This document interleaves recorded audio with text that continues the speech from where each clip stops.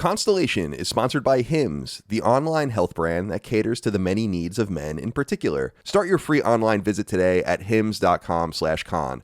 That's HIMS.com/CON. Again, that's hims.com/con for your personalized ED treatment options and so much more. That's hims.com/con.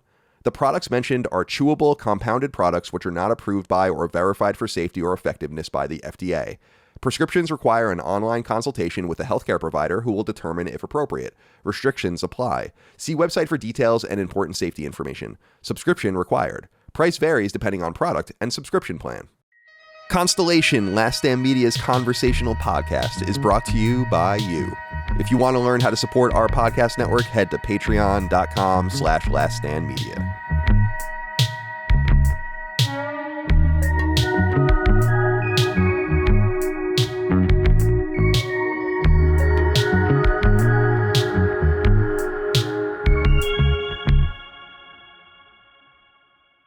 Welcome back to Constellation, Last Stand Media's conversational podcast. I'm your host, Micah and Dagster Moriarty, and I'm getting too old for this shit. Just going to warn you guys coming right in here. Got a combined probably 8 hours of sleep over the last 6 days. Feeling... What are you, a fucking Navy SEAL? Dude, I'm What's fried. going on? I'm absolutely fried. I'm toasted. It's funny that you say that, Kyle, because I think of Navy SEALs a lot. Yeah. When I go through this, and I'm like, do you? Yeah. Yeah. Because the sleep deprivation thing, I couldn't handle anything else about. Look at me. Right. Not Navy SEAL material, but the sleep deprivation thing, I think I got.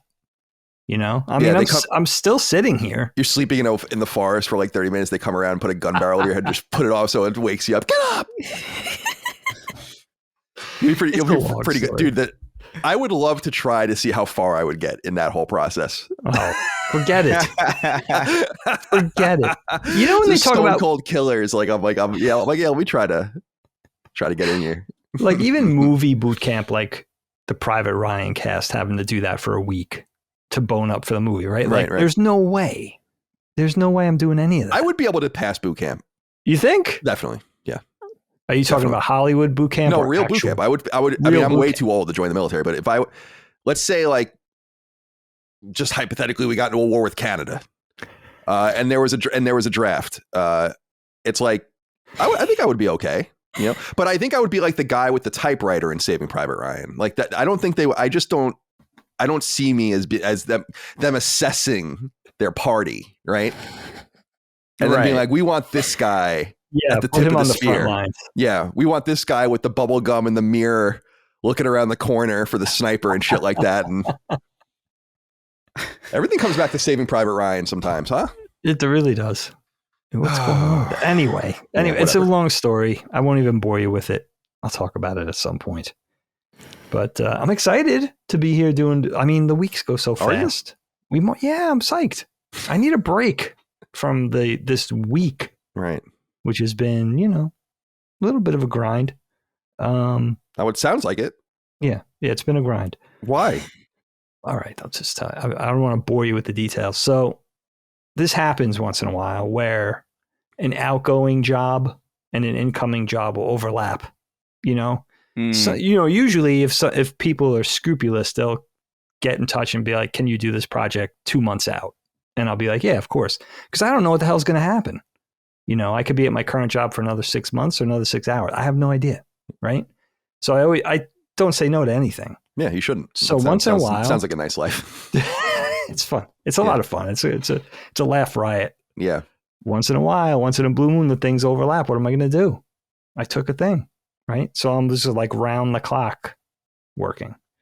It's a good problem. Is it money? Well, I don't make that much money. I mean, it's fine, but it's like about, you know, how much money am I making here? I'm not a millionaire. Yeah, but that's okay. I mean, it's still what would it be money. worth? Yeah, I don't know. It's up to you. I'm too old. That's the thing. That's a young man's game, or a young woman's game. It's a young person's game. Yeah, let's be easy. Yeah, grinding out with like no sleep. Yeah, 25 years old, right? That's fine. I'm twice that. I don't know any other existence. I don't know anything. You've mentioned this. Yeah, I don't. I can't function like a normal person. It's impossible. 8 hours of sleep is such a useless, like, what a waste of time. I get that. It's a lot. It's a lot. I do get that sentiment. Do you know that you dream for 6 years in your life? 6 years total? Yeah, 6 years of your life you dream. Maybe you did. I haven't dreamed. I just read that recently. I can't remember the last dream I had, really. Oh, I'm haunted by my dreams. What's going on? All right, order. I'm calling order here. I'm Chris going around the horn for dream? intros. Let's do this properly. Chris doesn't go into REM sleep. He's just REM. Is it REM or REM? It's REM. It's both, but REM. Yeah. Okay. REM Yeah. is fine. And meanwhile, I get stuck in it. My disorder is the opposite. That I get stuck in REM sleep for too long, and then I don't feel rested because I'm jolted awake from REM sleep, just 0 to 60. And that's it. Yeah, that's tough. You want that? What is it called? Deep wave sleep. It's like the sleep you first fall into. That's like the sleep where it's all right. Yeah. If you look at your sleep chart, there's always like these drops that go way down in the beginning and then come back up, and that's like you like being fucking dead, hitting your stride. Coming back in. Yeah. I may fall asleep. You were saying something. Sitting here. I may fall asleep sitting. I have no idea. I can't make any guarantees. Right. So I may. What is that shirt? Is that a Virginia Tech shirt? No, that's a mountain bike company. Oh, okay. Yeah, that's another long story why I have this shirt. I can't. How many long stories do you want from me? Yeah, keep that one to yourself. Right? I mean, it's not even that interesting. The origin story of the mountain bike company shirt is riveting. It is. That's riveting. That's it's good radio. Is this stolen valor though? Does Dagan actually mountain bike, or is this a stolen valor situation? You're calling me a poser now? I'm just asking. You're biting. Oh no. It's funny because they will remember I was a big mountain biker in middle school and into high school. I loved it because I lived in Maine and that was a big thing there. And I don't know what that logo is. You know, yeah, why is it YT? They make a bike called the Izzo, and there's a really beautifully done animated commercial for this model of bike.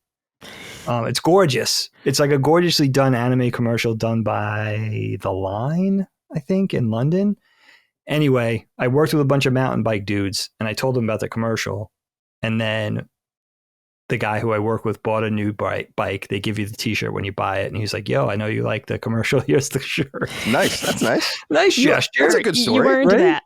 You did earn story? that shirt then, because that's very obscure knowledge. You even know the studio that made the fucking commercial. Yeah, that's Micah, this is what I do. This is what I do, my friend. I'm going to start going around with intros. You guys are hijacking my intro. Yeah, I'm sorry. And I don't like it. It's very Colin. It is very Colin. It's got to stop. Heavy sacred symbols energy already. Yeah. Famous hijacker Colin Moriarty. Yeah, me and Mahmoud bin Laden or whoever the fuck hijacked the planes on 9/11. Fair enough. Micah, I'm looking at you. We were just texting yesterday or the day before, and I was like, I haven't seen you on a show. I miss you. The people miss you. And look what happened. Fairy tales come true. We had somebody who was supposed to be sitting there drop out. Jaffe. Thanks, Jaffe. Thanks for nothing, Jaffe. I'm not mad about it. I'm not mad about it because he is so reliable. It's like, that's fine. Oh, like, okay. So this is his. If it was like a different person or like someone who has been, he's always a little late. Like he's like, I'm running 5 minutes late or whatever, but he's like, like every time, but he's reliable. So I saw that and I was disappointed for a minute. And then I'm like, whatever. You're giving him a pass on this. Do it again and I'll give him a fucking smack. Then he gets written up. Yeah. Verbal warning. Right now he gets a slap on the wrist. Right. But the upside is we get Micah. That's right. Who I haven't seen on a show literally in months, to the point where when me and Micah were texting this week, we always have a brief exchange every week, right? And I said, I haven't seen you. It occurred to me. I said, I haven't seen you maybe in 2025. Yeah. Right? It's time. And it's not for me. I think the fans want it. Right? So here you are. Welcome to the show. What's going on? Thank you. Well, I got to say, weird experience yesterday. All right. So if you're a listener and you ordered merch and you got a shipping notification on Thursday the 13th, and that package did not go anywhere, right? Here's what happened. I walked into the post office. It smelled really bad in there, real bad. And I was like, all right, well, let me see what I can do here. And I get in line, and it was the man directly ahead of me. Very clearly, he was the smell. Because every time he shifted his weight, it smelled worse.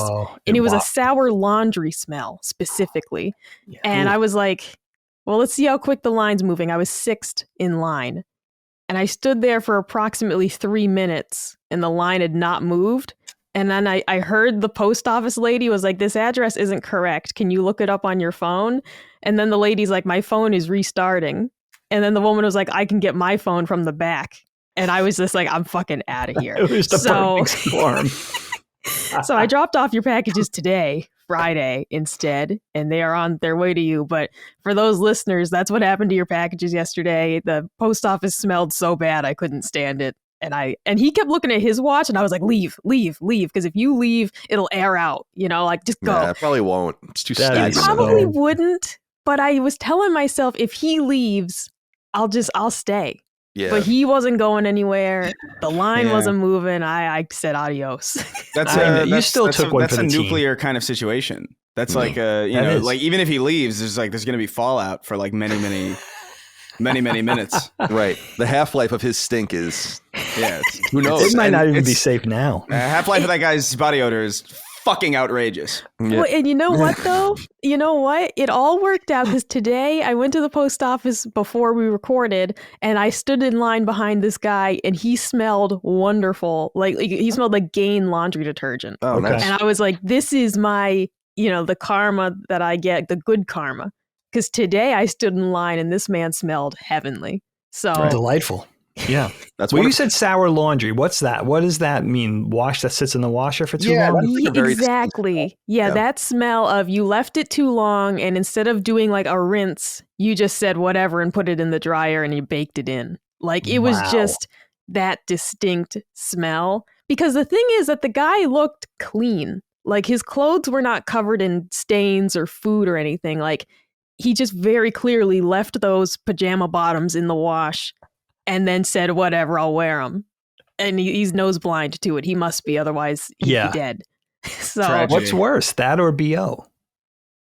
Both BO, I guess, would be worse. This was because though it was so strong. Yeah, yeah. Like this was a skinny dude, like younger than me.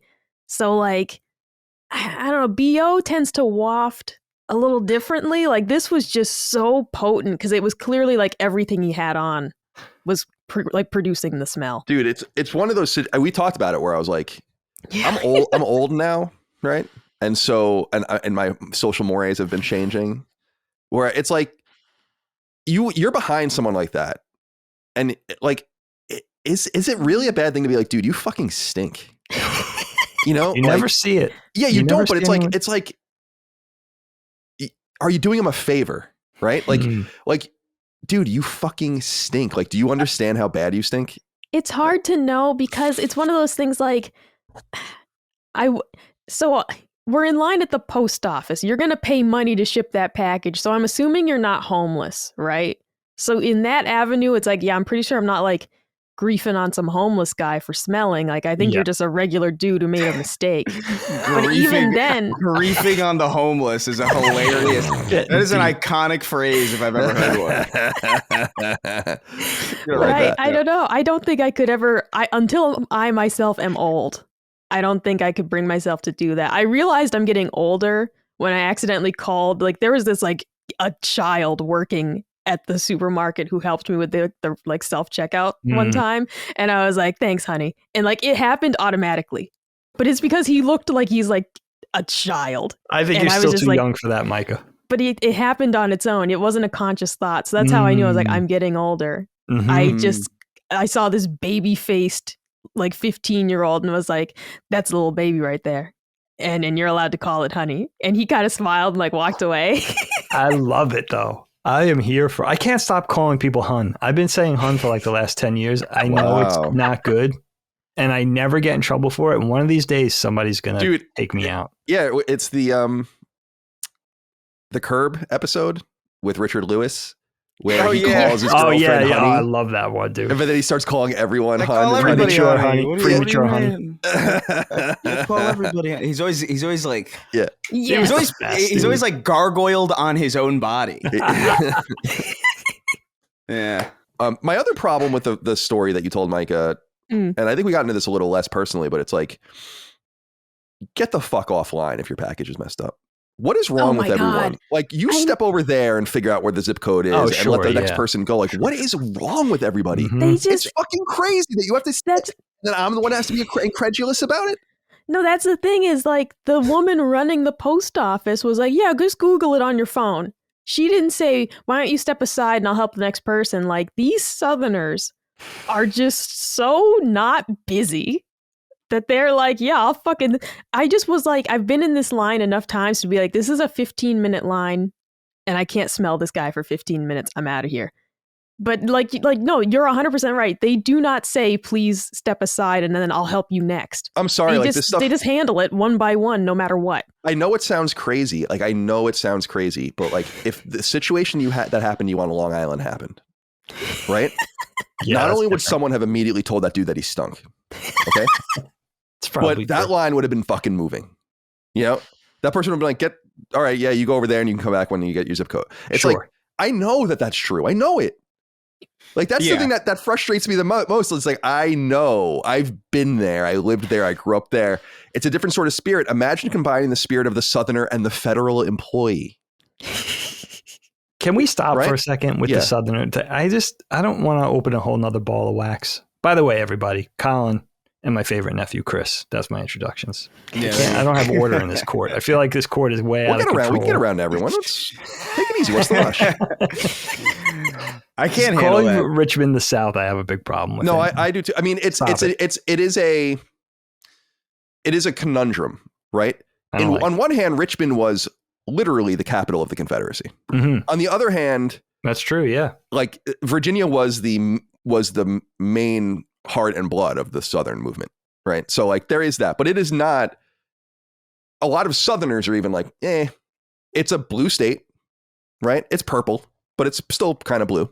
It's like the only one of the old Confederate states that are that. And it's the most north, and it's right on top of Washington, D.C., and all of the employees from the federal government live in Virginia. So it is a distorting effect. It is not the South, but it is technically the South. I mean, you know, we can go to the White House of the Confederacy right now. You want to go? I think that kind of supersedes a lot of any other random extraneous kind of detail. Like, it's like, this is the capital of the Confederacy. Like, oh yeah, you're the South. Yeah. What are we even talking? It was originally Montgomery before Virginia joined the Confederacy, which was it's a little more. I didn't know that. Yeah, a little more south, much more south. Yeah, much more. But yeah, it's interesting how the capitals were so close to each other and how they were in danger the entire time. And of course, Washington was, not Washington, Lincoln, but Washington, D.C., the people there were afraid that we were going to get attacked. And we fucking obliterated Richmond in the war. I mean, if you look at pictures of what happened, it's like, it was like a fucking disaster here. So they kind of got what was coming to them, I guess. But now I'm here carpetbagging. I think I'd still rather be in that situation than behind an inconsiderate person in line. Yeah, I agree. Truthfully. Yeah. Like, everyone only had one. Yeah, the rifles only had one shot, so you have a good chance of getting away. Yeah, I think I would rather be like remorselessly stabbed than have to stand behind somebody who's taking an egregious amount of time to do a very simple task. Like that. I've never wanted to kill myself more than in those situations. Like actually, Well, and like when it comes to being at the post office, because I'm there a lot and I often have many packages, and I am the person who I will see the lady behind me with one envelope and I have like an armful of things. I'll be like, you can go ahead of me, like just because it's like, what? I don't mind waiting one more minute. You're literally giving this lady an envelope to buy a stamp. It often burns me because then they'll be like, oh, I can't find my money. And then like, they're like, at that point, I'd be like, I'll buy your stamp back. You get burned. Like I'll buy your stamp. Get the fuck out. I just grew up with so much anxiety about social situations like that. Like, it's not about social anxiety. It's about like being at the store as a little kid and seeing someone get yelled at for doing something wrong. Yeah, you're like 8 years old and you internalize that. And everyone's like, it's a very New York thing. And Chris would definitely appreciate this, where it's like someone will be like, all right, let's go. And then you'll hear like 5 people back, like, all right, let's go already. Like it'll set off like the whole cascading of like someone gave you permission to like. It's why it's fun to watch Long Island Railroad, like argument videos. They're the best. Dagan knows I have a notorious one, like my favorite video on YouTube ever of this like 2-minute argument on the Long Island Railroad. It is the funniest. It is the most Long Island essence of like, what the fuck? Like, it's so unique. I knew exactly. You didn't have to tell me the setting. I'm like, I don't need to know that exactly where this is happening. You know, it's the same thing when we met the Bagel Boss. Remember when we met we discovered the Bagel Boss? And I was like, that's before we knew one thing about him, because we were together when that happened, when that first leaked. Yeah, those videos. And I'm like, that's right. I'm like, that is absolutely on Long Island. That epitomizes 100%. That's on Long Island. And then lo and behold, you discover, he like lives in Hop Hog or something. So I'm like, it's just so funny, man. People are funny. Describe it in one sentence. Yeah, social awareness is important. Listen, so Micah, that was the thing for you too, growing, because we're all from the Northeast, but New York specifically. I mean, I've been in situations as an adult in New York City specifically, where I get nervous because I know the level of social awareness. Like standing in line at a Whole Foods in Manhattan, people are ready to like throw you under the bus. Like I would get nervous on my lunch break. I would enjoy the food so much that I would still go, but I would actually think twice. Like, do I really want to deal with this today? Because I'm going to get so sensitive. If someone's like, dude, line 17 is open, you know what I mean? Right, exactly. That's the voice. That's the voice. We like, traumatized. I love that you understand that.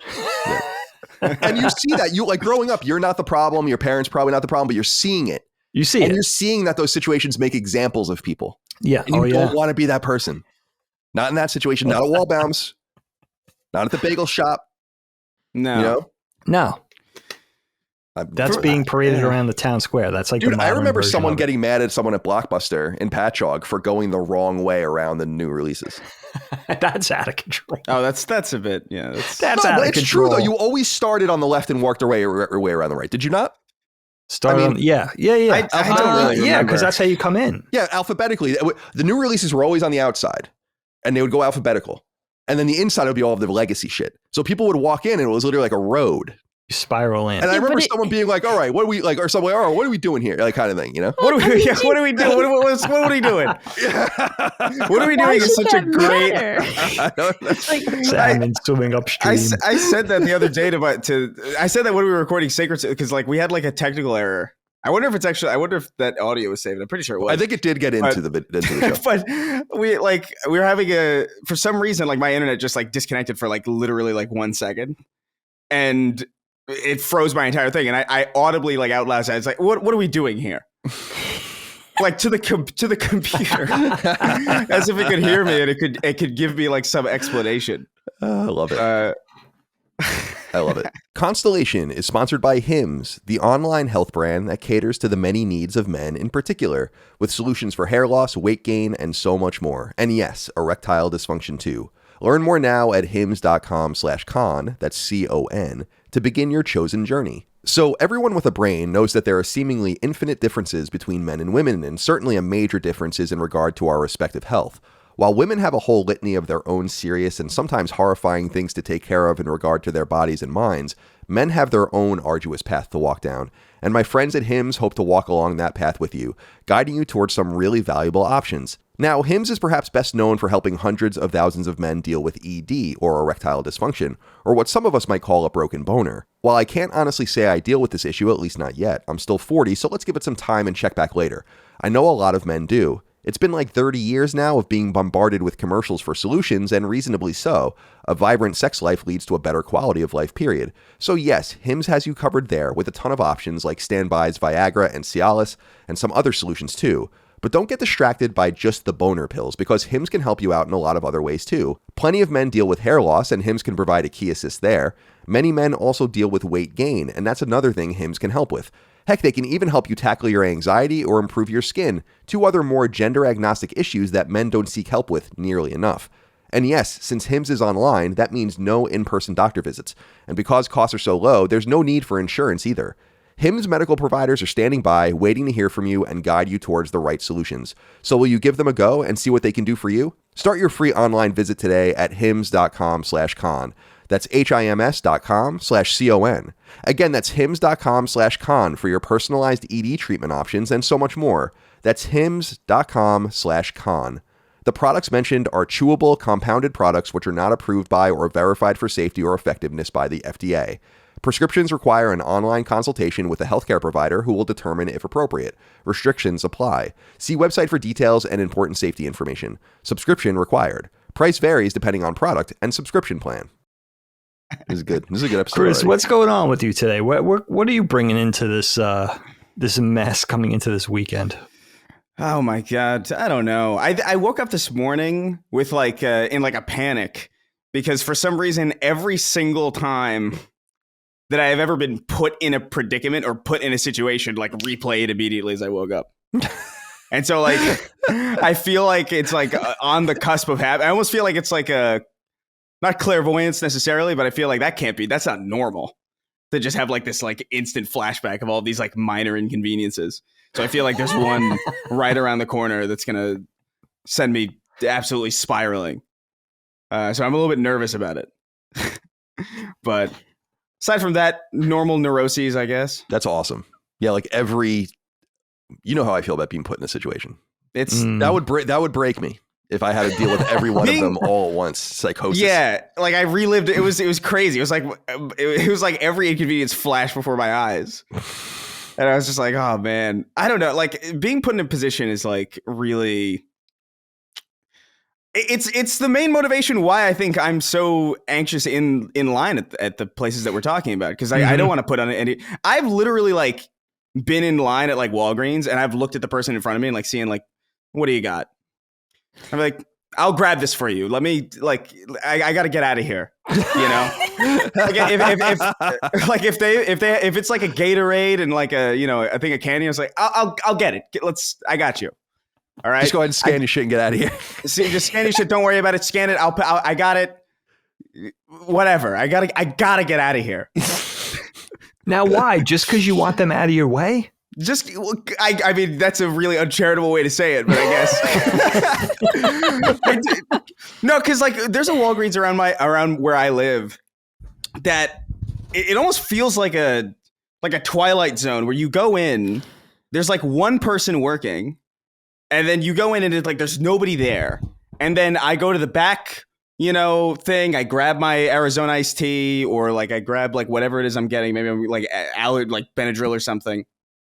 I'm there for 10, 15 seconds. And then I come back to the front and suddenly it's 7 people and they're understaffed. They've got one person there. Yeah. And so I'm just sitting there my God, if I had just timed this even slightly better, this would not be a problem. And then I'm sitting there and then obviously it's taken a long time. And then someone inevitably is oh, I forgot I don't know, some lady with dementia is I forgot my hands. And you're just oh man, I can't deal with this. We got to move this along. So any opportunity I have to maybe speed up, it's kind of like microtransactions, I guess. Because I'm sitting there looking for the cheapest way forward, where it's okay, you've got a Gatorade, I got you, so I can skip ahead a little bit. But that's incredible. I'm feeling very neurotic today.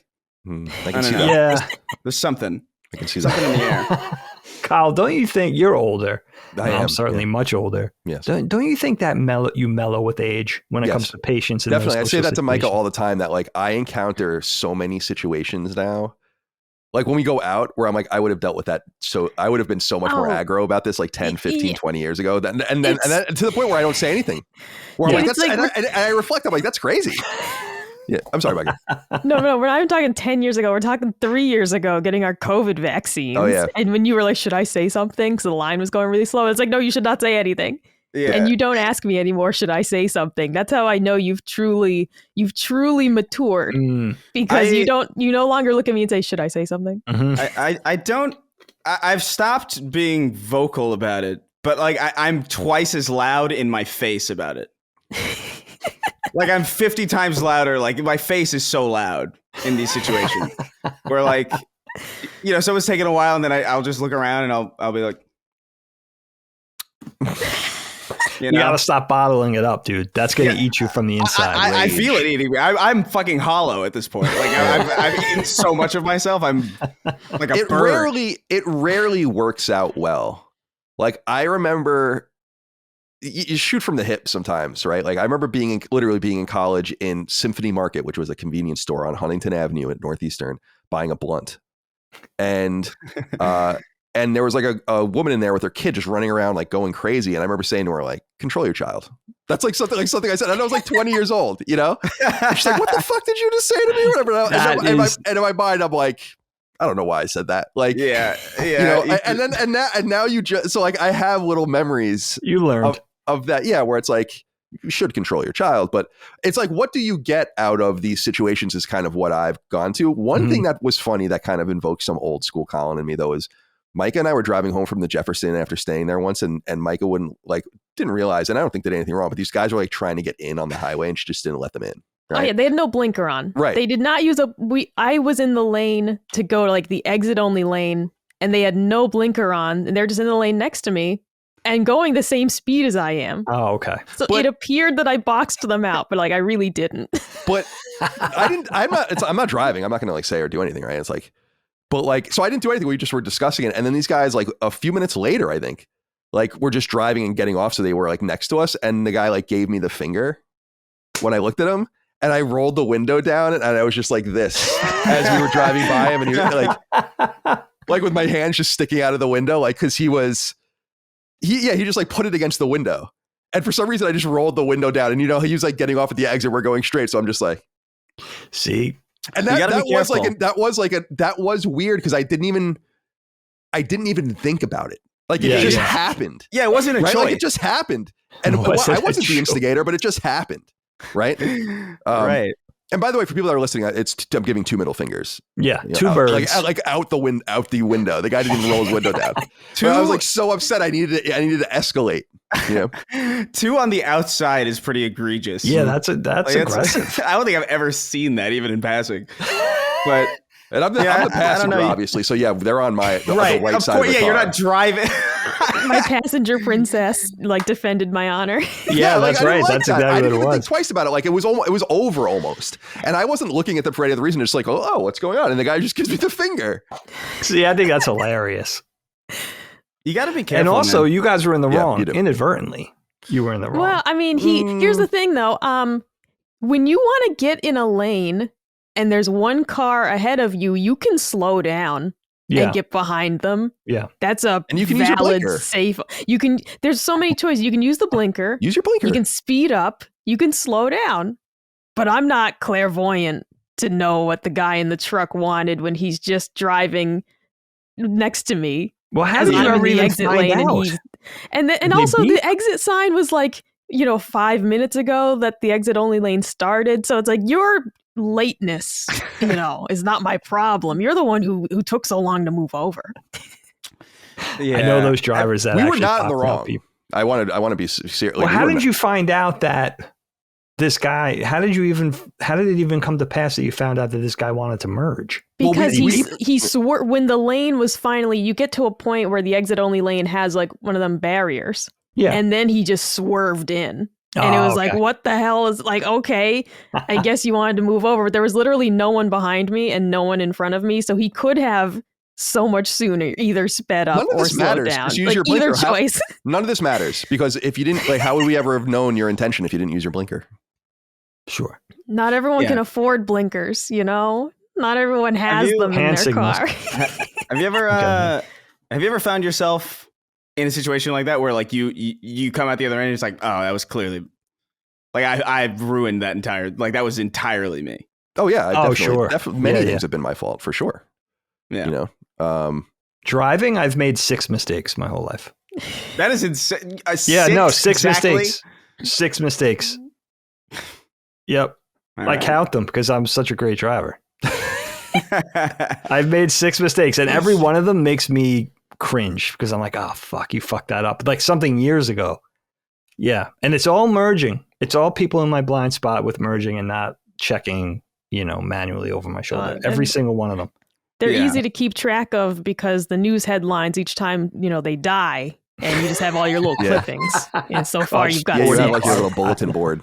I remember I'm trying to this for some reason like it initiated a memory where I just said like I put my foot in my mouth completely at this at this it was like a sponsor. Sometimes like if you've done like YouTube for a long time, like some sponsors, like you'll be like on like a higher, like they'll be like, oh, come to this thing that's happening around this event or whatever. We're having like a I don't know, like it's not a party really, but you know, it's like a get together for all. Yeah, like a cocktail hour, I guess. Okay. And I remember I showed up to like a Dollar Shave one, and there were a couple of other people there. And there was this one guy that I had like loosely recognized, and I was like, "Oh, you're this guy, right?" And he was like, "No, this guy." And I said, "It's the same thing." Said it out loud. I said it out like, what was tragic about it is that like he looked so hurt and he walked away, and then but like I meant it, like I really did, like it is the same content exactly. It was like the 100 facts about you know what, or like the theory, but the philosophy behind bee and puppy cat, and you're like, I don't know, it's all the same. In that case, you were right. But I remember feeling immediately like, oh man, that was a bad thing to say. Oh, dude, that's hilarious.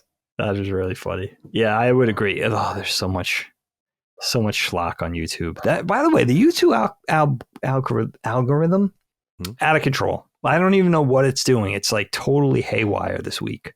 It's feeding me things that are like just totally inappropriate for my taste. Not inappropriate in general. Just doesn't seem to be curated to, it's just like out of control. Like it's almost like experimenting. Like things pop up on my feed, and then I'll hit a playlist because I'm trying to work. I'll go down a rabbit hole I didn't even want to go down, about that's how they get you. Completely unrelated to my interests. Yeah, I don't know. You guys aren't finding that? I'm sorry, go on. Oh, no. I was just going to say the algorithm never works for me because like Google thinks I'm a man. Like I'm constantly looking up football and hockey stuff, and I listen to my barbecue podcast, and YouTube loves to suggest to me the women who like cook food in bikinis. And I'm like, I don't want this. And I hit not interested every time. And it just is like, no, you want this. You're a man. And it's like, I am not. Just keeps pushing it on you. Dude, all my ads on Reddit are all for boner pills. And it's just like, please. That's like, so funny. That's awesome. Sell me something I actually, on the one hand, it's nice because I'm not tempted by the ads, right? Because Facebook knows me. Facebook's like, look at this cool dress. And I'm like, hell yeah. Oh, okay. But like Reddit and YouTube are like, this is a man selling erection pills. There's a gas station rhino pills, $5 off.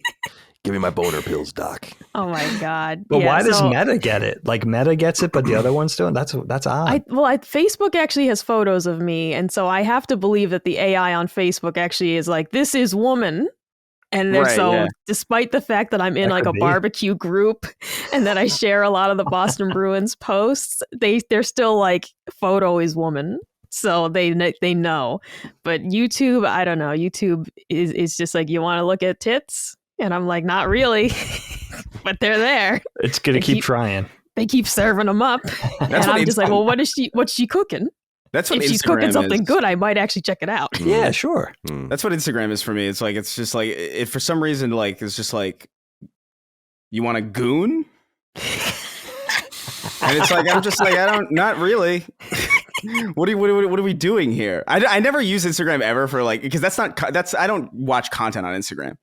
That's like I go on Instagram very rarely to like see what my friends are up to, and maybe to post a story just because like you're supposed to do that. But like I never, and then I scroll over to the Discover page and it's just like obvious like sexual, like, oh hey, it's insane. Oh, you want to click the link? It's like no, leave me alone. It's horrible. What happened to Instagram? Let me tell you about Instagram. Instagram is the girl you grew up with in high school. Girl next door, complete mama's girl, pure, right? Moves to the city, becomes like cocaine addict, party fiend, becomes a stripper, right? Like just one thing leads to the next, becomes like kills her daughter, completely gets in a feud corrupted with Nancy Grace. Tragic Welcome story. back, Casey. Yeah, Instagram used to be so pure. It was just like it was wholesome. Well, the problem is that now everything wants to be everything else, right? Mm-hmm. And so, like, you used to have like these websites and these apps that used to have like a very specific tailor-made focus, And now everything wants to be TikTok. Everything wants to get you scrolling in like this. Dude, I was watching a video. This dude I know, Drew Gooden, I think is his name, and he has this video about like how all of these apps, like there's like an app for your your color changing lights or whatever, and you go onto it to change the color of your lights, and there's a fucking news feed on the light app where like people are like posting videos of their lights and shit. It's just like everything's becoming the same thing. Yeah, it sucks. And it's that's really the problem. And so it's, everything's just a shittier version of TikTok, really. And TikTok also sucks. So it's like, what are we even doing here? Yeah, the frustration's got to mount to a certain degree so we kick back against that, or you could just not engage. You know what I mean? I guess that's enough, because once they realize there's no engagement, then they have to switch it up. Yeah, but there's like these algorithms are like built with like millions upon billions of dollars to like specifically hack through the part of your brain that allows you to make that decision. Like it's there's like billions of dollars of research like put into bypassing your own measures of self-control. Like I don't even necessarily blame people for like getting addicted to this stuff, because it's literally engineered to be addictive. Yeah, of course. It completely bypasses you. Like it's you can do it. You can like disengage. I've managed to disengage pretty completely, actually, but it's not. It's hard. It's a lot harder than you would like to assume it is. And it says something about the human brain and how like I don't know. I don't trust the human brain at all. I just need to do. I need to do less. Like I like the tools that exist. It's just like being on them less is good. I like to keep track of the phone screen time. And we've talked about that on Sacred Symbols about how it's annoying because it's not accurate. It'll say it's like, oh, you were on the phone 5.5 hours a day this week. And I'm like, no, I wasn't. Like it's because it's up when I'm listening to a podcast or I have a video when I'm like running for an hour and stuff. It's like, God, like I wish it was a little more accurate. That's my fault. Obviously it's not, it wouldn't know. But I will say this about Twitter and YouTube is that like, I'm going down with the ship with these two things. And if like, those are the only things I use basically. And if they go away, it's like, all right, then I just won't do anything else. No more. Yeah. No like, new so stuff. I'm too invested in these places. Well, not invested. It's like, I know how to like Twitter. I've been on Twitter for 16 years. Yeah. It's a long time. Like when you think about that, and I don't use Facebook. My Facebook account's 21 years old. I mean, that's crazy when you think about it. Yeah. These are like ancient, that would make my GameFAQs account like 27 or something. Like these are ancient kind of things by internet standards, which is interesting, but you just get it acclimated. And I'm just not, I don't see the allure of TikTok and because I just don't want video content like that. I want video content as an option. And Instagram was cool at one time, and it's cool. I say this all the time. I log in so seldom and look at so much of the same stuff that it seems like algorithmically, like, dude, if you went on my Instagram and just went into like, oh, it's for you, it's just all hockey equipment. I've said it before. It literally, it might be 95 out of 100 pictures of goalie equipment. Because so it really does, because I love that shit. That's kind of cool to find a little, and G.I. Joe's got a cool community on there and stuff, but it's turned into a lot of like interacting as a user or like as a participant in these platforms is inherently self-centered. I've come to realize that more as I've gotten older.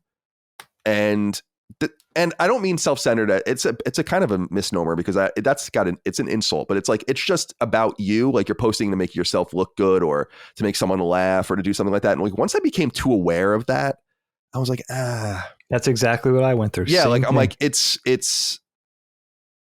I'm not really like this in person. So why am I looking for the attention here? And I just stopped. Every once in a while, I like to tweet just to be weird. Yeah. Like I tweeted out today. I don't know if you guys saw the thumbnail for this week's Sacred Symbols 350 is horrifying. It's very funny. And I tweeted it out. It's Sam Porter Bridges and BB, but I'm Sam Porter Bridges and Chris is BB, and I'm kissing him on the forehead. Yeah. Are you making those?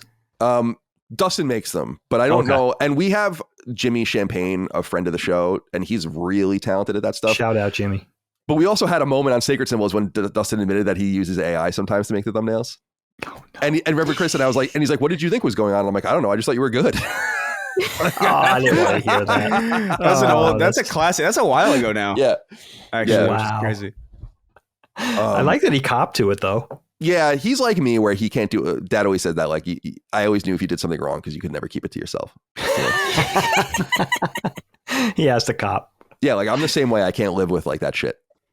You know, so I told you, like I told Dad when I lost my virginity in 11th grade because I couldn't keep it to myself. Like, who tells their dad that? Yeah, and I have one kid like that and one kid that's not like that. Yeah, where I'm like, and he's like, why are you? And I'm like, I just feel like I did something wrong. I need you to know. You have to confess. That is so that is so fucking Catholic. It's insane. I know it really is. It's inherently Catholic. I can't even fathom having that conversation with We like my sat in his parents. office, and you know, Dave will remember on the ground floor of our old house was like he had like a bedroom on one, and then like across the hall was an office, and we sat in his office, and he's like, "What do you want?" I was like, "I got to talk to you about something."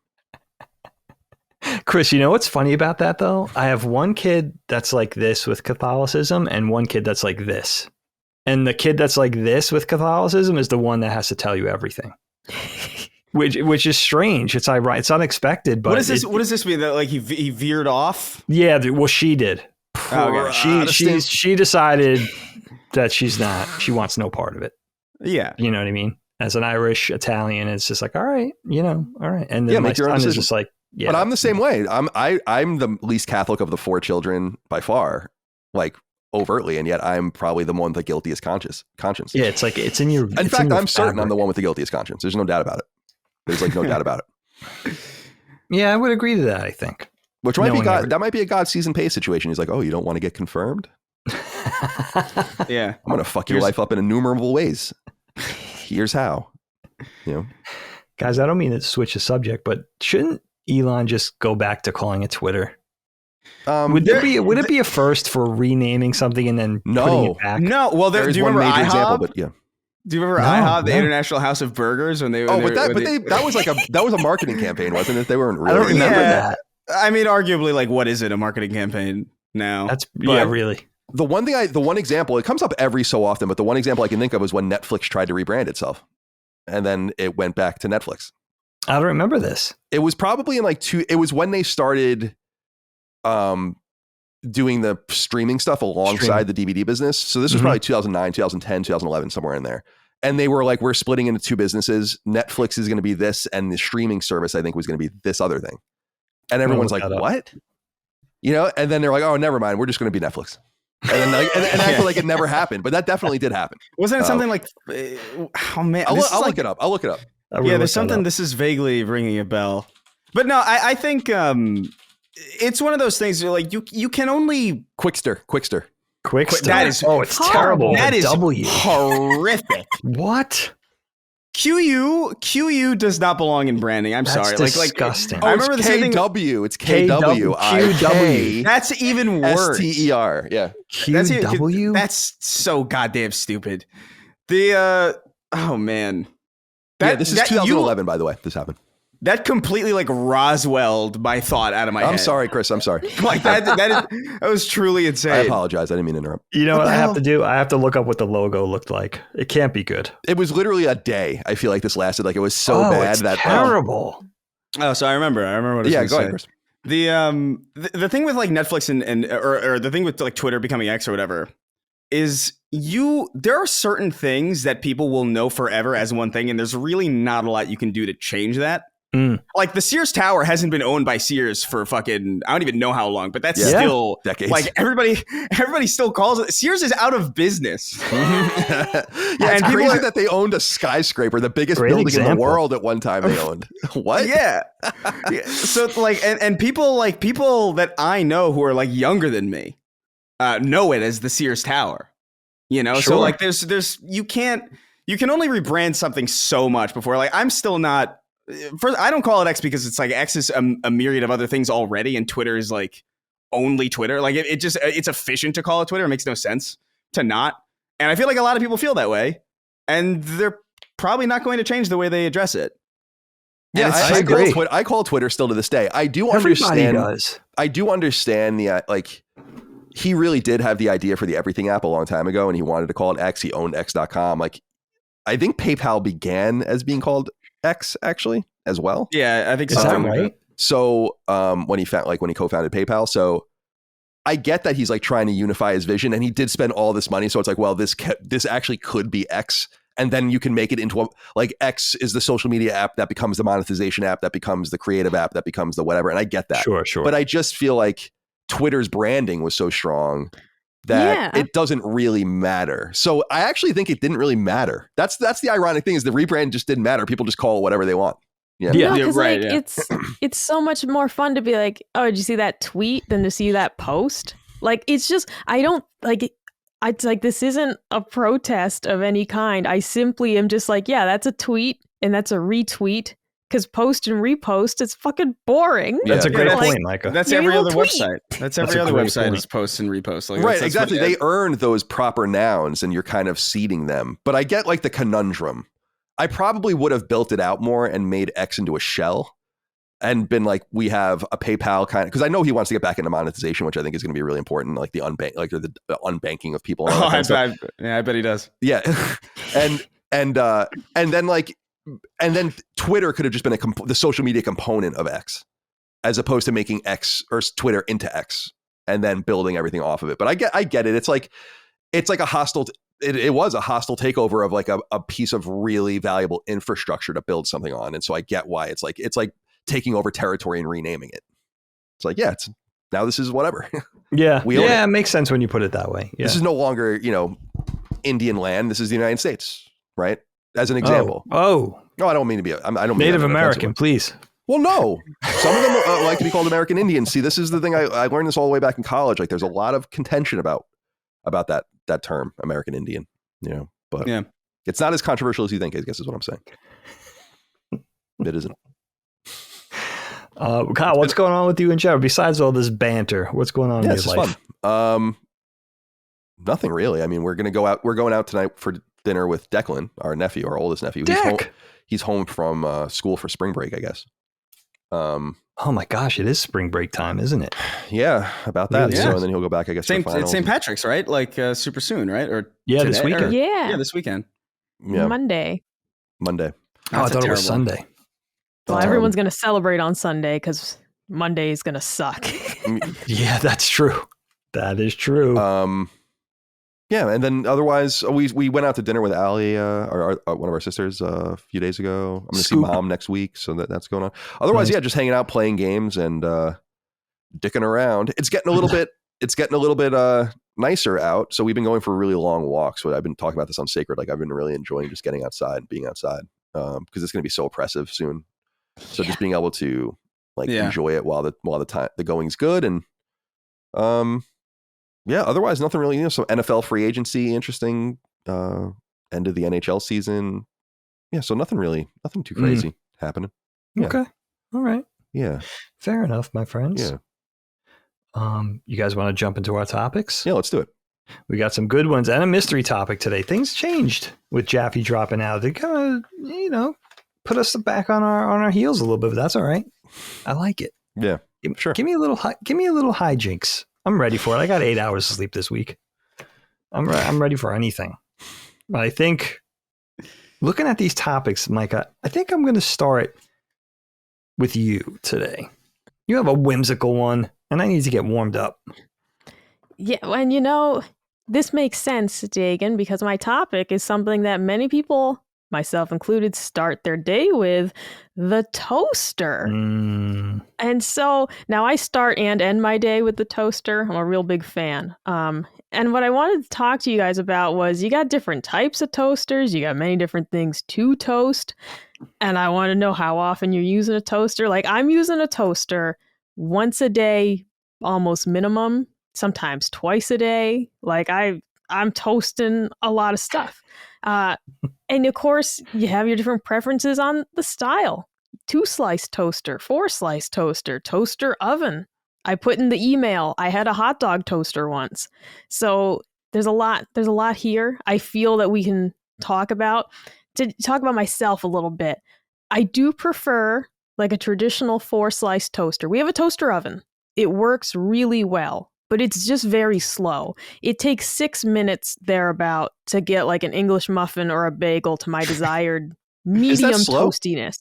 I didn't know. I mean, so if you have like a 2 or a 4-slice toaster, like, they're just really fast. But you have to think about how like the elements are right next to the toast, right? Yeah. And like, it's just lightning fast in comparison to the toaster oven heating up the whole thing.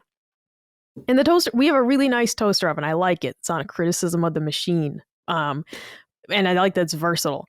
But yeah, you're using like a nice compact toaster, lightning fast. I like my bagels to be kissed by the heat. I want to see the golden brown. Mm-hmm. I don't want them too dark. All right. I don't want them, too light. I like a nice medium toastiness. And same for toast. Dave's Killer Bread, I like a little more toasted. That's about the texture. Their bread is very dense, and you got to toast it a little more to get it nice and crispy. But too far, and it's horrible. So you got to watch it. I stand next to the toaster most of the time because I really like to watch it. I walked away the other night, botched that bagel, way too dark. That bagel, I wanted that bagel to look like Beyonce, came out looking like, I don't want to say. Anyways, point being, it's too dark. So that was my mistake. You got to watch the toaster. Anyways, I do. But yeah, and a bagel, best thing to toast, hands down. I love an English muffin, Thomas brand. Can't get the honey wheat ones here. If they still make them, but I haven't seen those since I moved here. But Thomas's original or cinnamon raisin English muffins, very good. Wegmans has really good fresh bagels in the bakery. Oh, so really? I like a Wegmans. Yeah, I like a Wegmans bagel. BJ's has good bagels too. So, I'm toasting a lot. They're good. Yeah, they're good like store-bought bagels. They're way better than like Thomas's or definitely. Pillsbury. Yeah, definitely. Like they're not as good as what your dad brings home from New York, but they're for like a store brand bakery bagel. They have the chewiness on the outside because like the Thomas bagels are almost like cakey. Yeah, I know exactly what you mean. They're disgusting. Like, I know exactly what you're saying. I'll eat them, but like actually the Wegmans bagels, and Wegmans is a Northeast company. So like they know what they're doing. Their bagels are pretty good. Yeah.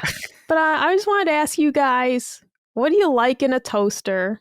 What do you like to toast? How dark you like them, So, Chris, my good friend, today, it's you and me, youngs versus olds over here. So what do you got for me? Do you own a toaster? So, first of all, I was cracking up because just hearing the word Wegmans again, I'm reminded of like this bit that me and my friend used to have where every building was a Wegmans no matter what the context was. So like a friend of ours, like we would tell people like when we moved into our building, it's like, yeah, we're moving into a Wegmans over on 6th or whatever. People were like, what are you? It was only funny to us, but that reminded me of that. It's a fun memory. See, I love Wegmans. Like it's a good grocery store, and it just reminds me a lot of Big Y. Because Publix is like a distinct feel, and it's just different. And like Wegmans does feel like I'm back in the Northeast, but I also just love referring to him like as Wegman. Like I bought some honey. Like I bought some honey, and they labeled it as lactose free. And I texted Holly, and I was like, Wegman felt the need to tell me that the honey was lactose free, and she's like, "Good old Wegman." Like I just love referring to it as a person. Look at what Wegman sold me last week. Exactly. Yeah. I don't know, man. Like I remember. I don't like a traditional toaster, like a normal, like with the slots in it. Yeah, because to me, it's just like it's such a big. They're not huge, but they're big enough to be noticeable to the point where it's just like, here's this thing taking up counter space that really only does one thing to maybe like 3 things. It's a very like, it's not a very versatile machine. It's bread, bagels, and waffles, I guess. And that's really about it. Yeah, but like I'm not eating. I can't remember the last time. I used to eat Pop-Tarts like by them like at the wrapper. Yeah, me too. Like I didn't even really like. I toasted them sometimes, and I remember being like, "Oh, this is nice," but like I didn't need that really. So like a toaster to me is like I always prefer a toaster oven because I feel like there's more utility there. It does take longer, but like to the degree that it takes longer, like it's not like I don't know. It's like 3 minutes goes up to 6 minutes, which is like I'm not starving. I'm not like a fucking. You're not that busy. I'm not dying on the Eastern Front, like begging for a morsel of food. like I'll survive another. The only thing I will say about toaster ovens and a lot of these like these very hyper specific appliances is that I'm really convinced that I have no idea how to use them really. I feel like I'm just improvising. Like it almost feels like freeform jazz every time I try to make anything. Yeah, keep an eye on it. Yeah, it feels like, okay, I'm gonna put the waffle in there, and I have a vague idea of what setting is right for the waffles, but it's usually like I'll pick this. That feels like a right number, I guess, and then I'll walk away, and then I'll hear the bell click, and that indicates that there's like 5 more minutes left. And I'm just like, I think I got to get it. I think I got to get it at like minute 3, because at minute 1, it's like toasted to fuck, and it's like it's completely ruined. But I have no idea how to specify. I don't know how to go in and be like, all right, well, let me just set it so it lasts the amount of time that I know I have to go in and interrupt the process for. I don't know how to do it. Oh, there's like there's like a pizza setting. There's like a bake setting. There's a broil setting. There's all these shit. I don't know what isn't this just hot? Right. What do you, I don't know the difference. I don't know what broiling is versus that's like really hot. I think that's like when the oven's like. And you got to raise the rack. You're supposed to put the rack up higher. Broils on the top. The coils are on the top. Yeah, right? no. The heat's coming from the top. Yeah. I think so. That's right. The rack stays in the goddamn middle. where I feel like it would, where I feel like it belongs. And then I turn on the hot, and then the heat gets hot, and then hopefully the thing that I want to eat is ready. Right. But like I know that there's like sciences and there's like specific settings. Like this is the best for like reheating pizza. I remember this like old trick back in the day. Like whenever you would reheat pizza, you would like put it on the pan, and then you would like drop some like water on it, so that way like you'd get like the crispy on the bottom, but then the cheese was still moist. And I remember that. But like that's such a specific. I don't want to do that every time I have to eat something. You know what I mean? So I don't really know how I feel about these things, honestly. I just know, I know that a toaster oven is very versatile. I appreciate it. I use it for everything. I use it for like dumplings. I use it for waffles. I use it for bagels, toast, pizza sometimes, like everything I use my toaster oven for. And so that to me dictates that it's like, okay, this justifies a permanent space on the countertop. Versus a toaster where it's just like on the off chance that like maybe I want a waffle or like a piece of bread. Yeah. I've got this thing taking a permanent, and I don't like the, let me take it out and spread it up. If I have to put an appliance, if I have to put an appliance away, I'm going to forget that I even fucking have it. Yeah. You know, like I've had a blender in my, what is it? Cause I remember I had to get a blender for like when I was making my protein shakes for when I was training for the fight. Right. I haven't used that blender since that fight, basically. And it isn't because I wouldn't. There have been a couple times where I'm like, oh man, I wish I had a blender. I just genuinely fucking forgot about it because it's off in some, drawer somewhere or some out like of cabinet. Sight, out of mind. Yeah, out of sight, out of mind. So like I like the things that have the most uses to be immediately visible to me at all times, because otherwise I'll forget. I'm the same thing with calendars too. Like I can't use the calendar app on my phone. It doesn't work. So like I have like a thing on my fridge where it's just like it's like a dry erase kind of like that's calendar. Yeah, my calendar app won't work. Yeah, I do the same thing. So every time I go to feed myself, I'm reminded like, oh, cool. Okay, this is all the stuff that I have to do, and I never forget it. But like I'm never gonna open my calendar app. You know what I mean? Like, what the fuck am I going to open my calendar app for? So it's kind of a similar thing for me with a lot of these appliances. But like a toaster oven, I think is as good as it needs to be. I think there's a ways to go. There's too many settings on these things. No, Chris, you're not utilizing it correctly. Like the middle, I'm riding that rack in the bottom third of the oven. All right, and I'm getting excellent results. Now, a frozen waffle is hard to perfect in a toaster oven. All right. When I actually stopped buying Eggos because I'm like, they're just not the same as the traditional toaster. They simply are not. French toast sticks, the frozen ones, still come out quite good.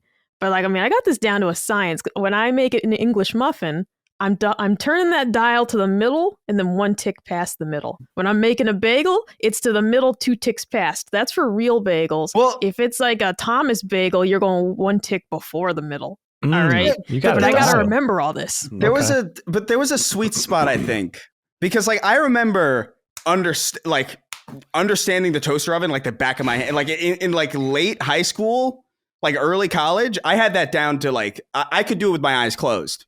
I'd be like, I'll make you a perfect waffle. Don't even worry about it. Do not fret.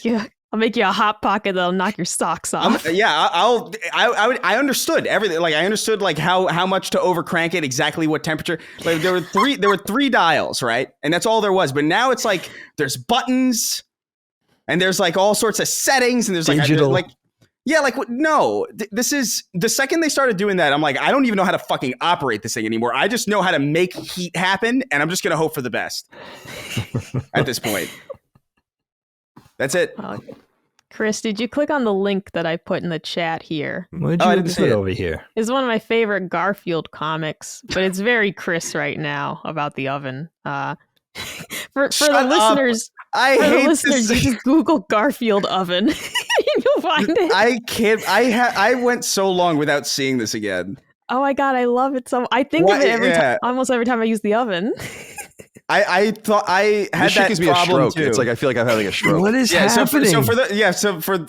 Everybody knows this. I think or everybody's seen this at least once. But it's that stupid fucking. What do they call it in oven when you oven the cold food of out hot eat the food? I've never seen this. It is like. Did this run like this? No. Did this get printed? I don't know. This is not. There's no chance in hell that this is real. That Jim Davis wrote that. Jim Davis wrote this in 1986. He was on absurdist humor already. Yeah, it's like the picture of the dude that's like clearly from the 90s and a picture from the 50s that David and I are obsessed with. I fucking Or like the first dude to smile during a photograph and it looks like really uncanny because around that time everybody was like frowning. Exactly. Who is that time traveler? No, dude. I think of this almost every time I take food out of the oven. I'm like, out hot, eat the food. Like that's what I think of. I'm stuck in this hellscape. It makes me feel like I can't operate with those words in that order. Like I feel like I'm breaking down when I hear it. And when I read it, I'm like, I don't understand. Like this is what an illiterate person probably feels like. No, it's like when I sent. It's a simulation of a breakdown, of a nervous breakdown. That's what it is. Those pictures that you hate, Colin, where it's a room and you realize you can't actually differentiate what one single item is. It's just like a room full of stuff, but you can't actually focus on one item. Like it's all like slightly blurry and like you can't. They're so disorienting. Yeah, that must be hard. By the way, John's looking pretty sultry in that picture, man. It's the first thing I noticed. Must be really difficult for everything to be blurry. Everything's so blurry and everyone's so fake. That's their only Chris good waking song. up every day. Yeah, puddle of mud. That's their only good song. Like I remember they had that. What is this? She freaking hates me, and I remember being like, I hate this. Yeah, that song sucks. That was the first song I think I actively hated. Actually, like it was the first time I heard. It was the first time I heard music and was like, I could do without this. I'd prefer silence. Yeah. It's like bare naked ladies for me. No, I can't. I will not abide. I have to bring this up with you, Dagan. Stop because it. I don't know if Colin mentioned this on the show. It was literally the week after we got married. And I looked at Colin. I was like, do you know what today is? And he was like, what? And I was like, it's been 1 week since you married me. And he was like, no. And so when I found out you didn't like them, I was like, oh my God. I hate that fucking song so much. Gets right under my skin and just the worst stays. episode of Black Mirror ever. You just it's just you get married and you realize, oh, she likes the bare naked ladies. Well, all right. Well, Dagan, I already got you jabbering over there. Why don't you tell me about what do you guys have for a toaster? You have more than one? Like what's going on in the Moriarty household toaster wise? This is such a Micah topic. I gotta love it. There's a couple of things I want to tell you guys, but I get a lot of Chris's energy with the toaster oven. I mean, the thing about the toaster oven in general is I'm grateful for it, so you don't have to use the microwave, because the microwave is just a it's just bad, right? It's just a Yeah. bad idea. No, I microwave constantly. There's it's not nothing good. like you got some leftover chicken that once had nice crispy skin. You pop her in the microwave and it comes out soft. All right, like I love the Yeah, but you know microwave what? You adds love a that certain rubbery essence. chicken skin. You know what I though? do, But you got though. to eat it in like 15 seconds, or it becomes like petrified, right? Like the microwave just Yeah. drains it of its hydration. It's just come on. It rotates those water molecules right out of existence. Oh, But you dude, know what though, yeah. Micah? Yeah. The toaster oven's thunder has been stolen by many a household. I know this is the case in my house by the air fryer, Of I mean, course. right? But the one saving grace of the toaster oven is you still got to have it for the bread. I'm not even really The sure what an air breads. fryer is.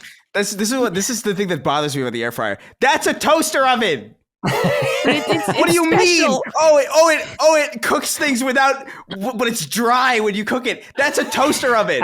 What do we do? Like, what is an air fryer versus a toaster oven? The air. You can Chris, put it Brussels has a sprouts in funnel there. shape. So Yeah, the I never biggest Circulates. I never really The knew what biggest- this was. I'm looking now. I understand now. fucking Oh, scam. it's useful. No, it's not, Chris. it's got a it is lot of not a utility. scam. No, then why no, then no, why no. are there so many combination toaster oven air fryers? Because why is that those real? people are I they don't know lost that. the Was that a plot. thing? Those people lost the plot. The perfect air fryer, it's got to be the little round ones, Mhm. and it's all about the funnel of air. It's all about the circular motion of the air. And I'm telling you, Chris, it really does work. Is it worth having? Do we have one of these? No. I love it. I had one before I moved here. I Mm. don't have one anymore. But it's not worth me buying one. However, because I do have a nice toaster oven, but they are different, Chris. They are distinct. You could I'll cook tell you this. anything in I'll it. tell you this right now. I've had food in both of these things. Fucking indistinguishable. Would you cook a steak in a toaster oven? Oh, don't do that. I wouldn't cook a steak in an air fryer. No, can. definitely don't do that. Man. You can't. That's against the law. If you could cook a steak in That's an air fryer, you against could the cook a law. steak in a toaster oven, and I wouldn't recommend it. I mean, to be fair, my old boss used to always make her hamburgers in the oven. And I was like, Ugh. why? And she's like, it takes like 30 minutes. And I'm like, a hamburger should take like 5 minutes. That's You're offensive. taking a 5-minute dinner and making it take 30 minutes. and That's then it spatters weird. all over your oven. Oh, that's got to be a fire hazard, first of all. Yeah. And then she'd be like, yeah, I got to air out my house for like a week after I make hamburgers. Yeah. It must smell like oh my God. The thing about the air fryer, though, is that I'm not really sold on is that countertop footprint that you guys are talking about. It takes up a lot of space. Got the like multi-drawer one. But you know what I mean? It just made me think like that is taking up a lot of the cooking action from the toaster oven. Here's the controversial thing I want you guys to weigh in on with me. It just drives me. This is a big point of consternation with my family. But I gotta remind myself, I'm the only one from Long Island here. I'm the only bagel expert in the house. All these other cats from Philly, right? So here's what they do. I have a huge problem with this. We have a lot of bagel shops out here, but they're not Long Island. They're not New York bagel shops. We have one bagel place that's on the caliber of a New York bagel. Yeah, that's a good place. That spot that we go to. Village Bagel. Yeah, that's good. Shout out Village Bagel in Doylestown. Good bagels, authentic Brooklyn style bagels. My family will get them home, piping hot bagels, fresh out of the oven. They bake them in house, right? Take them home, fresh bagel, first day, first minute home, right in the toaster. Yeah. I'm like, you can't. That's not a thing. That's against the law. Yeah, no, that's not the way you it works. toast every bagel. Eating a bagel No. untoasted. No, not if it's new. Fresh. Yeah. No, You don't that's toast a new crazy bagel. talk. That's First day, crazy can't- talk. I'm not eating some big old soft piece of bread. Like what? That's nonsense. We all toast right? Every bagels day. because they're store bought. But if we got a bagel home, if like my dad can't, when we go to Long Island for his party, I'm sure we'll have bagels with that kind of access. You're not going to want to toast it. Fresh You're gonna baked. toast that No. bagel. You're A still fresh- toasting it. A fresh bagel is too good to toast. You can't be I'm serious. not. I'm gonna toast it. It's like fucking a soft dick. All right, it simply isn't done. That is I'm so gonna toast crazy. that bagel so it's done the right way. Okay, so this is a New York It thing. simply isn't done. You guys are proving out my. Jesus Christ. No, my family does the same thing, Micah. They'll take it. They have to get it in the it's really odd because some like butter. My daughter likes cream cheese. Doesn't even matter. It's got to go in the oven. It's got to go in the toaster. For me, that's reserved for day 2 of those bagels. Sure. First day, they can't go in a toaster oven. They're too good. Why don't you throw they're them in in air their fryer? purest state. You're fucking it up. Put them in the air fryer. Put them in there. See, that's the only thing. I think the toaster oven, I think we would have pitched it by now if it wasn't for the bread. Here's the thing about the toaster oven, though. Here's my biggest problem, even prior to the air fryer. Every toaster oven I think I've had must have been possessed in some way, because I feel like you would put the same item on the same rack and do the same settings, and every time it was different. It was like, it would be, whether it was an Eggo or a Pop-Tart or a piece of toast. You know what I mean? It's like, and then sometimes it's me. Sometimes I forget to put, if I'm making something for the kids, I forget to move it from broil to toast. So then I'm fucking it. Did you guys ever do that? Did you ever broil toast? It comes out, it's all soggy. Dude, it's like there's all hydration in the toast. It's like, what is that? It should be easy.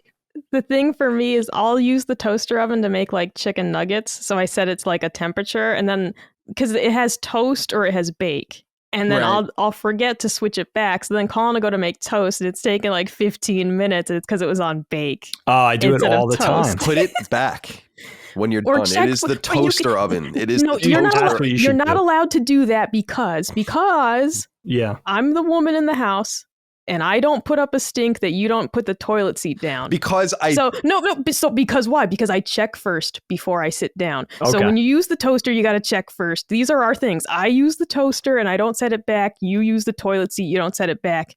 And that is the compromise. This is fair enough. The Louisiana Purchase. Fair enough. That's not really what the Louisiana Purchase was, but it's fair enough. I'm giving you $100 to fuck off. That's what the Louisiana Purchase was. It's important to note that there's a method to the madness of the toilet seat, which is that I go. Yes, there is. We've taught. Come on. Every man knows that it's polite to put it down. I just don't honk about it because it's like I'm the only. There's 2 of us here. Who gives a shit? We talked about this so long ago, though, and I thought we came to some sort of agreement. It's because I go to the bathroom so much more than you. It's like you should just put the seat down and then I'll put it up to use it. But I'm in there. I'm peeing. I got a little boy bladder and probably some sort of prostate problem. I'm in there. 8 times a day or something like that? That's fine. And I use the toaster more than you. I'm using the toaster 3 times a day. I thought we had an entente. We do. I don't know that word, but you guys worked that out specifically, like toilet versus toaster, like you've talked about this. No, not about that. But that's her internal reasoning. I'm just talking about the toilet. Like I know the rule. I understand the rule. I just don't agree with that particular rule when I'm the one using the bathroom so much more. It's better to just keep it up and my pee off the seat. Then you put the seat down when you need it, and then when I use it, I put it back up. Okay. That's my opinion. Why do I have to? Why do I have to? It's easy. But that's what I'm saying. So when I use the toaster 3 times a day, I'm supposed to reset it to toast every time because you might use it. That's fine. Exactly. This is where, and this is compromise. This is a good marriage. Yeah, see now what about the situation is improved by the introduction of an air fryer? No, I want an air fryer. Here's the thing. I want one? Yeah, because I see a lot of air fryer specific recipes. And to use an air fryer recipe in the oven, you got to increase, I think, the heat by like 25% and the time. And it's a lot of math, right? And I just don't want to do it. But I haven't bought one because the counter space is a premium. Yeah. And I don't want to have to put it on top of the fridge. It takes up a lot of counter space. Huge. Yeah. It's huge. Like the thing I really don't like about them is that they feel dishonest. Like they're hidden. Like you're not allowed to see what's going on. Mm-hmm. Like it's like you put it in a capsule and then you throw it in this machine and then like it's out of sight. It's a fucking mystery. It might as well be like a bunch of like little people in there, breathing heavily on it. You're not allowed to see. What do you hide? Like what are they hiding? Like the toaster oven glass window, I can see the entire time. I can keep an eye on it. If it's going a little bit long, I'd be like, okay, I could see it's browning a little bit. I can keep an eye. The toaster oven trusts me as a partner in this. And the air fryer is like, no, I got it. Yeah, that's a good point. Why don't they have the glass fronts? That is funny that they don't have that. I don't know. You know what the thing about the air fryer is too? Why. I agree with Chris. They're bulky. You know how technology is getting smaller and smaller, more and more elegant. The air fryer just took that and said, we're going to make this huge thing again. But I'm going to tell you 2 things air fryer. I keep thinking of these foods that keep coming back to this in my head. Delicious wings. Yeah. Chicken wings, amazing in the air fryer. And if you like the Brussels sprouts, like a little honey glazed. Oh yeah, we love Brussels.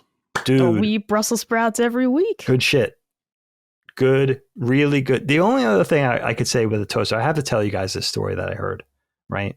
My family I'm sure I've complained about this on the show before. My family has this uncanny knack of getting the most expensive version of anything. Everything. So like, think of like anything. They will find Hangers. anything. They probably get them at like Pier 1. They have to. Do you like those like the hangers that have like the texture on them? No. I hate the those fuzzy things. hangers? No. Yeah. Like the That's all I velvet, buy. little velvet. I was gifted as a housewarming present. I was gifted like a bunch of those, and I was like, oh, thank you. And I threw them all away. Christopher, I hate those fucking things. It's I for would have dresses, bought those right? from you. It's for like satin. I'm not gonna ship a box of hangers across the country. It's about Chris. I feel like Richard Kind right now on Curb. Like it's not about the money, should've Chris. told It's me. just you should have told me. I love Richard Kind. I've been watching a lot of him lately because like there's that show that what is it, that John Mulaney talk show? Everybody's how live. is that? Everybody lives in LA. It's really avant-garde and weird. I really like it. But Richard Kind is like the Andy Richter. Oh, in that hell show? yeah. That's great. And it's hilarious because it's a live show, so it goes completely off the rails. But like Richard Kind is so funny. Yeah, Dude. I forgot about him really, like because like he's in like a very. He's not in a lot of stuff that I would recognize, like or like my demographic would see. Like I guess voice wise, he's done a lot of voice acting. But like, yeah, that's true. he's so funny as like a person on screen. Yeah. No, I always think of it was when the Batman came out and they were like, they did all this makeup to make Colin Farrell the Penguin and they could have just hired Richard It's a Kind. great point. He looks exactly like him. Holy shit. Yeah, that's a great. I loved him on Curb. He was so good on that. Where was I going? Oh, You're talking about expensive appliances. yeah. So my family. Just narrow it down to groceries, just to simplify, right? So my family finds years ago Dave's Killer Bread, which Colin and I have talked about It's before. so good. we're a Dave's It Killer is Bread excellent. family. Yeah. But Yeah. I'm convinced my family gets it because it's the most expensive bread that It you is. get. Right? You don't want to burn it. You could feel it. You could feel the money draining from your pockets, right? But here's the thing about Dave's Killer Bread. I've always been curious, right? He's got this thing on the back. He was an ex-con, all this kind of thing. He's a reformed ex-con, turned millionaire bread mogul, whatever. So I looked into it today because I knew we were talking about toasters. Do you know why it's called Dave's Killer Bread? Yeah, because the prisoners make it, or like ex-cons make. This guy murdered like 17 people. What? Did you know about this? Yeah. No. It's on the. It's Yeah, on, he's it's on the a bag. serial killer. It's on the read the bag. bag. Well, it's on the bag that they like that it's all about because it's like it's a rehabilitation thing. I'm just kidding. He didn't murder anybody. No, he was like it's on the bag. He rehabilitated. Isn't it like a rehabilitation thing for people that are? It's on the bag. I'm pretty sure. Yeah, he's got all kinds of charitable foundations and stuff. But he was a drug addict and bank robber. Basically, he wasn't a murderer. But I always thought when I heard that he was an ex-con, some I guess West Coast based ex-con, I thought it was called Dave's Killer Bread because he was a murderer. But apparently that's not the case. That would be amazing. It's like, hi, Yeah, the company's I'm David. I'm a serial murderer. The company hires people with criminal backgrounds Right. to work there. Yeah, because he went to jail for a year. He went back to jail, I think. Right. So I thought he was he's a murderer, right? Let me see. No, he wasn't a murderer. I was kidding about that. He was he was like a robber. Yeah, he was did 15 years. Here it is. He did 15 years in prison. He was a thief. He was a thief. Yeah. And Colin, you sounded so earnest about it. I'm sorry. I was reading about it. So I didn't hear if you guys. Poor Dave. But that's what I remember. I think there's the story of like what they do is on the bag, and that's kind of cool. Yeah. Yeah. I think I don't. If you I've never had this bread, by the way. Oh, it's good, Oh, dude. It's the really green good. bag is my favorite. Yeah, I like the green one. The yellow one's okay. I think But that's I what they like get. I like the the green. the seeds one. Yeah. One thing I really support, I mean, this is neither here nor there, just based on Dave's Killer Bread and the idea behind it, is like, I really believe that like criminal history shouldn't be mandatory on applications, perhaps after a certain grace period, or unless it's like a certain level of crime. Because think about it. If you're Yeah, like makes sense. if you're a murderer and you got put away even for second degree murder and you did 40 years, you're not getting out of prison and getting a normal job after that. You're like 25 and now you're 65 and and it's like, I feel like it just, if people can't rehabilitate no matter what, then just keep them in prison. Like, what's the point of letting them out? And so I wouldn't necessarily want to work with like sex criminals or anything like that. I totally get it. But like at the same time, it seems really punitive that you like a person literally does their time, that fulfills the obligation that we as the jury and legal systems and all that put out there. And then it's like, yeah, but by the way, good luck ever getting a job. You know? Yeah. I don't like I it. think I tend to agree agree with that. Yeah, I think there should probably be like maybe like a tier list of like Yeah. Based on the crime.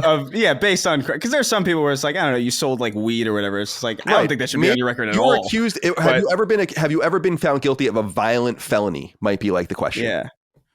Right, because Even that, I think, I don't know, man. Like if you killed Casey Anthony or something, you know, like that's different than like blending a baby. Yeah. You know, I don't know. Like there's degrees, I think. Casey Anthony's the new one on your hit list. she's back in the news No, I again. know. I saw that. So she's back in the zeitgeist here a little bit. It's just so funny because I keep thinking, my brain has this image so thoroughly planted of like a Jubilee video of like Casey Anthony debating 15 babies. Like, I can't get it out of my head. I think it's so good. It was one of those. I really was into that case when I love true crime stuff. I always kind of have, but that case was so fascinating to me because it was one of the examples of like, oh, you definitely did it. Yeah, it's like an OJ thing. Now it's a matter of, it reminded me a lot of OJ when I was a kid. And I've told the story in the past. I was in 6th grade and I remember the teacher. It was the same. We bring up the teacher, Mr. Vincent, Chris, the guy that said Bork, and you would like throw a starburst at him. I told you that story, like that. Yeah. The weird, the like pay attention. And I it's such a vivid, core, deep memory of that day when they were like, the jury is going to make their decision today, or it's been announced that they have a decision. And they went around the class and were like, is he guilty or not guilty? And there were 2 people that said he was not guilty, and I was one of them. And I remember saying in 6th grade, I remember being like, I think he's guilty, but he's going to get away with it. And lo and behold, it was so Casey Anthony was a very similar situation where it's like, there's pretty much no doubt that you did it, but for some reason just can't nail you. You know, it's not as mystifying as like the JonBenet Ramsey case or something where it's like, well, yeah, really, what happened? It could be a few different people. I think it's the brother. But, yeah. But yeah. So it's weird that she then popped back up like she was gonna. I'll never forget Zanny the nanny. That's who she claimed took the kid. Remember? And it was like, Zanny, of course, is a nickname for Xanax. And I was like, I'm like, this is crazy shit. What, like, and then the dad, didn't she claim the dad like sexually assaulted her and shit like that? Yeah, she did. There was so much. It was like she ruined her parents' like reputations and shit. Yeah. Her parents did like a polygraph recently on something I saw. Holy and they were shit. just like, they came out clean, and they're just like, I don't know. Yeah, of course they did. But like, dude, my favorite thing about that is just the sheer hate boner that Nancy Grace had. Oh, definitely. Like she was like just on the warpath constantly. Top mom. Like this stupid bitch. Oh man, I loved it because the Chiron always said top mom because it was during the time of it was during, we had widescreen TV and stuff, but things were still, remember when things were like they would be broadcast in widescreen, but everything would be truncated to 4:3, so like the logos would be on the inside and it was like very subtle, but you realized it was for old TVs. And I remember so the Chirons had to be shorter and snappier. And they came up with top mom. Someone was probably so amped when they came up like they're like, Nancy, 7 characters to get this woman's name on the Chiron, huh? And then they had like, I saw an interview with some guy who was just like, I can't remember exactly when it was from. It was probably around the time that the case was happening, but like they're like, you label her tot mom on your program, and they were like, should I call her like murder? What, like, I feel like it's pretty good. That whole thing is hilarious to me. I mean, it's dark, but it's also like just man. Shout out to Court TV, man. That was fucking legendary shit. I loved Court TV. There was like when cool things were happening in states that were California always. Like living in California, you hear about it. About like they interrupt the live programming for like police chases. Oh yeah. And then you live in LA and you're like, oh, they really do interrupt live programming for fucking radical police chases. Like it's so awesome. Like it really is like live TV. They're like News 5 cutting in chase on the 405 or whatever. That, and like the helicopter. I'm like, this is fucking dope. Why don't we do this everywhere? You know, this is awesome. Yeah. I mean, LA is uniquely built for car chases. That's true. Like I remember even when I was a kid, like watching movies, there's like, there's a car chase in Manhattan. It's like, no, there isn't. Yeah, you can't. What do you do? That's such an insane, the very idea. Like I remember seeing 9/11 happen and thinking like, oh, they must be filming a movie. Like that was like more believable to me. But like as a kid hearing a car chase in New York City, like, no, I was like 7 years old. I was like, there's no shot. What are you talking about? That's so unbelievable. That's why Spider-Man's at such an advantage. Exactly. He doesn't have to deal with all of that. He really only can work in a place like that. Right. Like but I just like I was old enough to know that was like impossible, but not old enough to. I remember watching Gremlins and being like, "Is that real? Like, is that puppet? Like, is that a puppet?" Ooh, yeah. Like, I remember thinking that the Gizmo puppet from Gremlins, like the main little guy. I remember thinking like that must be that is a real animal, clearly. But I was like, hold on, I'm not stupid. I know the monster gremlins are puppets. That rules. I mean, let's not be ridiculous. Well, dude, like I was watching that movie the other day, and I'm like, that's a really well made animatronic. Like that animatronic is insane, actually. Like I was watching it like recently, and I was like, I could understand how I believed that this was completely real. Yeah, good shit. Like when I was like a kid. It's like they hired Gizmo. Gizmo has a 1099 he has to file. Anyway, Micah, I'm looking at pictures. Actually, here's the thing about toasters, especially someone who uses them so much. Have you ever burnt yourself on a toaster? Because I feel like they need to develop technology. It's so you see those red hot coils in there. Yeah, it's like a clothing iron. It's like they haven't evolved. Like you could still get really badly burned with these things. Yeah, just like what the hell are you doing in there? Yeah, I don't know what are you doing in the toaster? Like you put your hand in and you're like slapping up and down. Like you reach in and get the toast. It is like playing Operation. You know, you kind of got to like get it. I always think, what if somebody scares me right now? You know, and I jump. Right? Yeah. What if Ashton Kutcher pops out? I'm being punked. I burned myself. Yeah. I told the story. I burned myself on the face with an iron when I was ironing a shirt. So you can really burn yourself in all sorts of different ways if you're surprised by. Yeah, and the same thing. The clothing irons haven't evolved either. Like you could still get really bad. Dude, irons scare the shit out of me. I hate using them, but I still do when it's necessary. But oh my god! See, I don't remember the exact joke. I just remember there's a Helen Keller joke, and it's like, how did Helen Keller burn her face? And it was like somebody called and she answered the iron. And that's not how it actually goes. I remember that joke from like middle school, and here it is. My husband actually fucking burned his face somehow with an iron. Yeah, real classy. Make fun of the disabled. Helen Keller wasn't real. I love. Dude, I have a friend. I have a friend who's a Helen Keller truther. Yeah. Like where it's so weird. Yeah, because he was telling me, we had him on the Star Trek for episode 300, but like he was telling the story about like how it's like, yeah, all of her biographies are about how great her nanny is. Like mega suspicious, and then she flew a plane or something, and it's just like, what do you mean? It is like the more you look into it, the more like I wouldn't call myself like a Helen Keller truther necessarily, but I you know, there's things about that are confusing to me. I agree. How you flying a plane like that? I'm not a Helen Keller denier, but I never really did understand how you could learn to read, write, or speak if you cannot hear or see. It is I didn't get it. I just don't understand. Yeah, I don't understand how you perceive reality. Like, how can you be? In other words, like, how do you get the foundation of the learning? Even like these are the letters. It's like, how do you explain any of that without? Yeah. It does sound a little. I mean, I get why people. That's a much more compelling conspiracy theory than like we didn't land on the moon or something. I never heard this. I never heard this conspiracy theory before. It makes sense though. Yeah. Right? Yeah, because It's a real that's feel good story. Because what it basically is, if it was like a fairy tale, what it basically is like, listen, kid, get your fucking shit together. If she could do it, Yeah. You know, I have all my faculties. I could barely do what she supposedly right. did. That's exactly right. It's like, that is the whole thing. It's like, it really is. It's like, it's a very German style, like fairy tale where it's like, what is your excuse? You know, like, here's this horrifying situation. It's horrifying. You know, and it's like Grimm fucking Brothers shit. It's like, yeah, we have this like this woman who can't perceive the world and lives in darkness and horror, right? But somehow learns to like live and get by, and she becomes great.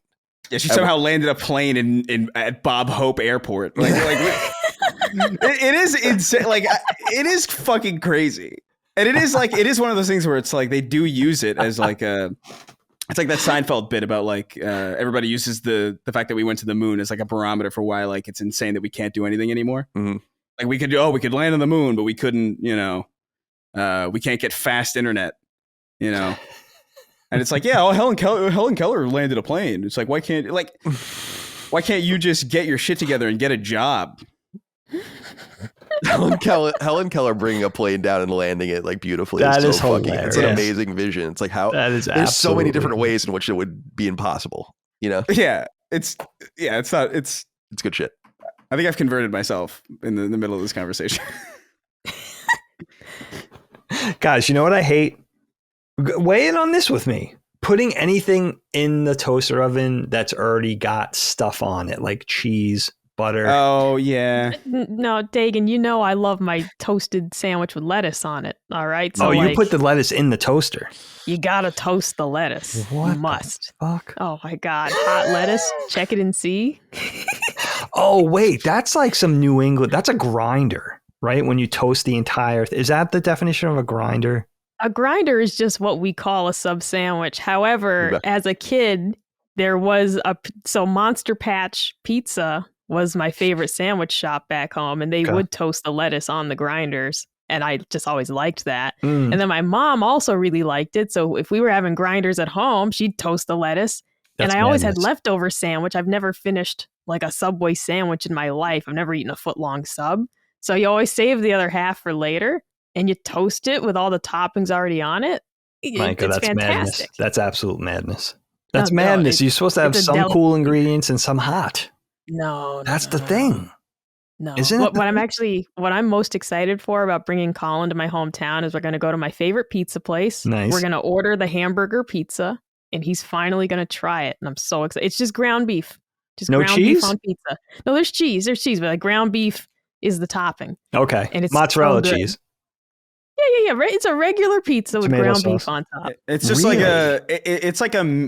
a meat appreciators pizza. Mm-hmm. But it's just one meat. Meat lovers is like that's like the whole gamut. That's like everything. They're like, doing all the meats. Pepperoni, sausage. This is like I appreciate meat. I will have it ever so slightly. Oh, dude, it's so good because like they crisp up the ground beef first. They scatter it on the pizza. This is Goodies Pizza in Greenfield, Mass. It's my favorite pizza place in the world. And it's so good. And I can't wait for Colin to try it. And they also have really good grinders, but we're not going to have a lot of time there. So I don't know how much we're going to get to sample. Okay. All right. Chris, I think we brand it Meat Liker. It's a meat liker. Yeah, a meat liker pizza. A meat liker. Give me ground beef and that's it. Yeah, I mean, I'll do pepperoni and ground beef. Like pepperoni and ground beef is my like all-time favorite. Okay. But to really appreciate the ground beef, and it's not meatball. Very specific. It's not meatball pizza. It's ground beef. Just beef. Yeah. Right. Beef. It's what's for dinner. Pizza in the toaster oven is like not ideal. You know, like I don't like it either. Pizza's tricky to reheat anyway. Like in general, like it's kind of a cumbersome thing to reheat. That's why I don't let it. I never have leftover pizza. I finish. I absorb that whole thing. You love pizza. I love pizza. That from you I genuinely don't think there's a single thing in this existence that I love more than a good slice of pizza. Like it really is such a massive boon to my day. No matter what is happening. Well, so dude, good. I'll tell you my patented method for reheating pizza, okay? You set the oven to 400 degrees, immediately put the pizza in. When it hits 400, pizza's done. And I tell you, this works. This was how I always reheat pizza. I could believe that. I think I just remember it's gentle. It's gentle because the oven's warming up, and then it reaches that final temp, and it's nice and crispy, but not overdone. Yeah, there is something about like it's 400 degrees now. Pop it in, where it does kind of feel like everything happens too quick. I get that. I just never have, especially here in LA. I pretty much never have pizza. So like it's very rare. I heard something recently. I heard whispers of a really good place. Oh, nice. And I'm really curious to check in. I'm always on the hunt for that stuff because it's really difficult to find out here, but it's all gone. That's so odd that it would be hard to find good pizza there. Well, I've talked about this before, but it is literally the water. Yeah, like actually, yes. everybody will tell you. Like I remember like going to pizza places and them saying like, yeah, we import the water from literally New York because I've always heard that because it's more efficient to do that than to work with whatever the fucking water. Like the water in California is like really hard water. Like it's really hard. Yeah, it's hard. Yeah, it's insane. Which as a sentence is very stupid. I still don't really understand what people like. I understand what hard water is only because I understand what it does to things that soft water doesn't. Yeah, and I don't know what hard water means when you say it to me. As I understand it, it's like so. This is how I understand why California's water is so hard in quotes is. I think it's fed from the Colorado River or something, and the last like estuary and deposit of the water is California. Like everyone gets water first. And then you're getting like very calcified or something about the water is like rich. Yeah, it's got like some nutrient or some mineral in it. Yeah. And you're getting runoff water basically. And it wasn't in Northern California. I think we get our water from somewhere else because it was better. Like when I lived in Santa Monica, the water was I realized quickly like what that meant too. Like I never considered like what hard water was. Like it's like the kind of water where if you don't squeegee your shower off, like it'll permanently stain your glass. The residue, yeah. Like you will not get it out. That's like how crazy it is. It'll leave like these permanent stains. It's very strange, and it tastes like shit too. Which is why I would drink, bottled water pretty much exclusively there. It's not for drinking. Like if you had no, there's a whole curb. There's like a whole curb episode about like tap water. Yeah, tap water. Complaining about like you're serving unfiltered water. And it's true. Like it's like you taste unfiltered water in California, and it's just like, what the fuck? Like, I remember not liking, like, when I was a kid, I didn't like water because I just remember being like, this is just liquid air. What the fuck? Like, what? Like, I have so many other options to drink. Like, I could have like a lemonade. I could have a cold Snapple. The fuck am I going to choose water for? I couldn't do it either. Yeah, but when I came to LA and I had water for the first time, I was like, oh, wait, hold on. Okay, so water can actually be terrible. Aggressively bad. Yeah, aggressively bad. And so like it actually made me retroactively like appreciate like things like Poland Spring or even just like tap water in New York City. Poland Springs, man. Dude, I love me a bottle of Poland Spring. Yeah, Arrowhead is what they have out west. Is like the Poland Spring of the West. It's not very good. It's not the same. It's not the same. No. It's interesting. Dagan and I have reflected on this on Knockback in the past about water. Like, I don't know if this was just the time. People will know better than me, but like, our parents just didn't give us water.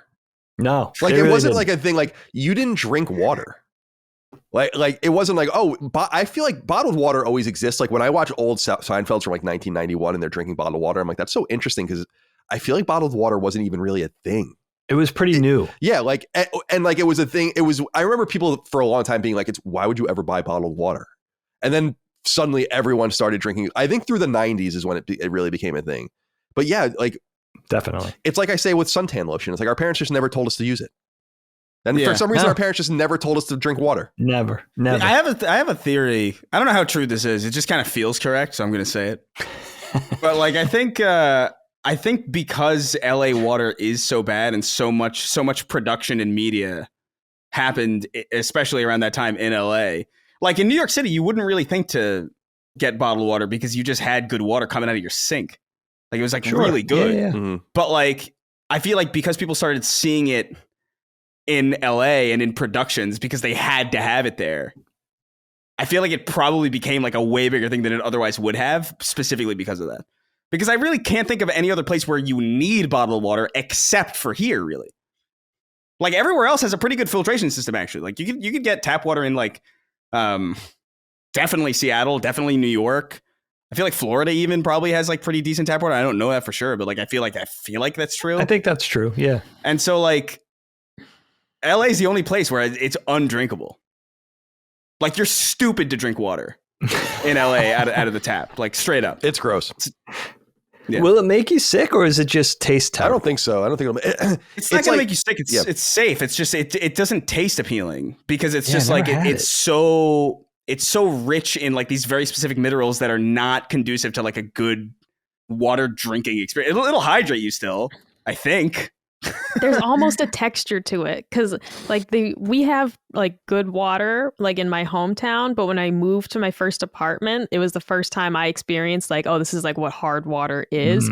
And there is just like the mineral content leaves like a film in your mouth. It's like set the taste aside. It just feels like there's something left over. Yeah, that's gross. That's hard for ice cubes. That would be the worst thing I would think. Whether it's from your fridge or whether you're doing trays in the freezer, like how do you have nice ice cubes if the water tastes like that? Yeah, it's bad. That's bad. bad. Ice is the worst. Yeah, it's fuck the worst. The whole sitch up. You know, got to recycle the ice. Yeah, you're making it bad food. You're making a bad liquid into bad food. I don't know. A nice like frosty ice cube that's been in the fridge for a while. You get one of those. Freezer burned. Like stale Freezer ice. burned. Yeah. Yeah.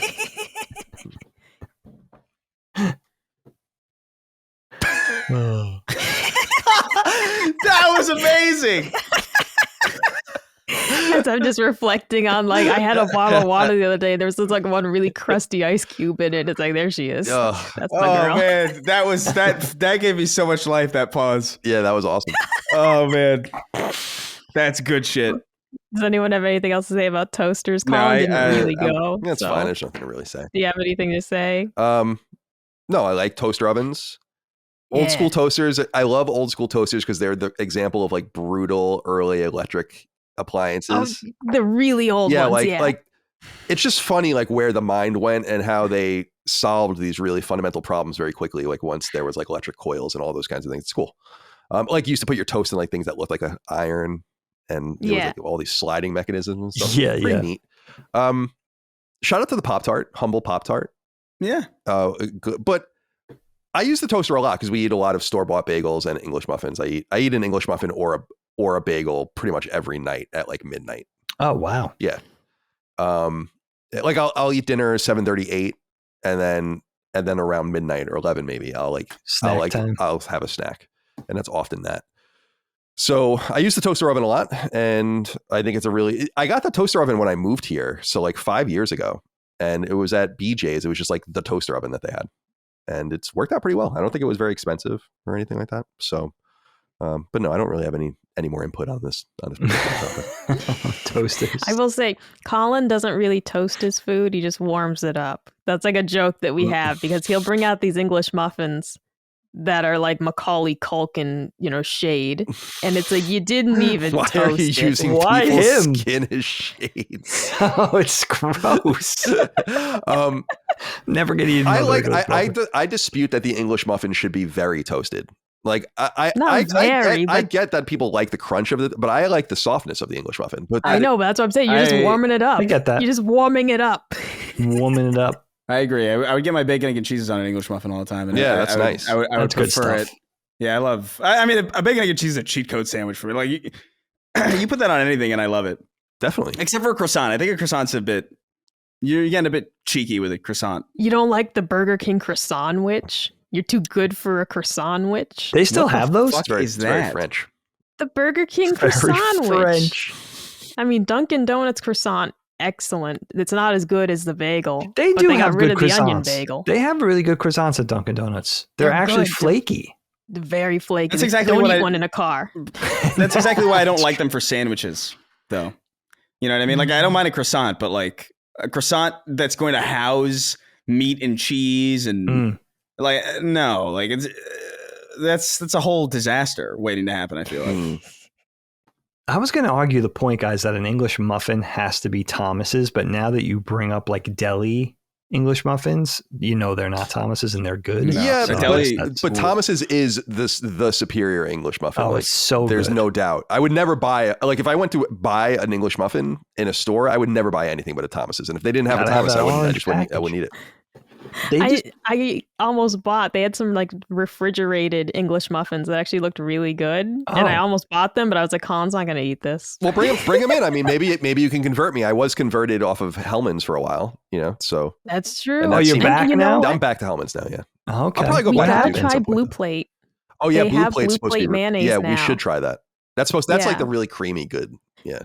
And it's the barbecue podcast I listen to. Yeah. They are obsessed with Blue Plate mayonnaise. The wife loves mayonnaise, and like she'll try it on anything. Like I'm pretty sure she tried the peanut butter and mayonnaise sandwich when they saw it on TikTok. So disgusting. And so, but they always use Blue Plate. And I saw it at Publix, and I was like, well, you got to try it just to know if it really is the best mayonnaise. I just don't know about that. I mean, it sounds horrible. Peanut butter and mayonnaise? That sounds pretty rank. That's gross. Texture-wise, it would work, but the flavor. That's gross. I couldn't do it. That's a bridge too far for me.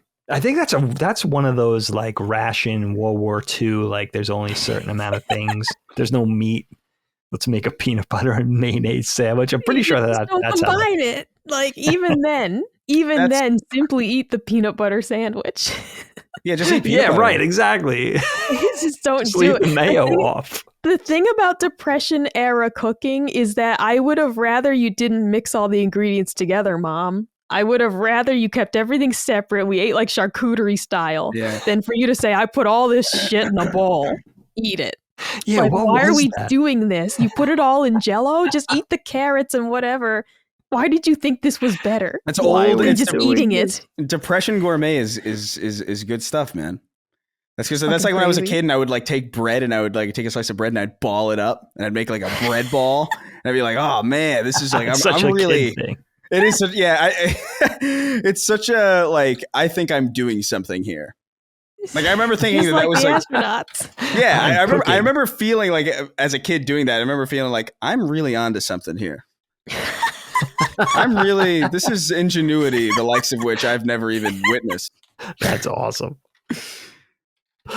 Oh my God. I feel like I have one more toaster take. I just can't think of what it is. Well, It's it's time to move on then. Must not be that important. I didn't think we'd get so much out of this topic. I I'm mean, surprised. we meandered a bit Leave it to us. as we do, but man, that worked out. Yeah, I really we had did. to get Casey Anthony in there in the toaster topic. Yeah. And Helen Keller as well. Can't forget that.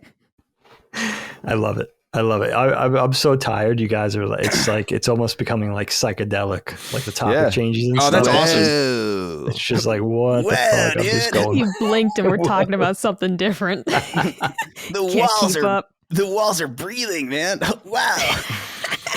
So let's do it again. Let's go with Chris's topic. That'll be a nice way to chase Micah's topic. Yeah. What was it again? I gotta go find it.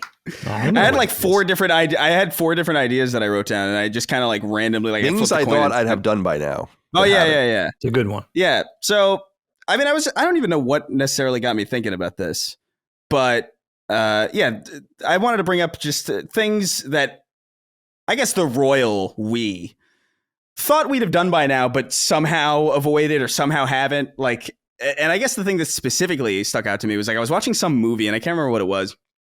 Somebody was sending like a fax, and I remember, and I was thinking like, have I ever used a fax machine in my life? And the answer is like no, like distinctly. Like I've never sent a fax in my life. I've never used a paper map to navigate out of a town or anything. Like I've used paper maps at like the zoo or something, but like it's not really like the experience of like going from like one town to the next or like one county or state to the next and using a map to get there. Like I've never done that. Never owned a landline. And these are things that I remember as a kid thinking like, oh, this is just adult life and this will probably always be here. And lo and behold, I'm 31 now and I'm like, oh yeah, I've had none of these experiences. at all. I've actually, this is probably like a little bit shocking. I don't think I've ever sent a letter in the mail. Chris. Like ever. Come on. I'm not even joking. That is pretty crazy. That is.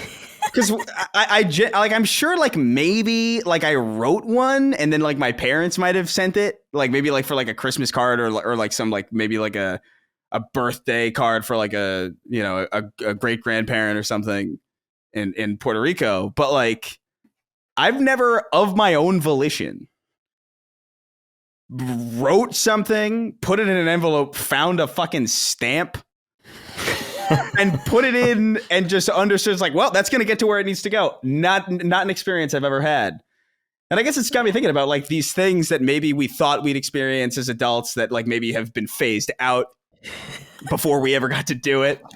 And vice versa, I guess, like to maybe add a little bit more texture to the conversation. Things that we would have expected to experience and haven't, but never thought we'd experience and somehow explicably have. Like I have friends who have like never changed a tire but have been in hot air balloons, you know what I mean? Like where it's just like what a hot air balloon is such so specific. I'm not even I gotta be real with you guys. amazing. I'm not even really convinced they're real. But like I only know of them. You know what I mean? I've never seen a hot air balloon outside of like really? fiction. Oh my god! Oh, they're dude, very they're so popular cool. back home. Yeah, I was They're gonna say bigger than you Northeast. think they are. Yeah. That basket Where is are- huge. Where are they? Like what do you mean? Like, back home, there's actually a hot air balloon festival every year, and like they would fly over my house, and like we'd be outside like grilling, and like we'd wave, and they go by so slowly, you'd have like a whole conversation with these people floating by your house. Right. And you'll be on the highway and just see a hot air balloon going by. Like I live in like the Wizard of Oz apparently, Dude, because like hot air balloons are just floating around. It really is just the premise. Like a hot air balloon as a kid, that feels like a fictional vehicle. Like Yeah, it feels really like does. it feels like a whimsical fucking. It's like, oh yeah, it goes up and that's it, and you can't and you hopefully can't down. Yeah, and hopefully Slowly. down, and like you can't really steer it.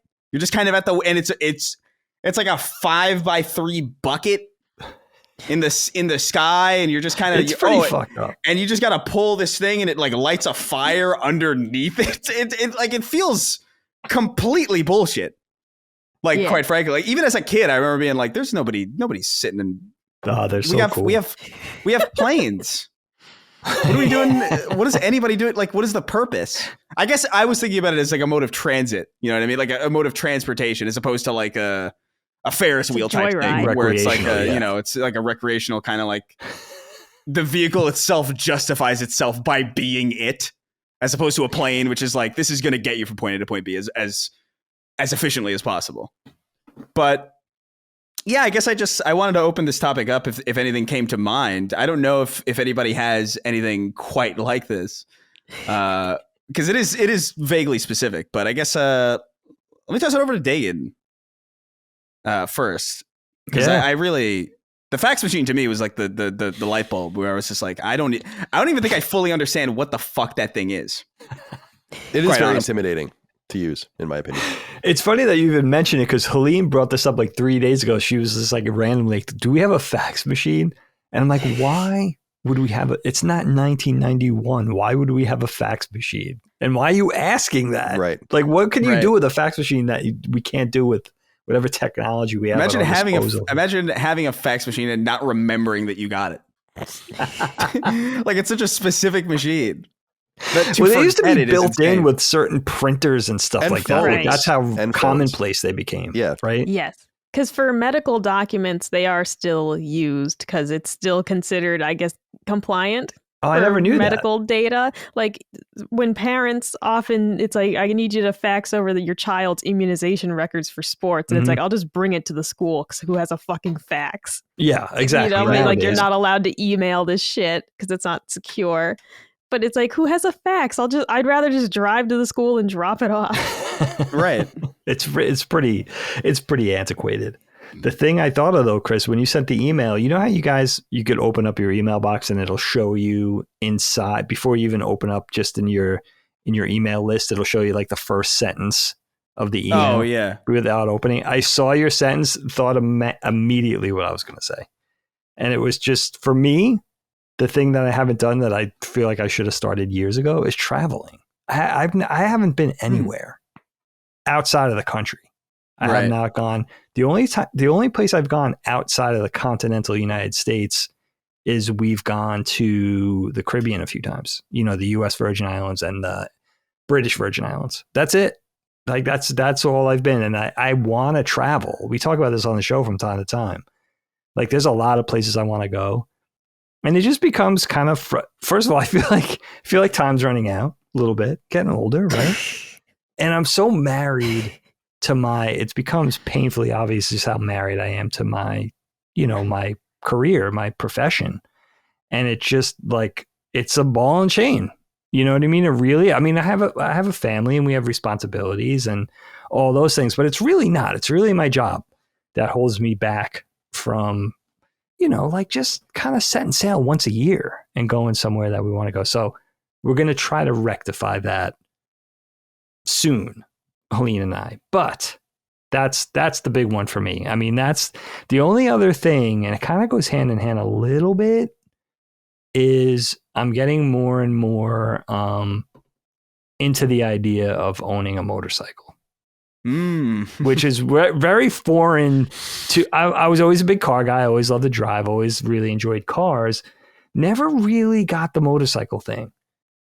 And like 4 or 5 years ago ish, maybe, I started to understand the bug of like out there, open road, wind in your hair, being connected and, just like going from point A to point B. It doesn't even have to be far. You know what I mean? Like going 10 miles on a motorcycle on a little mission, I think there's something so appealing to me about that.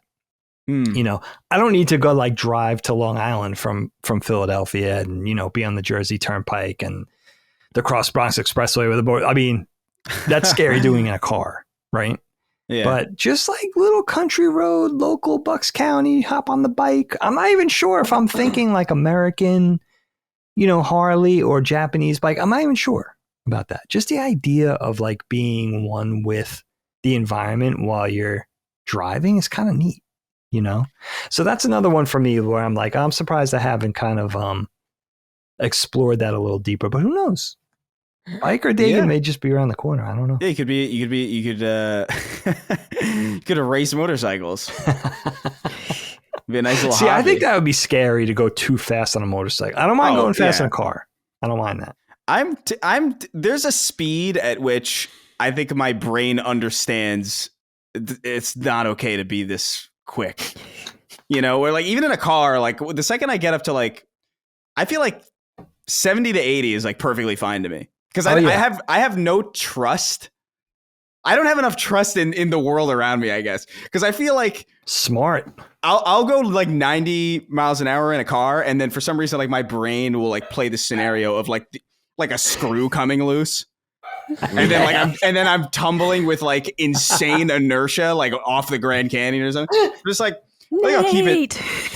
I think of the same shit. It scares the shit out of me. And a bike like that does it like twice as much to me. Where like I look at bikes, I look at like a motorcycle, and I think, how could anyone justify being on this thing when there's so like I see so many cars, like I'm especially growing up in upstate New York. I remember seeing like I've seen so many people just like not on bikes, in cars, like hit deer. And then their car is total, and then the deer's like flying away, and it's like, And I just think about like, damn, imagine this exact situation, but a motorcycle. You're like colliding, like your body is colliding at like 90 miles an hour with like a deer's rib cage. Yeah, you're done. Like you're just done. Yeah, man. I don't know. It always even bicycles. I don't even love riding a bike around. Well, if anybody's from LA, they'll know the kind of drivers that are around here. Like I don't trust a single person on the road doing anything. So the idea that I would be on a bicycle with like as minimal protection as possible, and everybody drives insane, and people see me as less than a person, like, because I've been driving and looked at people on bicycles and thought like, that's less than a person. Right. Like it's not necessarily like a moral judgment, but it's just like I'm priority here. And if something happens to that bicycle, it's like, well, it's, you should have, absolutely. should have drove a car. So the thought of inhabiting that role and just understanding that, like, damn, everybody on the road hates me right now, and just feeling that targeted, I don't know. If I it takes do balls. It's true. It does. Yeah, it takes. Being a cyclist definitely takes balls. Yeah, being on the road, just driving, just any of us getting in our cars and going out, anywhere is the ultimate roulette wheel. You know what I mean? You're mixing it up with complete strangers and whatever's going on in their lives, good or bad. And who knows who that person is, right? Good and bad. And people that are, it's just like, it's the ultimate chaos. Just driving anywhere. Like if I got in the store, I would describe that as like getting in my car right now and just going to the store. You know what I mean? Like it's pretty insane when you think about it. It's best kind of left not thought about. There's driving yourself nuts. There's no more clear miracle than the fact that cars aren't crashing every second of every day on every square inch of road that think about that a lot. Like it is mesmerizing to me that horrible car accidents don't happen like 500 times more often than they already do. It's incredible. Yeah. The amount of trust implicit in the people around you is so high, it's insane.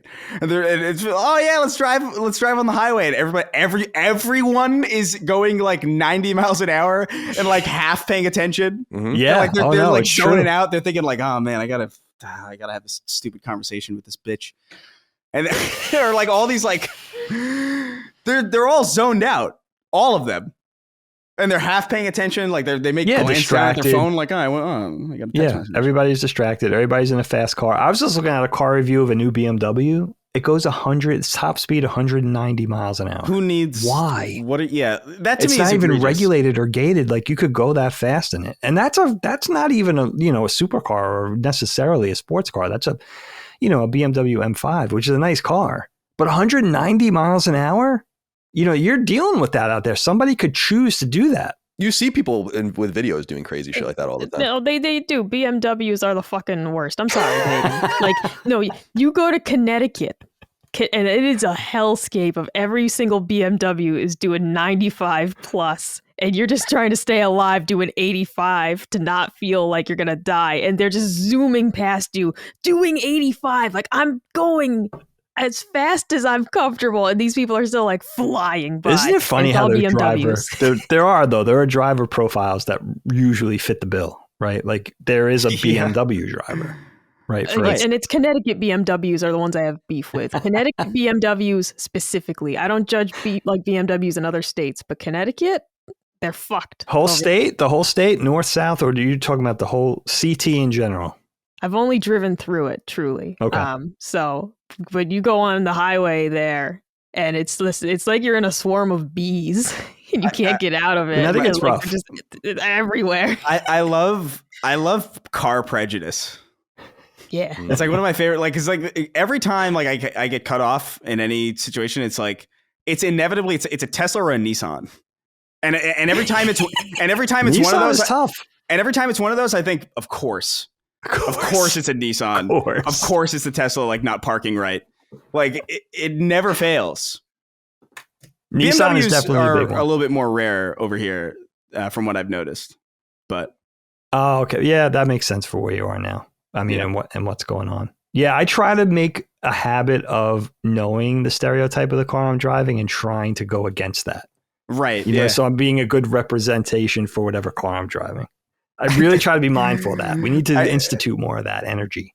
I do the same thing. I have because I have a red car. I have a red Corolla, and I feel like people see like a red car and they think like this guy's gonna speed. This guy's gonna cut me off. And so I'm very conservative when I'm driving. See, you're changing it. You're changing the perception. It's important. Yeah. I like it. I'm here for it. Yeah, man, that's my big one, man. I have to tell you, like traveling and just getting out there and seeing the world, man. Especially, I mean, two places, Europe in general, but I do want to go to England, France, and Italy. I mentioned going to Croatia because I know it's a cheap way to go to Europe. That would be fun. But also, Japan, like it's so long overdue that I have not been to this place. My friend in Japan was just sending me a thing yesterday. McDonald's over there now has a new campaign. They have 3 Evangelion burgers. And I'm just like, I fucking love this place. I just love this place. Why am I not there? You know, I love what the I mean? idea of going to Japan for the McDonald's. That's so awesome. I would totally feel the same. I'm really desperate to try Japanese 7-Eleven. Like looks so good. That's on my list of things that I definitely want to get around to doing, because like I've heard such insane things about the 7-Elevens in Japan. You know who posts a lot about that? Kojima. On his, does he? I don't know, I guess it's his Instagram. He posts a lot of like meals he gets on his lunch break, and it's oftentimes 7-Eleven or like a 7-Eleven proxy. It's like, why are they so good over there? Yeah, it's so insane. That's inconceivable over here. Like if you saw like if like Neil Druckmann was like posting his meals and it's like 7-Eleven hot dog, you'd be like, is he okay? It's so opposite. It's funny. Yeah, the Speedway breakfast pizza is That's particularly hilarious. good. No, Is man. he okay? You love those wings that have been sitting in the glass since the silent era. We have like one left. I mean, they're all but gone now here. Anyway. Really? 7-Elevens? Yeah, because we have Wawa. There's just no competing that makes with sense. it. Yeah. I I wouldn't think go to there's 7-Eleven one if left I had a Wawa. standing. That's it. Anyway, Counting the days. all right. So travel and motorcycling. That's interesting. I was never under the illusion that I would ever be on a motorcycle ever. So like, I remember I had friends who did it, but like I'm too much of a coward for that. I can't do it. Yeah. Micah, anything come to mind with this topic? The first thing that came to mind was the SpongeBob episode when he's like, there's so many things I haven't done. And then he's like imagining himself in an office building. He's like, hang on, I'll transfer your call. Like, when you think about like mundane things that you've never done. Because I have a couple little ones. First and foremost, I've never had a stomach bug. And like, knock on wood, because I don't want one. But I've avoided it thus far. 31 years old. Wow. Wait, how? Wait, what do you mean? Bug. You've never had like a stomach flu or anything? No, I haven't thrown up in over 10 years now. Wow. So food poisoning? No food poisoning, Micah? I've never had food poisoning. Wow. Knock on wood again. A good topic. I don't want it. But that's one of those things that feels inevitable every season. You hear about the stomach flu and your friends are telling you like, oh, my kid got me sick. And I'm just like, not yet. I've avoided it so far.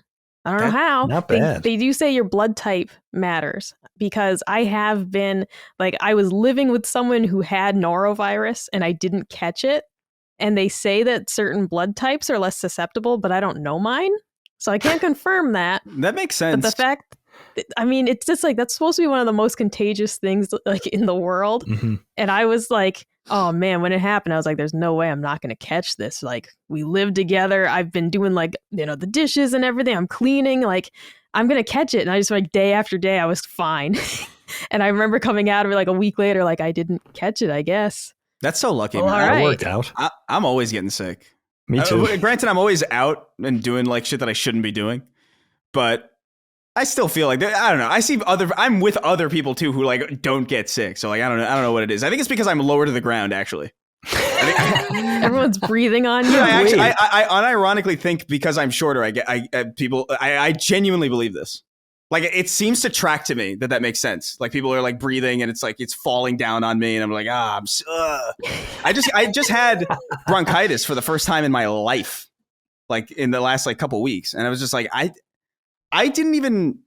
forgot that was even a thing that people could have. Like I thought it was like tuberculosis or something, where it's just like, oh well, I'm not a coal miner in the 30s, so like I'm probably not going to get bronchitis, and it just shows up out of nowhere. I remember the doctor told me, I was like, what are you I said, what are you saying? Like, what do you mean? As if it was a cancer diagnosis. Yeah, I was like devastated. I was so devastated because I was like, oh, it's probably COVID or something, because it's just like that's been going around obviously forever, and it will forever be around now. But when they were just like, no, it's not COVID, you just have bronchitis, I was like, that's so lame. Because it's so debilitating. Like I don't know if you guys have ever had bronchitis before, but it is shockingly debilitating. Yeah, never had. Like not. I have never felt that sick ever. Because you just can't breathe and there's no good reason why. It's not even like allergies or like asthma or nothing. It's just like, sorry. Your lungs don't work, and everything hurts to do, and you have to sleep for like 5 straight days. Were you coughing a lot, Chris? Yeah, I was just like, I couldn't stop coughing. So then your throat's raw, and then your head hurts because you're coughing so much, and then there's like a sinus pressure thing. It really fucking sucked. I couldn't even just like sitting and playing a video game was just like I can't even do this because it's just like you can't fucking breathe. Not being able to breathe sucks. Just in case you didn't know. I know it's like a controversial opinion, but that's a real hot take. That's a real hot take. Breathing is good. But the worst thing about it was like losing my sense of. That's why I thought it was COVID. It was like I lost my sense of taste. Oh wow! Because I remember being like, oh fuck. I remember I had like a hot dog and it tasted like just air, and I remember being like, what the fuck is going on? That's not fun. Dude, people might remember this. Like this is the one thing that I really dreaded about COVID. Wasn't even like being sick.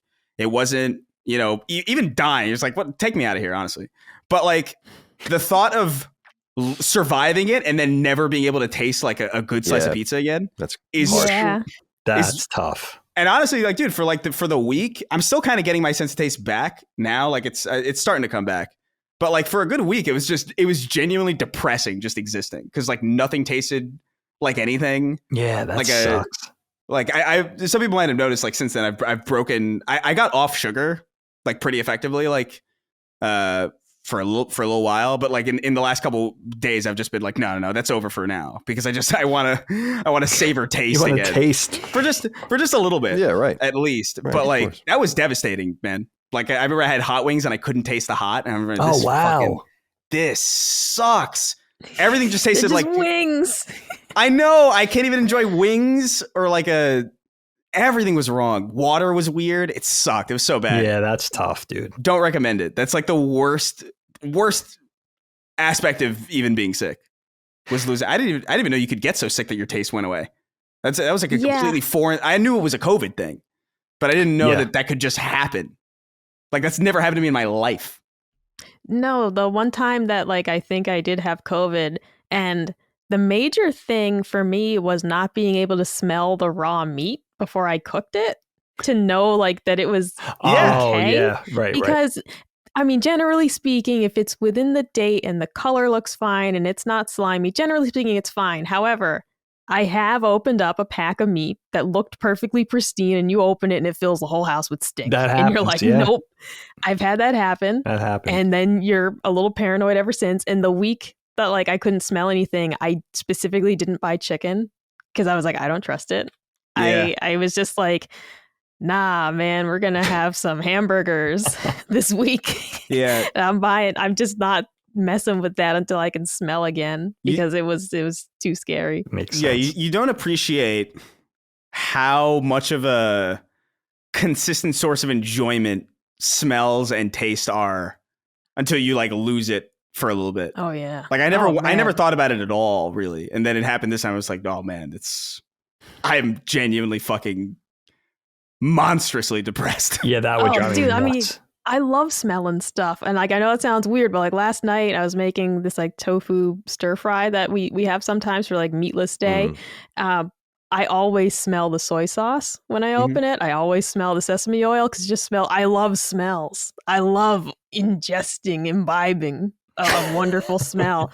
And yeah, pretty much every time I cook with like soy sauce, brown sugar, like any of those things, I get a big old whiff of it.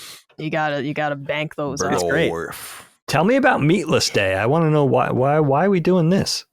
Just randomly Lent. So like this week we were going to restaurants twice. So I was like, we got to tamp it down a little bit. So like we're both going to order like, gut bomb disaster stuff at these restaurants. So we're going to have one vegetarian day. It's like it's not something we do often. I try to sandwich our worst days with like, we're having, tofu, broccoli, and rice tonight. Smart. And it's quite good. It's like a vegan cashew chicken. But you bake the tofu in the oven and it gets nice and crispy. And then you toss it with the sauce. That sounds good. It comes out great. I like tofu. I do too, but we don't do this often. I specifically I was like, we're going out to eat twice this week. Let's have a vegetarian night. Smart. I like it. Yeah, I like that. I mean, I live with somebody who could be a vegetarian very easily. I think she's just like, she likes chicken, but salmon, if it wasn't for salmon, I think Colin would have already went vegetarian. I can't do salmon. And it's just I'm just gonna say it. Salmon smells like pussy. And it's gross. No, it doesn't. If you don't like that. What do you say? I don't. One time, like if you have ever baked salmon in your house, it smells like the pussy in there. That's what it smells like. It's like how avocado tastes like clean penis, and like you've seen that meme, I'm sure, but it's true. Avocado. I was like, because I don't like avocado, and I couldn't put my finger on why. And as soon as someone was like, it tastes like clean penis, I'm like, it fucking does. Like it absolutely does. And I don't like avocado because it's the wrong time and place. Maybe that's why I don't like avocado. I never knew. But and salmon smells like someone orders salmon at a restaurant, it wafts over to me, and I'm like, it smells like you're not wearing pants, sister. Like, I don't like it. I don't like it. But it's just for that. It's just for that. I don't even have anything to say. How do I retort? You don't have to. I've never had lamb. I'm surprised I've never had lamb. Never tried it? I made a list of my little list I'm referencing for Chris's topic. Never had lamb. It's never been presented to me. I've never seen it on a restaurant menu. I don't know if I'd like it. It's so good. But I've never even tried it. It's delicious. A little surprised. It's pretty good. It's love it. Yeah. I wouldn't say it's on the level of like duck or something, where like I remember the first time I had duck and I couldn't believe. Duck is special. Duck is so good that like I'm salivating right now thinking like I still get hungry at the images of just cartoon ducks. Like just the drawing of a duck. Well, like I now want to kill and eat a duck. They're so fucking delicious. I've never had that either. It's so unbelievably good. It's ridiculous. They're so good. Yeah, it's really tragic because they are so cute. They're adorable. Yeah, they're really adorable. I saw this video of like some guy interviewing a duck in like a Target. It was just like walking around, and they're so adorable. But like they're jerks though. They're mean. Sometimes they can be nice. Oh yeah, they rape each other. Yeah, that's right. Like they're ducks rapists. are known for ducks are known for like 3 male ducks will like crowd around a female and like to take turns with it, and it does. The female's trying to get away, and they're like, no. You're ruining ducks for me. Ducks. Is this true? Don't supposed to eat them. Eat them freely. Kill those bastards. No. Yeah, if they're rotten little creatures. I've had conversations with like friends and family about like what, like if, because the vegetarian argument is morally correct. You know what I mean? Like the suffering that animals go through is like it's objectively terrible, right? But if we were like, could we kill the animal? Like, what's an animal that we would have no problem killing to justify, like, all right, well, let's not rely on, like, factory farming. We'll have to kill our own animal. There's definitely animals that I like to eat that I probably wouldn't eat anymore. Like, I don't know if I could kill a cow or, like, a pig. A pig, yeah.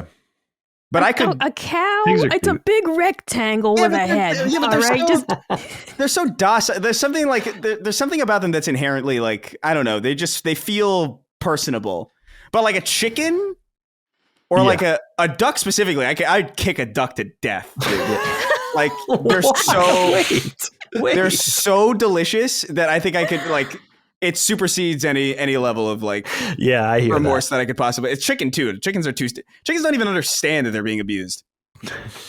They're stupid animals. Yeah, they are dumb. Do the I remember my grandmother. Kill the chicken. No. Yeah. They had chickens in the Bronx.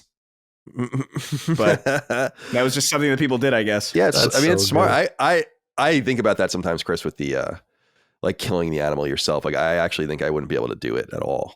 You know, really? I admit that. Yeah, I don't think I would. But I love meat. I love eating meat. I mean, I eat meat constantly. Oh. But he loves avocados. I love avocados. I hate salmon though.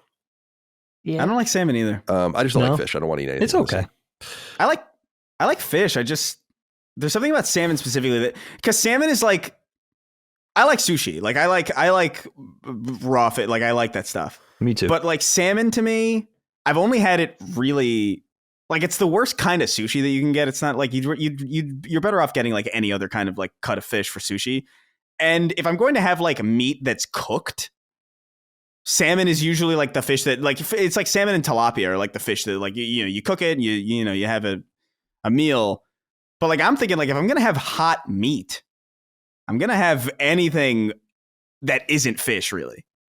Like it's like fish is like the last choice on the cooked meat list of anything that I would want.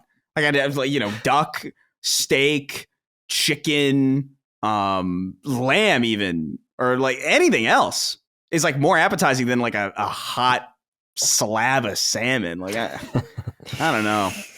It's very underwhelming. Yeah, I get that. I do get that. Yeah, I'd rather go with something a little bit. Mike, you gotta try lamb though. I think you would like it. That's the thing. I hear about it a lot. The barbecue podcast I listen to, How to Barbecue Right by Malcolm Reed. Excellent podcast. Really recommend it. I listen every Friday. But they talk a lot about lamb. His wife really loves lamb, and they go to the restaurants that have it, and they always try it to see how it is. But it's just never been outside of like, I'm realizing outside of like gyros, which it's like way too much for me. Like there's a sauce involved and I don't like any of that. But outside of seeing like the gyro stand at the mall, I've never had lamb advertised to me. So I don't know, perhaps someday I'll try it, but it's not really on the list of things for me to do either. Right. But, the biggest thing that came to mind, Chris, same as Dagan's actually for me was just travel.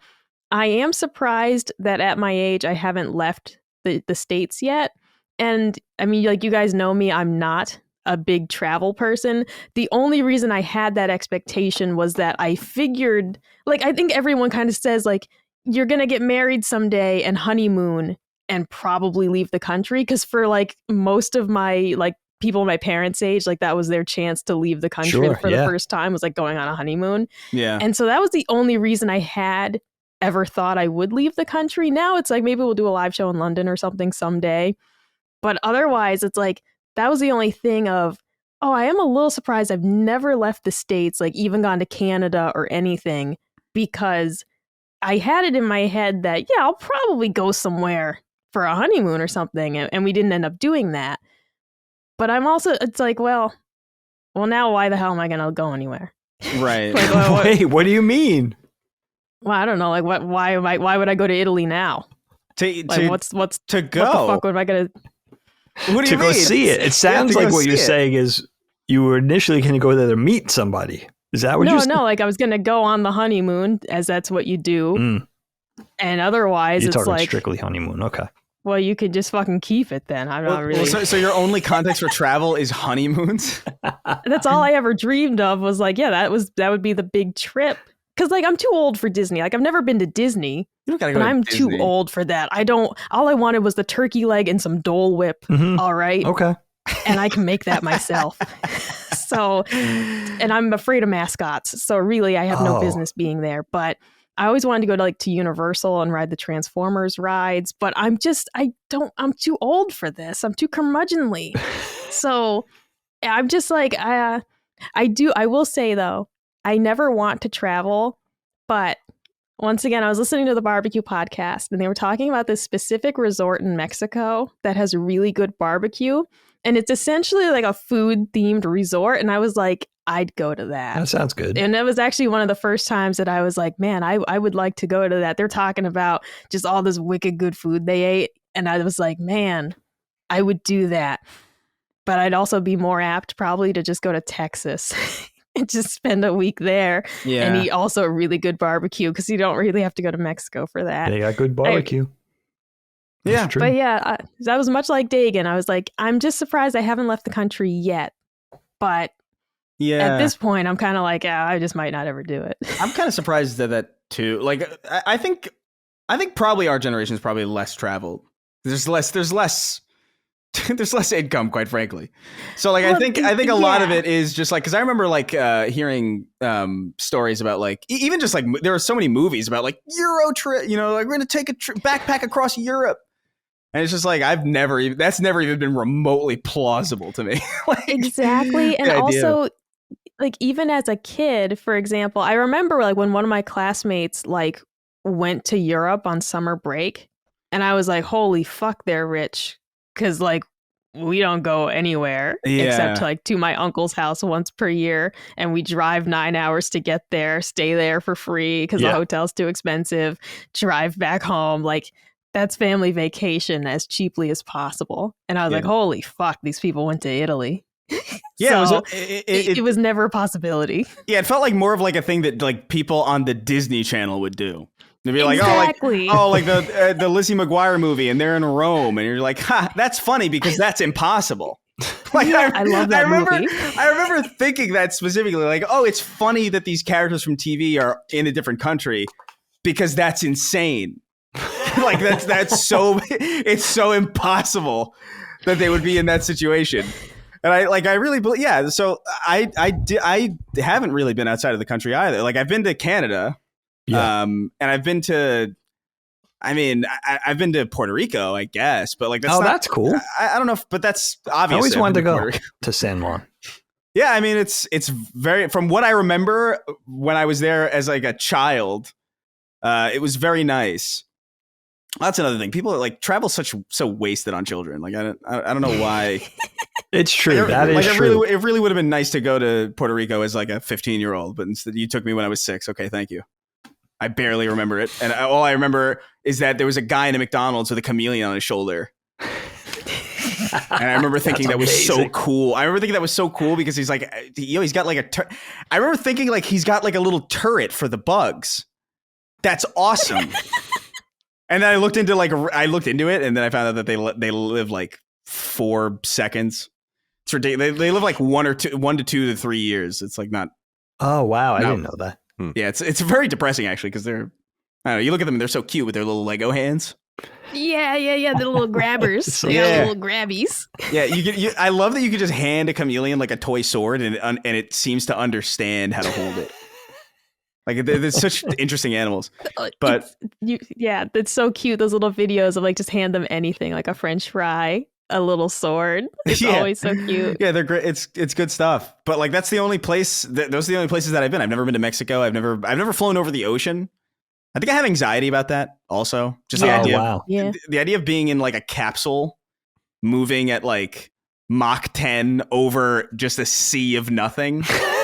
Is really terrifying to me. That's off-putting. That's off-putting. I have no problem flying over land because to me, I think like, oh, if anything goes wrong, we're going to collapse in a fiery wreck. And I would, you won't feel a thing. Yeah, right. It'll be like, in some ways, it's probably like one of the best ways to really go out. But like, I think about like in the ocean, my mind goes to like BioShock, where you're like,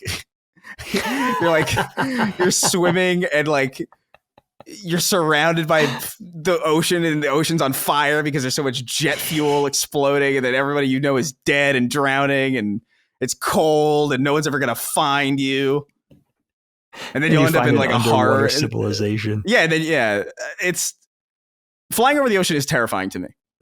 Like, it really is. It really is like one of my biggest fears. It's one of the main reasons I have not ventured out to Japan or Italy or all these places that I want to go, because it does freak me out. Like, genuinely. That's a common fear. The ocean never scared me until very recently. It never freaked me out. Now I see it like, the idea of being on a cruise, for instance, and just looking out and seeing nothing but ocean would freak me the fuck out. Which you think the opposite of a claustrophobic, like that would be a dream. There's nothing more wide open than that. But it almost but you're trapped in the boat. That's where I feel. That's where the claustrophobia kicks in for me. Is like, the ocean is vast, but I'm trapped on this postage stamp compared to the whole ocean. I'm trapped on this tiny bit of land. That's a good point. And it gets sickeningly dark out there. Like, I saw a video of some guys like, this is how dark it gets out when like the moon is when it's cloudy and there's like no moonlight. It is distressing. Like how much nothing there is. Like, it's really like that put me off of cruises forever. Like, I saw that video. I was like, that's literally like, do you guys know what Vanta Black is? Yeah. It's like that, where it's just insane. Like it absorbs. There's no light reflected in it at all. Just eats the light. It just eats it. And you're just like, this is okay. Well, this is hell. So I'm going to go I ahead watch a YouTuber, dude. He has like a little 22-foot sailboat, and he travels the world in it and records it. I've seen that guy. It's incredible. I'm jealous of that guy. Just to have the wherewithal to even begin to do something like that, I think it's like, insane. That's an amazing thing to do. By himself. I would never do it. Yeah, just traversing the world in that little boat by himself and recording it. It's like, there's something that, what if something happens to him? Yeah, what if he gets blood eagled by pirates? That could happen. It's not. It could happen. There's a non-0% chance that could happen. It's not high, but it's not 0 exactly. Yeah. But yeah, it's crazy in so many ways. Like the level of courage in that is just like, that's adventure. Yeah. That's adventure.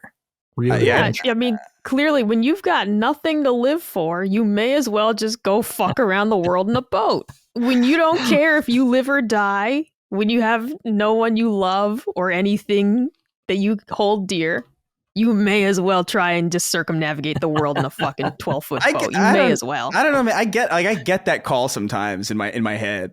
Like, and sometimes it'll usually be spurred by something. I'll sit down and I'll be like, let me watch The Secret Life of Walter Mitty. And I'm like, I really got to go out and do fucking... I really got to luge in the middle of Iceland. And it quickly passes, but like I get it. I get that sense of adventure. I have nothing but respect for people who can execute on that. I'd be dead in the first day. But Colin, does anything come to mind when it seems travel is like a big thing, but you're pretty well traveled actually. Yeah, I'm pretty well traveled, and I don't really want to travel too much anymore. There are places that I want to go back to. Like I would definitely go back to Japan, and I think I will do that at some point. I'm sure we'll end up in Europe again, but yeah, I was lucky as we've talked ad nauseum. I was lucky to travel as a journalist all over the world, and or at least in Japan and many places in Europe. So and I've been all over the United States. I've been to Canada a bunch of times. I've been to Mexico. So I feel like I'm more well traveled than the average American for sure. And I want to come out and say real quick, just as an aside, give Americans a little bit of credit for their travel. It's like, not for nothing, if you live in some of these European countries, you could like accidentally trip on a curb and end up in another country. Yeah. The United States is huge. I don't think people realize how huge it is, and it is incredibly geodiverse. So if you want to go to the tropics, we have that. If you want to go to the mountains and ski, we've got that. If you want to go to the desert, we've got that. If you want to go to the most beautiful beaches, we've got that. Forests, all the rest. So it's like, yeah. I kind of get why people don't leave. It's not, there's really no reason to leave. Yeah, there's no reason to go anywhere. Yeah. Americans are more well-traveled than people would assume, because the country is so, even if you've traveled the United States, you've traveled like exponentially more landmass than there even is in Europe. Sure. You know what I mean? So like, right. Respectfully, if you've traveled to like most of the states, you've seen much more diversity in geography and arguably even people than you would have if you've like traveled around Western Europe. So it's like, so I just want to say, like, I don't say like, oh yeah, I'm pretty well traveled as a point of pride. I get a lot of people aren't able to do it. I would have never done it if it wasn't on someone else's dime. I was literally getting paid to go to these places. So I would be just like your normal American, probably without a passport and all the rest. So it's not I'm not trying to judge anyone when I say that. So yeah, traveling, I don't give a shit about. The thing that I think about, and Mike and I were talking about this recently, is like, I've hyped up not having a license for so long that it's actually become comical at this point. And that I just need to like, just get it over with already. Like this comes from someone who had a junior license in New York, like, and owned a car at one point. And then I had my motorcycle license in California and drove a scooter around for years, but for some reason just never got my license. And it's not a matter of like not being able to drive. We were talking about this and it's just come up. It's like, I can drive. I'd be pretty rusty right now. I haven't driven in years, but it's not like mind bending to be able to drive an automatic vehicle. It's pretty simple. Dude, think of the people that do it. That's exactly right. I mean, and like so, orangutans. But I think I've just always stumbled into these things where it's like, you really don't need to. And the time in my life where I really needed it most, which was probably when I first moved to California, and IGN was actually in the suburbs, so it was a little bit of a complication for me. It became, when IGN moved to San Francisco itself in 2010, and I already lived in San Francisco, everyone already lived there and would travel out to the suburbs. That's when I got my scooter and all the rest, and that was awesome. But I didn't have any money at that time, so like I had to pay over like 2 years for a $2,500 Yamaha Vino scooter. Like I had to like, get the 0% APR down, fucking, Yeah. it was ridiculous. And like, so I had no money, and like, so getting a car, I think things just kind of leveled out where, all right, so first of all, I graduated high school earlier than most people do, age-wise. I went to college when I was 17. Were you 17? Yeah, I was 17, and I went to college when I was 17. Me too. I turned 18 my first semester of college. This is relevant because if you don't take driver's ed in New York, I don't know the laws now, but when I was young, if you didn't take driver's ed, you couldn't get your license until you were 18. I think it's the same. And I didn't take. I was like, I'm not taking fucking driver's ed.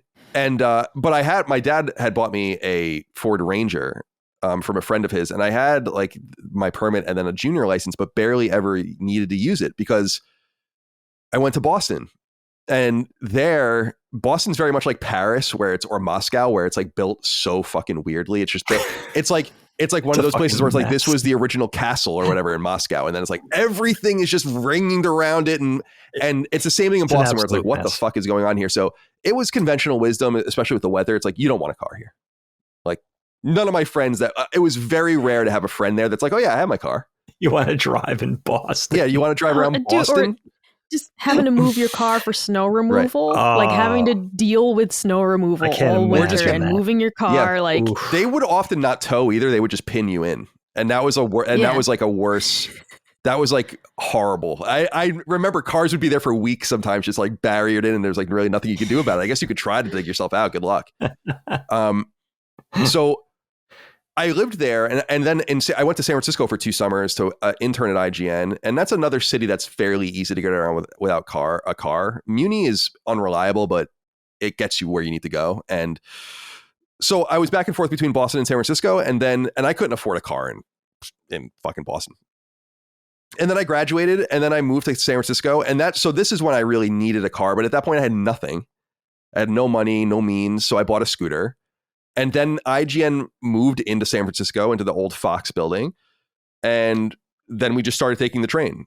Then we found it kind of funny out of my house, so I didn't need to go anywhere. Then I moved to Santa Monica and founded a company out. Santa Monica is really walkable for LA, like shockingly walkable. It's why I specifically moved there. I love it. Or wanted to move there, whereas Burbank is another place with a high, I forget what they call it. It's like a walkability It's score. a walkability rating, yeah. And LA is, I love Missing Persons, the new wave band, and there's a song, Walking in LA. Nobody walks in LA, right? And it's like it's a really funny song about like how it's true. No one really does walk there except for in these little enclaves. So and then now I'm in Virginia, and this is another time where I really need a car. But even before Micah and I didn't know each other when I moved into this house, or we weren't dating for sure. And so I was here by myself for like a while, like a half a year, just me and Rush. And I was like surprised. Yeah, I was like, we talked about like my feral period. And I was like, I was super concerned about that. I was like surprisingly like, this is what I was saying about it. Micah and I have reflected on this about like being homebodies and stuff. It's like, I wanted to communicate to people. I'm like, dude, I am like so happy right now, like a pig in shit. Like I am not in California anymore. I'm in my own space. I can get anything I want delivered. And I, by the way, don't get good service here. I didn't at the time, which is awesome. So don't call me. And good service. The only problem was that the neighborhood was so new that like Google Maps wasn't adding places yet. So I'd have to like go and meet people places to like get shit. Illicit meetups, but Publix parking lot. And like, it's funny. I tried to communicate this to Micah, and she probably saw a little bit of it when we were in California, but California is so far ahead of where the East Coast is in terms of testing technologies, especially in the Bay Area where I used to live, where like Uber started like 15 years ago there, like it's kind of crazy when you think about it, and all the other things that went away, like Sidecar and of course Lyft and all these other things. And it's the same with things like Waymo and stuff where I'm like, I know for a fact in San Francisco and in San Jose and in the Valley and stuff, it's like, there are driverless cars all over the fucking place delivering things and doing all sorts of stuff. And I'm like, dude, we're only a few years away where like, it really is going to get crazy. Like where even you order an Uber and it's just a driverless Uber and it comes and picks you up and brings you where you want to go.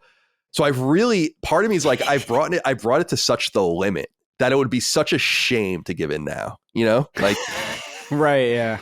At the same time, you're on the cusp. You're on the cusp of like potentially not even having to do it. Right, exactly. It would be, but at the same time, I don't really want to go anywhere and I don't really need to go anywhere. 9 out of 10 places that Micah goes is a place that I would need to go to, like a supermarket, or we got to go to Target or something. She does most of the stuff by herself.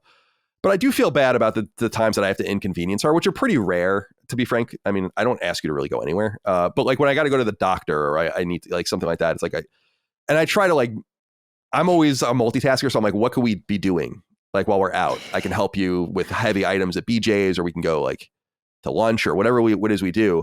But I do feel bad about those occasional things. But I do think that I've been especially cognizant of not bothering people about rides and stuff like that for most, like, I know that that's annoying. And so I never really went out of my way to ever ask for anything from someone. Like Ramon helped me move out of my place in Santa Monica. And that was the first time I had ever asked him for a favor, I think, in my entire life. Oh, wow. No, I'm dead ass serious. Like, I don't think I had him drive over and I'm like, I need you to help me with these boxes and then bring them to FedEx and I'm going to ship everything. And I shipped everything I owned instead of having like a moving company do it. It was more efficient, I want to say. I doubt that. I hired that like U-Haul pod, and you just load up a box and the guy drives it here and 4 days later it arrives. Like, they drove it. Yeah, U-Haul has their own version of pods. And it's just cheaper because they have much smaller options. Pods, the default sizes were huge. Yeah, it's they're meant big. For moving a whole house. Yeah. I just had an apartment's worth of stuff, right? And it was just like they had like this really small, like cubicle sized one, and they just drop it off, and then you unpack your stuff, and then they come get it at your leisure. Yeah, that's kind of cool.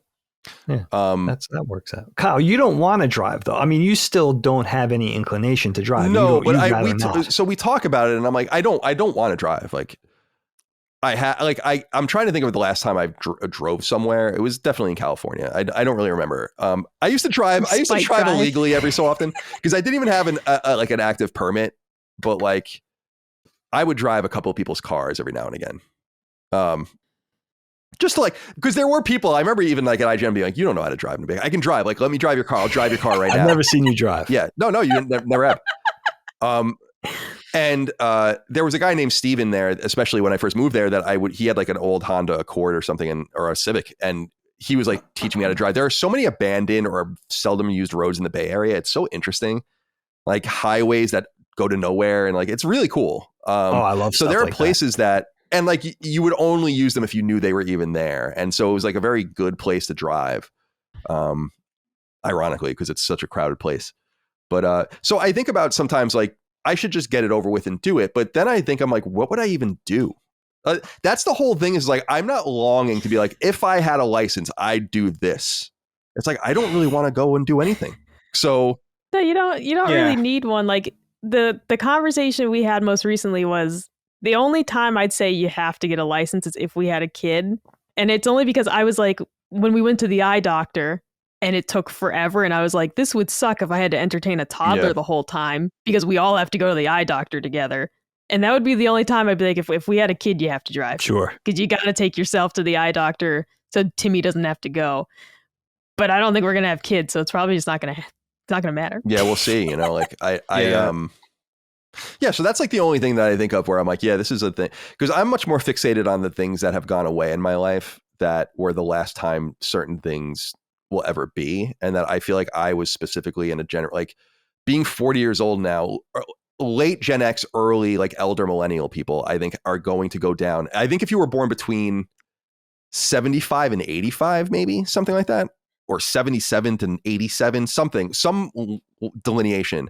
That sounds right. I think is like going to be looked back at as like, wow, these people actually grew up in a different time and then were like the perfect age to absorb all of the newness.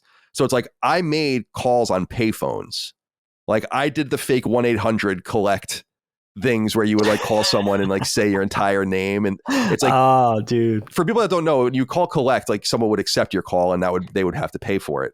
And that was pretty common. But what you could do, it would be like, your name is, and then you would say your name, and then it would say like, you have a collect call from. So what you would do is just say like, Mom, it's Colin, come pick you up. You know? and it would say, and it would be like, you know, this, you have a collect call from Colin's mom, come pick me up. And then they would know, and they would come grab you, because that would be like a free way to communicate without spending any money. Such a hack. So like things like that, or like having a landline. Like I've actually never had my own landline. I did, I guess, when I was a journalist at like a desk, and I used it. But oh, right. It's interesting to have been, or that very brief period, Dig and I reflect on, it was really a very brief period of dial-up internet. Like there are people that just don't know what that means, like have no idea what that is, how slow it was, but how exciting it was. When we would go online, I'm going to go online. I'm going to go on the computer. I'm going to go to the computer. Everyone had a computer room. Like, or a little desk in the corner. Oh yeah. And the whole setup. But that was such a brief period of time. Like you literally had to be there. It was probably very similar to people actually like talking on phones like this with the thing in the mouth. It was like decades. This was like much shorter period of time. Mm-hmm. And so that's like more where I'm fixated on, are the things that I was lucky to experience, like these very mundane things that people just are never going to understand. And fax machines are one of them. The last time I used a fax machine was in Santa Monica, something with the IRS. I couldn't believe they like made me use a fax machine, but like I had to like figure it out. I went to the FedEx store and I was like, what do you do? And you have to like, fill out a little sheet where it's like this, the first sheet you put in is like an introduction, where it's like the cover sheet where it's like, this is, my name's Colin and this is this thing, the things that are coming on this phone line. Because I was reading about this, is like people used to like fuck with people with fax machines. If you didn't like them or you wanted to fuck around with them, it should just text them or to fax them black sheets of paper, and it would fuck their ink up. And like and like some people used to do crazy shit. So you had like, so then that became the introduction of like the little sheets of like and like people accepting your fax and all the rest. These are weird things that are totally antiquated. Lost to time. Only the government would ask you to fax something at this point, and they certainly did. So yeah.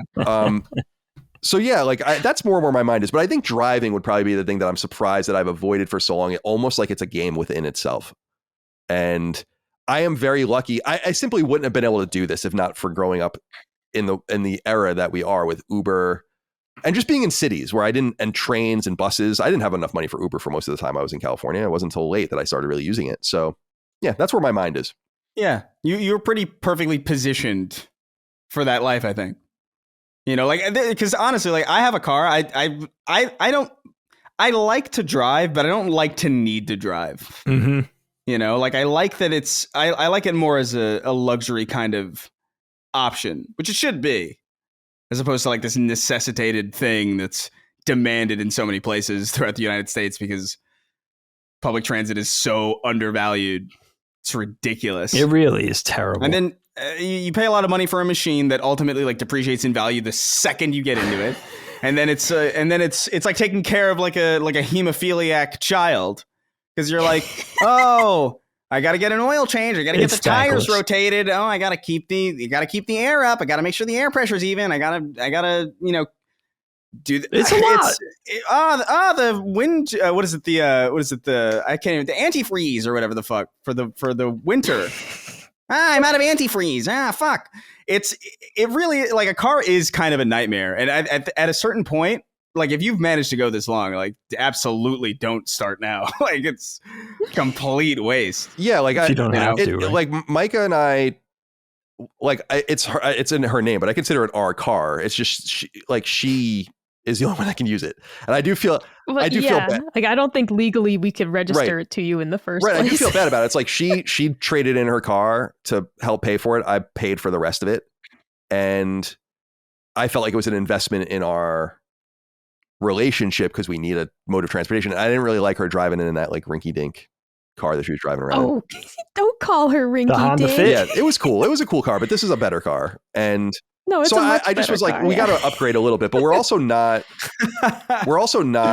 like, we could have gotten a way nicer car. I think we're both kind of simpatico in that Micah and I are pretty similar. We like nice things once in a while, but like, I don't need the top of the line. Like, I don't need a BMW or an Audi or whatever, like Dagan drives. Like, it's like, these are nice cars. I get why people like them. When I say, when dad picks us up in his fucking Mercedes compressor or whatever the fuck he drives, I'm like, this is nice. Like, you definitely get what you pay for. Like, I can see that. I can feel it. Everything about it. So authentically beautiful and awesome. But I'm like, I don't really give a shit personally. Beautiful. You know? Yeah, you're not into it. Yeah. You gotta really be into it. I would do nothing but drive. I love driving so much. if you could guarantee me I wouldn't have to, there would be nobody else out there. I would never come home. By the way, that is easily. the same for me. Like I would be fucking it's like the day after or something, you know? Like, yeah, it's like a video game. Yeah. What's the difference? It's just like a real life video. But the fact that I have to deal with any people out there, right. Yeah, no. That is what bothers me. It's my interaction with them, with the car. I don't want to hurt anyone. That's why I was comfortable. People are like, oh, it's crazy we're willing to drive a scooter. I'm like, dude, I lose on the scooter every time. Like, I can't hurt anyone. It would be like almost impossible for me to hurt anyone on this. And that made me ironically more comfortable.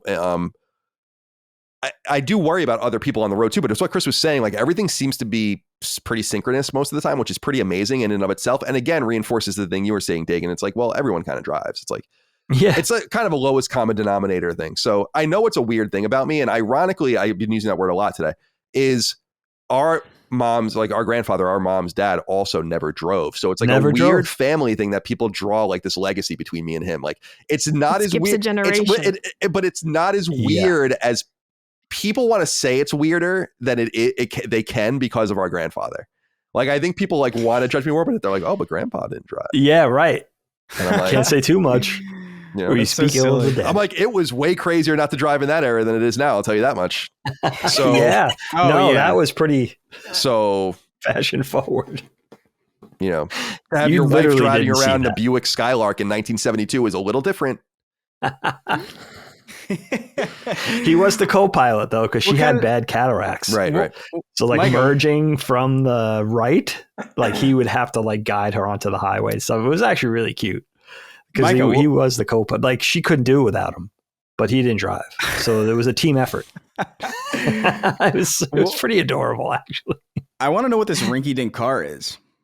Oh, I had a yellow Honda Fit. It was a 2017. I can see it. It's on my desk. That thing was when I bought new. the car, they gave me a keychain of the car. And so now I still have like this little, well, I'm just going to go grab it. Give me half a second. Yeah. 2017 is far from rinky dink in my. That's pretty new. Oh no, we're not talking my, about it from the age. No, like it wasn't a shit box. It's a small car. It's just it's a real inner city car. Here it's in micro compact. There she is. Oh, that's it's a subcompact. Yeah. I kept it in the box. That's so funny. It's one of those toys that you pull it back and it like goes forward. Oh, yeah. But like it was the last yellow one they had in New England. They actually had to ship it down from either Vermont or New Hampshire. Like, cause I went to go look at the car and it was already gone. And they were like, well, we have this red one. And I was like, yeah, all right. And they're like, you wanted the yellow one, huh? And I was like, yeah. And they were like, we'll see if we can get it. Dude. And they ended up getting me one from another state. And then the dude was like, you're not going to believe what they sent me like for promotional items this month. And it was this Honda Fit keychain. That's cool. And so cute. I've had this. This is the remains of her, the cremains, as it were. I like that. That's so nice. I loved that I car. wish I had like a little. She was so cute. A little thing in my first car. The car that I drove to LA and from New York was my friend's 89 Ford Taurus. Holy shit. And that thing, I mean, we survived. I wouldn't say made it. I wouldn't say it made it because like it was, you could hear it crying, I think. Like You've never driven me so far. That's that thing was, dude. That thing was really fucked. And I remember when he showed up to pack all of our stuff in, and I was like, this is what we're driving in? I knew that was his car, but for some reason I thought like maybe he had like... That's brave. Yeah, I was like, all right.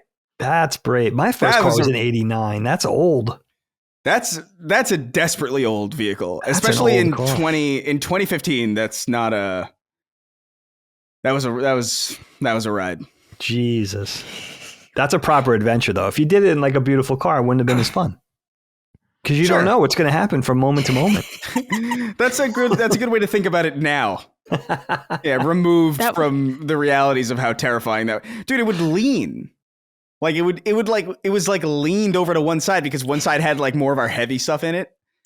And we were just like, we're not going to repack the fucking car now. Like, so we just drove on this slanted Taurus. Oh, that's hilarious. I'll never forget it. It had no it didn't have one of the rear view or like the side rear view windows didn't work, so we had to hold it up the Chris, it was either burgundy or silver. It was burgundy. It had to be burgundy. That's so fun. That is so funny that you got It that. had to be. That's in my mind's eye. It's definitely so burgundy. You know what's funny about burgundy cars? Dark red. So funny. There was a hand-me-down from somebody in his family, right? Probably, yeah. Right, because nobody has bought. Only people above a certain age bracket purposely seek out a burgundy car. Like burgundy is for 65 and over. Think about it. Yeah. You never go get a burgundy car. It's for old people. So Ford you know, Taurus. if you see a burgundy car out there driving erratically, it's an old person. Be patient, right? Or Chris and his friend traveling cross country. Yeah, I wouldn't recommend. But I mean, what I'm waiting for is that someday, I saw someone like tweeted about this, and it's like, what happens when the driverless car delivers someone's grandma dead? You know, like grandma died on the way, and the kids run outside like, grandma's here, and then you open the door, she flops out. It's gonna happen. I'm waiting for this to happen, that somebody has a heart attack in the driverless car and it just deposits them at their destination. So that will happen, because there's definitely going to be somebody who's going to be like, oh my God, I'm dying. And then they're like, I'm not going to call an ambulance, so that's expensive. No, it's so let me call an Uber, and then they're just going to arrive at the hospital dead. That's actually on my list. I've never been to the ER. I forgot about that. Oh. Surprising, because I'm clumsy and have many ailments, but I've never been to the ER. You got to knock wood, myself. Micah. You got it. You're not superstitious. Yes. Yeah. There's wood in here. But yeah, that's another one that's like, that's surprising. Yeah, that is. That's not a fun place to be, though. Oh, so I think not when you eat so much pizza you convince yourself your stomach's gonna explode. Well, I didn't go to the ER for that. I went to urgent care. It's distinctly different, a little bit. I would have never gone to a hospital for that. You know, I had enough wherewithal to be like just paranoid enough to seek help, but not too much help. You know, but yeah, the ER is not a. I remember being like 6 or 7 and ending up in the ER because like a fucking. Do you guys know what Rainbows is? The store, the clothing store. No, yeah, it's a clothing store. It's like a discount kind of. It's almost like a Ross. Oh, sure, I remember that. Yeah, I remember my aunt took me to a Rainbows. And this feels so old, like this story, because like the technology involved is so brutalistic. But like there used to be clothing like really high up on these shelves, and how people would get them there would be these long sticks with like a literal hook at the end of it. Like a sharp we used them at we called them the hooky pole, because we used them at the store I worked at, and they'd be like, give me the hooky pole. And sometimes one person would be like, give me the hooker, you know, and like we were like, don't call it that. But exactly, yeah. And so, you know, they had these lined up along the walls, and my aunt was like, oh, let me see that thing. And then they ran past, and I'm just sitting there in the Bronx, like bored out of my mind at this clothing store, and then the hook falls off the thing and gets me right in the fucking eye. Oh no, dude. Yeah. And so like, and then my aunt was like, oh fuck, we gotta call the hospital. Call a bus. Call a hospital. Shit. And so I remember going in an ambulance because I got slashed at a Rainbows. Wow. And I just remember feeling like, this is such a stupid, because it wasn't that big of a deal. Like it got my eyelid, and it was deep, but it wasn't like, it didn't blind me. You know what I mean? Oh man, it's a big deal, Chris. That eyelid matters. You know what was worse about it too is that I had a fucking picture day for my baseball team the day after. So like I had this hardcore. No, I looked stupid. I looked like a complete invalid because like I was just sitting there. I wonder if I can find that picture. My parents definitely have it of just me like squinting through pain in my fucking baseball gi.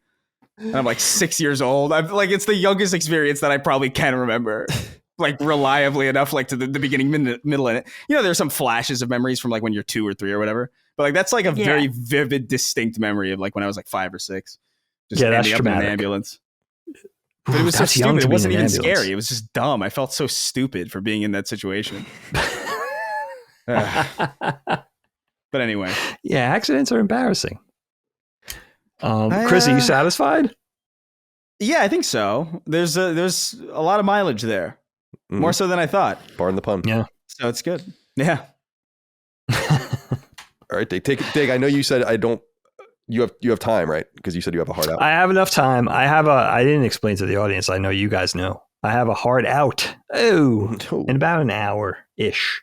But here's what we're going to do. I have a specific topic, a game actually chosen for the boys, but it was specifically curated to this group. And with Jaffe out, can't do this game to my poor sister-in-law. It's just not appropriate for the Mikester. No, Dagan had scoured the internet for celebrity sex tapes, and he was going to be like, guess whose dick this is?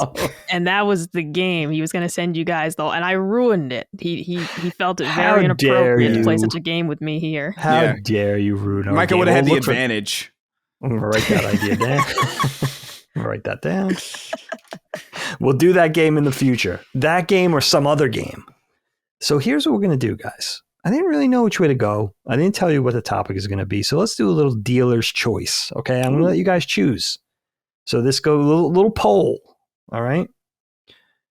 3 topics to choose from. We could do puppets, Hot Ones, the show, the YouTube show, or sleep deprivation. All right. What do you guys vote for? Puppets, Hot Ones, or sleep deprivation? I have an hour now. We're probably going to run long. So I will probably be hopping off and leaving this in Colin's capable hands. But what topic should we start talking about? I'm fine with whatever. What do you think, Micah? I've never seen Hot Ones. Oh. So I would have to rule that one out. Okay, I've never no Hot seen Ones. it. But the other 2 are fine. Yeah. Wait, what are the other 2? Puppets. Puppets, right. Very general. A lot of different ways to go with that one. Or sleep deprivation. Sleep. I don't know if that, Let's that's do a very, puppets. very relevant one. Yeah. We'll do puppets? Yeah, I'm feeling All right, puppets. this one's been on the list for a long time. Let me tell you why I'm thinking about this one. Puppets.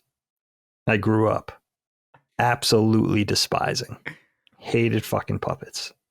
Because I loved cartoons so much. So anything that wasn't a cartoon, I didn't like live action very much when I was a really little kid either. Everything was, my world rotated around cartoons.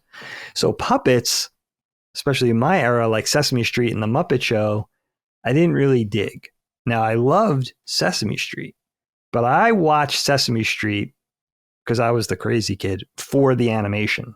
I could tolerate the Sesame Street puppets, Bert and Ernie and Cookie and Big Bird and everybody. The core of Sesame Street. I could tolerate. I could tolerate them. Now, the Henson Muppets, Kermit, Miss Piggy, Ralph, all hated it when I was a kid.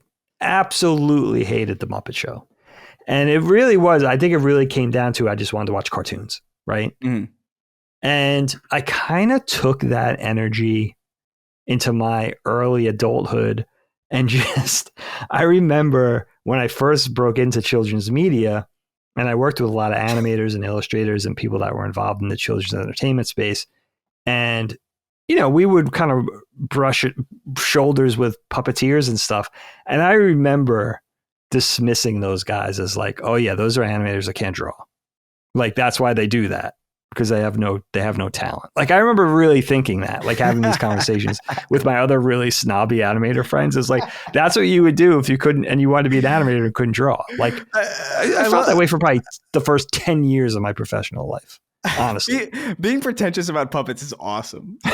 Like, I love that combination of attitude versus subject is amazing. We really felt that way. Like, a lot of my, colleagues and stuff and friends at that time, like, were like, puppeteering, what the fuck? Like, that's nonsense, that type of thing. I'll tell you what changed it all for me, guys. This was only a year or 2 ago. I was late. I discovered Don't Hug Me, I'm Scared.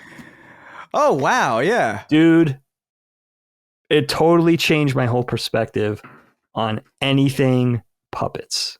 I'm not even going to talk about Don't Hug Me, I'm Scared, because it is the most unhinged, hilarious, psychedelic. It's one of the coolest divisions I've ever seen for a show, because it's equal parts hysterical and haunting. It's unbelievable. Like, when I was like, where have I been? I started talking about it to people, and my daughter, who's just turning 18, was like, Dad, that's been around for like literally years.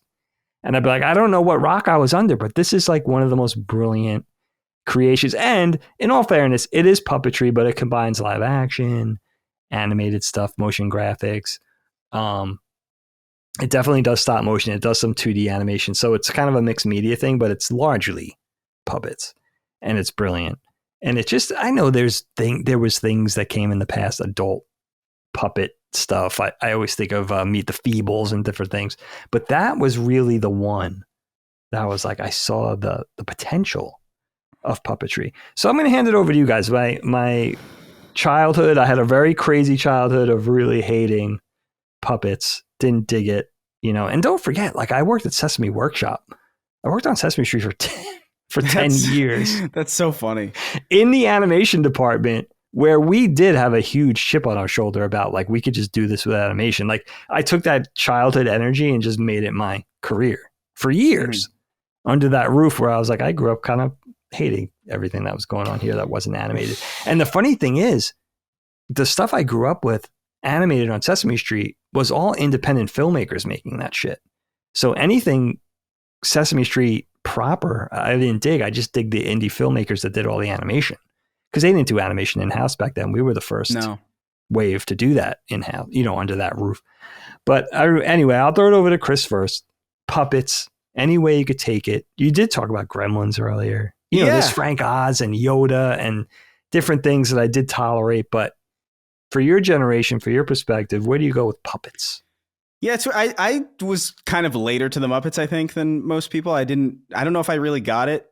I like it a lot now, especially as this thing that we've just somehow, like, we just kind of acknowledge the fact that we're gonna treat these characters as if they're like real people. I really love that. I love when Kermit is on Conan or something, and it's not like, X actor as a character. It's literally just like, no, that's Kermit.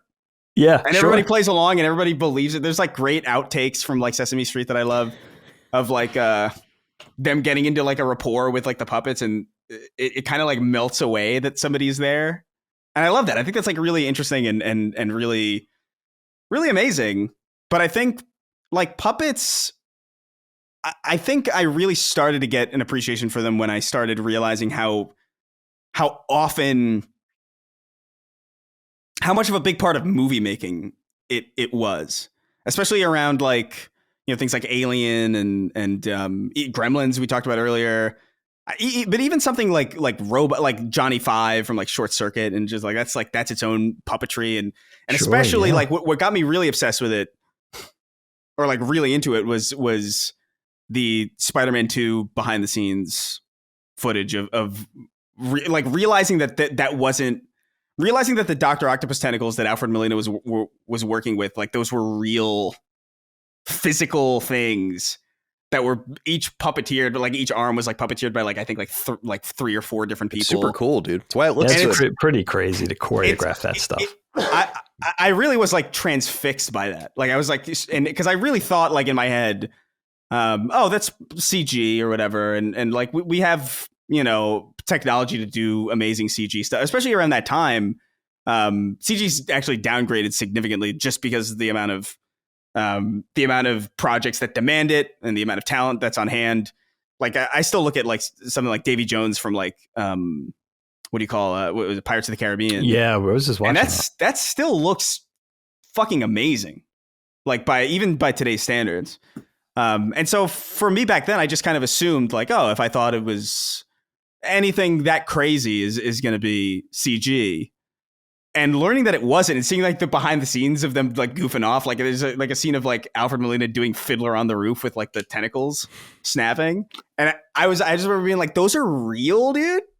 That is insane. And I got into this rabbit hole of just like looking into like just how all that stuff was done, and like how common it was throughout like just production in general, and how much of what I thought was in movies CG, like back in the day, was like some animatronic or some kind of puppet rig, or I think it's all like amazing stuff.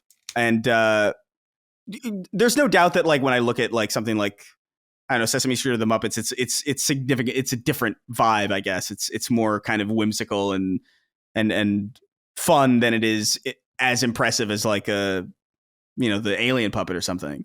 But Yeah, I'm really enamored by the idea that we've just kind of chosen as a culture to just treat them like real people. I think it's great. I actually like. I think it.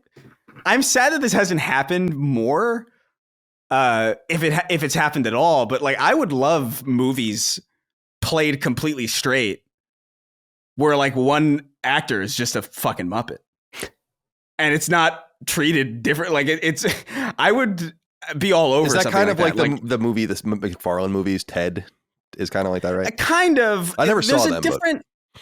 Yeah, really but that's more like the movies about him. I mean more like I want like an ensemble of people where one of them is just that. Just one of them happens. Yeah, just like A Star Is Born, but like the lady singer is like a Muppet, and that's like it's played completely seriously, and it's like I love that idea so much.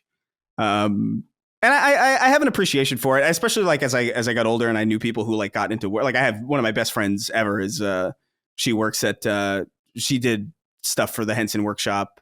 Oh, that's cool. And she still does. I don't know if she's there anymore, but like she works in that field of puppetry and like building stuff. And I think it's so cool and fascinating. Really and seeing how much work actually goes into it and how much drafting goes and how much drawing goes into it too.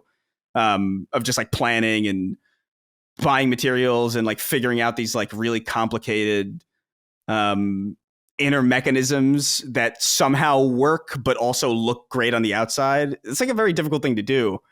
And so as a craft, I really appreciate it. But when I was younger, I didn't absorb that media, probably for the same reason that you did, or that you were talking about, Dagan, where I just kind of felt like it did kind of feel like a half measure between live action and cartoon, where it's just like, just pick something. Yeah, right. It feels like the cheap version of either thing when you're a kid, right? Until you get old enough to, appreciate it for what it is.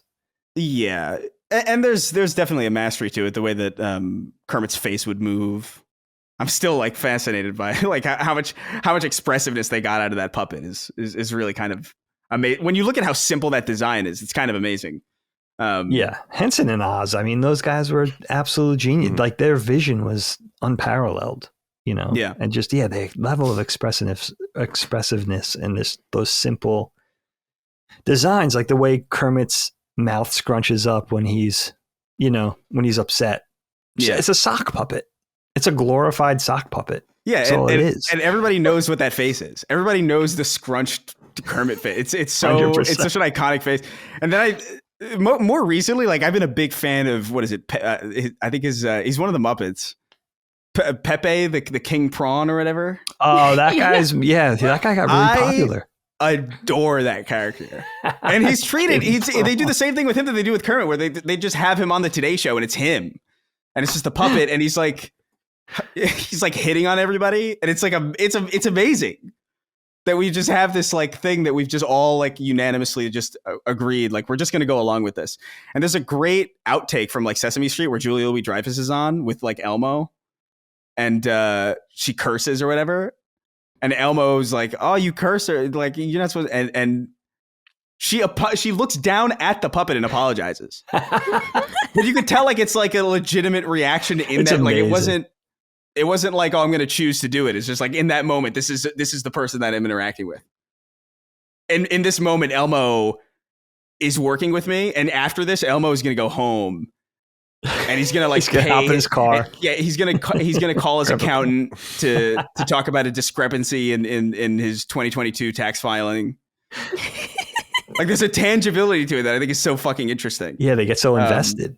Yeah, it's cool. But I don't know if I have much else to say off the rip. But yeah, like I'm fascinated by it. I appreciate it now more than I did when I was a kid. And yeah, just I'm sad that so much of it has gone away in favor of CG that ultimately looks worse than it did 20 years ago. That's a big bummer. Like when I found out that like when they brought Dr. Octopus back for that movie, that they didn't really build the things out. It's like I get why, I get it, but like you notice. Yeah, I notice. 100%. Yeah, the CG dates itself so much faster than the practical analog.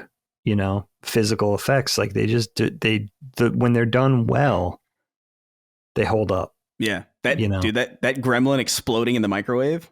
Oh, That's such traumatized me. That was such a good effect. I was like, dang, or getting like spooled up in the egg beater. It's so violent. That movie's violent as fuck. Very violent. I totally did not remember that movie correctly because I remember it being like kind of like it's cute little animals. And like maybe there is maybe it's like hijinks or whatever, but like no, things get like it's dark. There's a really traumatizing story in that movie about like where some girl's like trauma dumping basically, and she's like, my dad, I hate Christmas because my dad fucking slipped down the chimney and broke his neck on Christmas, and that's how I found out. I don't remember that. That's how I found out Santa Claus isn't real. I'm just like, this is Gremlins. That was children's entertainment in the 80s. Yeah, it really is crazy. Joe Dante. I love that movie. Shout out to Joe dude, Dante. So you know what's funny? And that ridiculous sequel with. I don't remember that. I don't remember it. Oh, Gremlins 2, the new batch. I remember the game more. But I don't remember the movie. There was a game? Yeah, there was an NES game. Yeah. That's distressing. Good game too. I think it's a Sunsoft game, right? Yeah. Yeah. Wow. Yeah, that's a good game. That's probably top 50. I don't even think I thought about the possibility that yeah, I guess that would make sense. There were so many movie tie-in games. Yeah. But I feel like it was late. Maybe not. I don't know. When did Gremlins 2 come out? I have to look that up. Gremlins 2 is a weird. I only saw that once. It's a fever dream of a movie. I'm pretty sure they were like, guys, we only made Gremlins for one. Like, we can't build like a universe out of this. This is like a one and done kind of movie. Like, we can't do another one. And then they were like, make it. And then I think that movie feels like a movie where like they met up in the pitch meeting and they were like, we're going to say yes to everything that anybody says here. So just say things. Wow, it was 1990. Yeah. And it was Joe Dante. He came back, and I'm sure Spielberg was still around shepherding the whole thing, right? Yeah, but you could tell, like, it was like Gremlins 2 is a parody of Gremlins.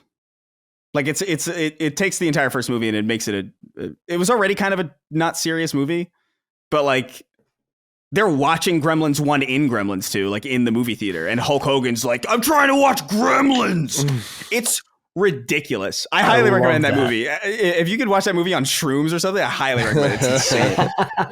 But yeah. I was wrong about the Henson Muppets. Ultimately, you know what's crazy? They're movie stars. Like, they're TV stars. They're just as iconic as anybody live action. Those personalities, you know, it's pretty insane. I mean, you know what? There's a Henson documentary, I think, on HBO, and it's like a feature-length documentary. I wanted to see. Oh no! It was on Disney, who owns Henson, and I wanted to see if they were honest, because when they went to take over Henson and Henson Group ultimately sold to Disney, Disney made a big push to buy Sesame Street as well, like a huge, almost like hostile takeover push. And one heroic board member that sat on the board, I guess they were more tied to PBS back then. Let's say it was the early 90s, late 80s, saved Sesame Street from getting like taken over by Disney. Like they were, I think it was Eisner at that point, was like, no, it's ours. And she was like the last vestige of hope that they could stay independent. And they did, but they almost fell into Disney's hands too. And I wanted to see with a Disney documentary if they were honest about that. And they kind of glossed over it. They kind of mentioned it in passing, but they didn't basically say like, you know, we all but like took over the building with SWAT teams, you know, which they did. They were like, it's ours. We're taking everything. That's why the Muppets split with, that's why you can't call the Sesame Street puppets Muppets. Muppets are reserved for Muppet Show Muppets. Right. And it became like two different entities at that point. But fascinating shit. I mean, I have so much. It's awesome to appreciate it now, but when I was a kid, I really didn't like it. You know, there was just something about cartoons. Like, I knew it wasn't drawings. I knew it wasn't, you know what I mean? It wasn't Disney feature film to schlocky TV. It didn't matter. Like, I just wanted to see animation. Yeah. And it really was. Don't hug me, I'm scared. Where I'm like, oh my God. That was an iconic. I remember that video. That was a big deal when that came out. Incredible. Because I remember everybody was thinking like, you could do like really high production value stuff on YouTube. What the fuck? Like, there were some people doing it. Like, there were some people doing like I remember Freddie Wong was doing a lot of like special effects type stuff. But like Don't Hug Me, I'm Scared really holds up. It does. Like, because it is all practical. It's all real shit. It's not like After Effects or anything. Or maybe there's like a little bit of it, but like not to very the little. Very little. And it's all usually like accented, kind of like maybe there's like a blood thing that's After Effects or something. But it's Don't Hug Me, I'm Scared is really amazing stuff. I remember just being transfixed on that too when that came out and being like, this is incredible. It's incredible. I recommend really it well to done. everybody. It's laugh out loud funny, like you'll belly laugh, but it's also it's disturbing.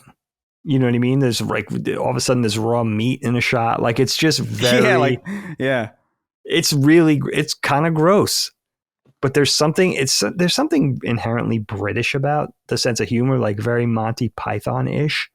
But it's done under the guise of being a kid's thing, but it really obviously isn't. Like you can see beneath the surface in seconds. You know, this has the gloss and the cuteness of a kid's thing, but as soon as you get in there, you're like, oh, this isn't for kids, you know. And it deals with I don't know, it's hard to describe, but I recommend it to everybody because I missed it. I was under some kind of rock, you know, and then when it ended up in my feed or something, you know, and I was like, what is this? You saw Don't Hug Me, I'm Scared. You were like, I got to click this. I love that. I don't even know what that thumbnail looks like. Yeah, I don't know. There were different iterations because when they started out independent and got viral on YouTube, then they actually got some sort of production deals to do more. Yeah, they got funding. Right? There's a bunch of Don't Hug Me, I'm Scared now. Oh, it's fantastic. That first video was like the pilot is that was a landmark video for sure. I wish I was there for it day one. That's the only thing to appreciate it. I don't know where I was, but Micah, for you, bring in your puppet perspective for me, my friend.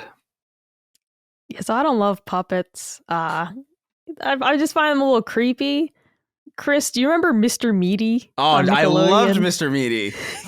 And like I would watch it. Mr. Meaty was the perfect example of I'm watching this and I'm mildly horrified. I'm not sure if I should be watching. It was just, and this was on Nickelodeon, all right? Yeah, it's not like it was some weird YouTube thing, but I was like, this show's fucked. And it's kind of worse because they're puppets. It would have been a little less scary if it was. Yeah, I never heard of this. I'm looking at it now. I never heard of this. I never heard of it. Oh my God. It's so ugly. It's so ugly, but I loved that because I remember that show was like that show started as like these like weird like 3-minute kind of vignettes in between, like you'd be watching like Danny Phantom or something or like some normal television show, and then like in between the commercial break there would be this like 1 minute long Mr. Meaty episode. Yeah, of just these puppets. It was like Kablam. Yeah, and I like the replacement for that. And I remember being like, I remember specifically the theme song cracked me up, where it was like, it was all God's creatures, fresh off the grill. So come on down to Mr. Meaty, where friends meet to eat meat. And that's the whole song. But like, I just remember thinking like all God's creatures fresh off the grill as a theme song for a Nickelodeon show is fucking outrageous. So even good. At that time, especially. And that the show was so crude and ugly and gross. I was obsessed with that show. I forgot all about this show. I'm so glad you reminded me of this, Micah. Well, so that was one example of puppets kind of freak me out because that show was just freaky. The definition of a fever dream. Like, what is happening? And it's puppets. It makes it worse because it is real. It makes it worse because they are right here and it's not drawn. And there's something adds to the horror of that these are real things I'm watching on screen. Yeah, like they shot this on a soundstage. Exactly. It's like snuff films for children. I was like, this is strange. And I don't like watching it, but we'd watch it whenever a new episode came on because that's what you did back then. You couldn't choose the television. You turn on the TV and whatever it gives you is what you get. The main character designs, who is it, Josh and Parker? These kids are amazing. The designs are so unhinged. I love the tall one, the skinny one. He just looks like that design of a character always made me like, because he always had this like almost pink eye. Yeah. Kind of look to him. And chapped lips. Yeah, it's like a puppet with chapped lips. It's disgusting. Dude, I'm so happy. I'm so happy to remember that. I haven't thought about Mr. Meaty in such a long time. I'm watching this tonight. I have Oh, to. dude, I'm remembering now because I just looked when I Googled it, and it's like the main characters, and there was Ashley and Ashley 2, that was very real. Because Yeah, every high school had at least 6 Ashleys. Oh, that's hilarious. my dad laughed. I remember distinctly watching that show. My dad didn't really laugh at a lot of cartoons. Like he laughed at like it was Ed, Ed and Eddie and SpongeBob would make him crack up. Like those are the two shows that he really like loved to watch with me. But I remember him cracking up at like this Mr. Meaty, where like the two Ashley, because there's two teenage girl characters and they're both like stereotyped, but they had this like they would scoff at each other, and that was the whole thing where they would be like, oh. but like the puppets were so. Like that for some reason really got him, the scoffing teenage girl puppets like really That's cracked hilarious. him the fuck up. Yeah, the chapped lips. Oh, it's so good. I'm so glad you guys reminded me of this. I remember the show wasn't the show itself, like once it got to like 15 like proper length, it wasn't as good as the vignettes. I remember the vignettes being like significantly funnier, but like that was some I remember they made like they were lonely, so they made a girlfriend out of meat. And so there was this pile of this literal. I think I found a picture of that. Yeah, probably. Dude, that's one of the ones that I remember vividly. But that was a weird fucking show. It's a very similar thing to Don't Hug Me, I'm Scared. Like the aesthetic, the sense of humor. It's very similar. But this was made for kids. That's the great part. Yeah, that aired. They aired billed on it as that. Yeah, it aired on Nickelodeon. So, yeah. So there was that. I was also afraid of Between the Lions on PBS. Mhm. I don't know if you remember that one. Oh, yeah, I do. Yeah. It was a show about reading, and it was kind of lame. Like, I'd watch it if it was on, but that show kind of sucked. But it was also scary. Like, the lion puppets, they were extremely well done. Like, as we're all saying, I can appreciate it as an adult looking back at this. Like, wow, they were really expressive. Yeah. And just looking at photos of them, like, these are really cool. But it was scary. And I didn't like it. The Between the Lions had a kind of uncanny look to them. I will say, like they there was one of them that had all the earrings, and I'm like, why? What? Yeah. The lion is into piercings, I guess. Yeah, I'm looking at that like, guy right now. That's odd. And like a neck thing. Micah, I was like, this is just weird. Did you ever watch Bear in the Big Blue House?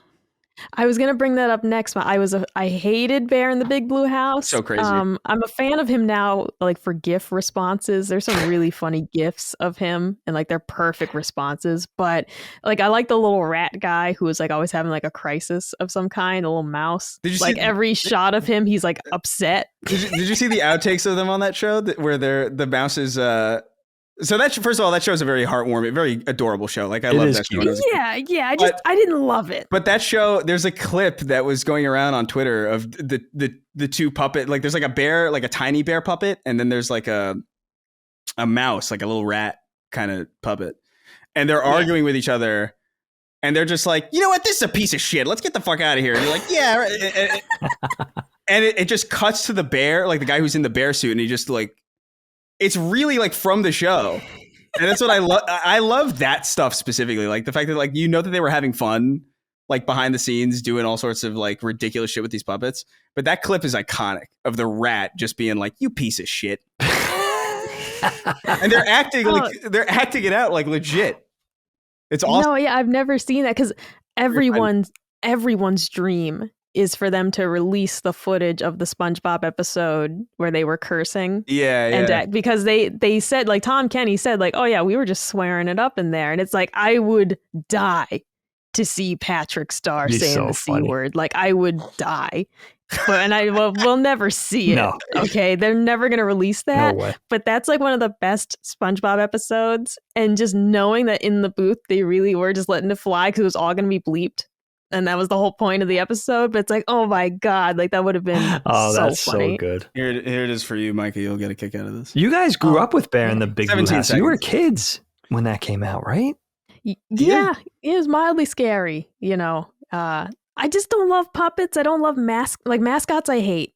And, you know, like I liked Muppet Babies, the cartoon. But Yeah, but I didn't really like the Muppets, right? I loved when Larry David strangled Elmo. Oh my god! Oh, that was He did that for all of us. priceless. That was so funny. Great clip. The Getty image of him clawing his face, because he clawed his face. And you know what I think of specifically? This is a very specific thing.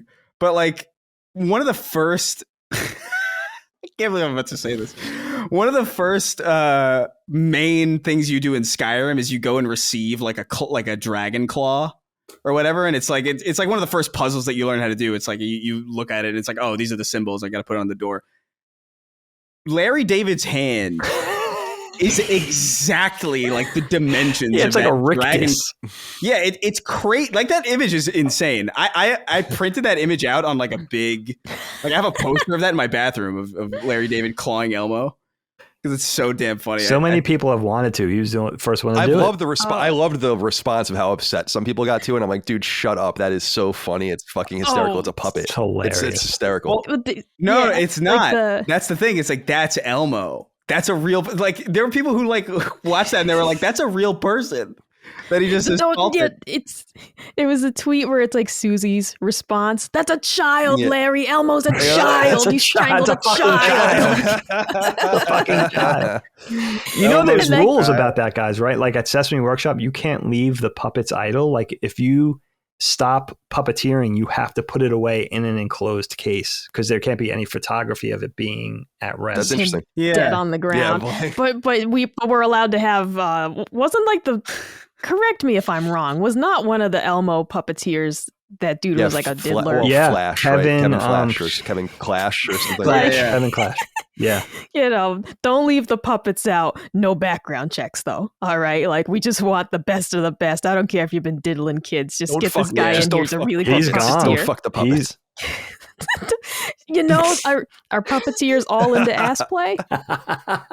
You have to be. I mean, that's some gaping shit going on with some of these puppets. I do remember this diagram. From being on the set. One thing of being on the set on Sesame Street, I really remember. What's her name? She was really sweet, actually. Fran Brill. She did Abby Kadabi. I remember her. Yeah, she would sit around crocheting anytime she wasn't actively puppeteering on camera. Like it was so interesting. She wouldn't talk to anybody. She wouldn't like have like dialogue with. She would just sit around and knit or crochet or whatever she was doing, needlepoint, whatever it was. And then do the puppeteer. That's all she did. Like she was I remember her as being really, she was very cool, but she was like very eccentric, you know, like the bohemian with the like, look like the 80s art teacher, you know, like the whole thing. You have to be, I think, to be in that, like there's no normal, like, you know, everyday people who are puppeteers. It's a very special job. Yeah. Because part of it is shutting off the embarrassment of like the average person. You hit the age where you're a little embarrassed to be playing cowboys. You're a little embarrassed to be playing cops and robbers. And that's growing up. The average person hits an age where they're like, I don't want to be seen doing this. This feels weird. I used to just play with my dolls and my ponies and I'd have this whole narrative going and my parents would like watch and like laugh at like the pony war that I had going on. And then you hit an age where you're like, I don't want to be seen doing this. And I feel like to be a puppeteer, like to be an actor, you have to be cool with that. And to be a puppeteer, you got to be even more cool with it of like, I'm doing very strange things for a children's show, weird voice, moving around, gesticulating. Everyone's watching. They're even filming it for posterity. And you have to be cool with that. So like you got to be a certain type of person to be so free to be imaginative like that. Yeah, it is. And they had that theater kids, you know, the fucking, you got to deal with them. They're valuable for what they give us, but you don't want to encounter one. Yeah, in the sure. wild. I agree with that. Actually, the puppeteer is kind of like the intermediary on the evolutionary chain between the animator and the actor, in some sense. I think I got that very early as a kid without being able to say it that way. You know, you knew they weren't real, but there's something uncanny about it because they don't blink. I said it's because you were illiterate, but you didn't know how to describe it. Some six-year-old being like, I think the puppet is the intermediary. I don't like that Abby Cadabby. She insists upon herself. Abby's Don't you think it's more charming though to have the old ping pong ball eyed puppets that didn't like have facial expressions and blink and stuff? Like there was something about Bert and Ernie and Kermit and Cookie Monster that's so charming because it is a little uncanny. Right? Cookie Monster's eye when it would like roll around. Dude, I never. When he'd like start wiggling. I don't even know who this Abby character is. I just looked it up on Wikipedia. Oh, she's been around. I didn't 2006. like her. This is like way after my time, but I'm like, who the fuck is Abby Cadabby? She's like she's like the Is that? Elmo's female friend, right? I think Yeah. was like the whole premise. Yeah, and then, you know, I'm not knocking the character or the actor. I just wasn't having it. I was like, this is Elmo's world. Get out of here. I want Elmo and his goldfish. Maybe they'll go to the doctor's office or something. But like, you're taking over the show. Yeah, that was a grab at girls. Get it! This is Elmo's world. Get out of here! I love one of my favorite things about that, like Sesame Street in general, was that like this was. I love that it canonically takes place in New York. Like Sesame Street is canonically like in like the Bronx or something. Like it's ridiculous. Because you'd have like straight up like New York people like just like off the street, just like on the show sometimes, and they would just give it texture, and you'd be like, "This is kind of insane that this is." They had a big Bible for you guys, right? Like of all the things you had to. Oh God, yeah. I mean, it was shot in Astoria. Well, was it in Queens? Was it Astoria or Jackson Heights? So the sound, yeah, and it's all produced in New York. That's what was so cool Astoria about it. sounds correct. A Bible, like, do you know crazy things like this? Like Cookie Monster's eyes, his left pupil always has to be lower than his right pupil. So if you take an image of him, like a photograph or a drawing, and flip it, you have to make sure the left eye pupil is always lower than the right eye. Like weird shit. That's like cool. that. I like that kind of stuff. I think it's cool that people are that thoughtful. You know. Yeah, definitely thoughtful. Yeah, too many rules. Too tight I'm sure with it gets insane. It does in video games too. But I like that people are thoughtful enough to like. It's like Link. Isn't he left-handed in Zelda? Like by rule, and it comes from the sprite being inverted. Like depending on if he went left or right, he would always hold the sword with his left hand or something like that. Yeah, and so he's like a left-handed warrior, which is unusual. Yeah, that I is think pretty that cool. but I think it's because someone observed that about the game and then was like, oh, okay, so like let's just make him a lefty, which I think is kind of neat. Things that are serendipitous in some sense. Yeah. Dig, I'm surprised. I'll go real quick, and I want to be mindful of your time. You got to go, but just to throw this out there as a postscript, I'm surprised. Star Wars, obviously a big one. Empire and Jedi specifically. Jabba the Hutt, and this is like between puppetry and like animatronics. I mean, these are some of these big things, but Jabba the Hutt is amazing, like absolutely amazing. And it's the gold standard. Yeah, like still. And Salacious Crumb, of course, he was like one of my favorite characters. I fucking love Salacious Crumb. It's all like, so I've always loved him. I remember before I even really Dagan probably wouldn't remember this, but like Dagan gave me his Salacious Crumb action figure. It was like a little thing that came with Jabba because I like loved him and I had him like on my little shelf, and I always loved that guy. And he's like little like, and then he like scurries off. He's like part bird, part monkey. Like, what the hell's going on? I love the name. Like Salacious Crumb is just such a stupid name. I'm looking at this character now. I'm realizing how much I've hated him for how long that I've been aware of him. He looks like a Henson Muppet, in my opinion. He does. And it's like a Dark Crystal kind of thing, right? Exactly. Yeah, exactly. And like ostensibly is a Henson Muppet, and yeah, I love his like he's got a little beak face and stuff. He's so cute. And Yoda, of course, is amazing. And R2 as well, although Baker's in there sometimes. Sometimes it's like a little RC thing, which is kind of neat. Yeah, that's true. Yeah. But I was surprised. I mean, I know Micah doesn't care about it. I don't know how Chris cares about it, but I mean, the biggest touchstone for me is Labyrinth, which is Henson. Oh, I hated it. I think that movie, Dagan knows because he grew up with me, but it's like I was obsessed with Labyrinth, like completely fucking obsessed with it. It was you still are. Like, I say things like it's like Dagan and I with The Patriot, where we say things, but like they're not quotes that people would know. Like I have, and I say Micah knows where it's from now, but I'm like, well, because David Bowie says that when he's waiting for the Muppets to laugh at him or whatever, or the puppets to laugh at him. Yeah. He like sells a joke and it's all silent. He's like, well, and so Micah knows, and I love it. And I love, Didymus and Ludo and Ambrosius, and I I love the guards, like the door guards and the door knockers, and there's so much. The designs are Dude, so it's cool. fucking incredible. I mean, that movie's incredible. I think that movie's truly incredible, and it's such a shame that they don't make things like that anymore. It's really hard. Like you can see in that movie, it's like this was fucking hard to do. Talking about a sequel, do you know Yeah, that? Or a prequel, I don't know which it's like, one. No. Just don't. David Bowie's gone. Can't have David Bowie. Like, what are you doing? You can't.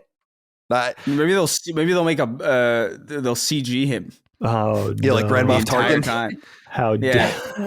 How do they address the bulge, though? Do you bring that back? You have to the bulge is a that? little puppet with like a dude off stage, like, and he gyrates it and moves it with a stick. Yeah. It's all practical. It's its own character. It is. It's. I love Labyrinth. It's that awesome. movie is like that is a wild. That's like a Lynch movie to me, where I'm just like I watch it and I'm just like kind of just obsessed with how everything feels to watch. And it's funny, Chris. It's Lynchian. It is. Like Chris and I talked about this about Julia Louis-Dreyfus, who's like objectively beautiful and gorgeous, right? But I've never, and Chris like is in love with her.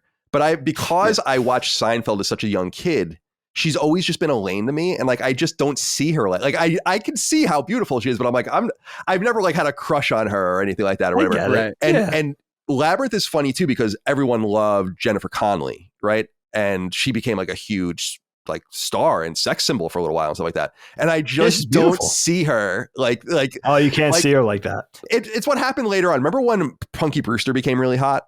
Sure, yes. Soleil Moon. Yeah, and I'm like, dude, that's Punky Brewster. She was cute. Like you can't. That's Punky Brewster. I don't care how big Punky Brewster's tits are now. That's Punky Brewster.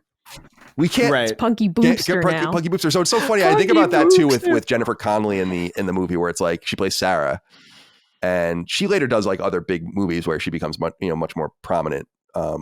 But it's like it's so funny. Yeah, like she was another like well loved beautiful actress, and I'm like, no, dude, that's like Sarah from Labyrinth. Yeah, you can't look like at her. It's like sister. I just like don't see it's like my sister or something. It's like a sister. So yeah, I just wanted to give a shout out to Labyrinth and the Henson. One of the last things he did, right? I mean, was I forget the timeline because there was Dark Crystal. Dark Crystal's earlier, I think, isn't it? Dark Crystal might have been first. Labyrinth was definitely in there. Let me see. They did they were responsible for the Ninja Turtle stuff, right? I think so. 1990 Ninja Turtles, I think. That sounds. Is that the one where you could see the guy screaming? Yeah, I guess that would have been maybe. I guess maybe Henson's stuff with the live, like the 89, 90 TMNT might have been the last thing because he dies in 1990.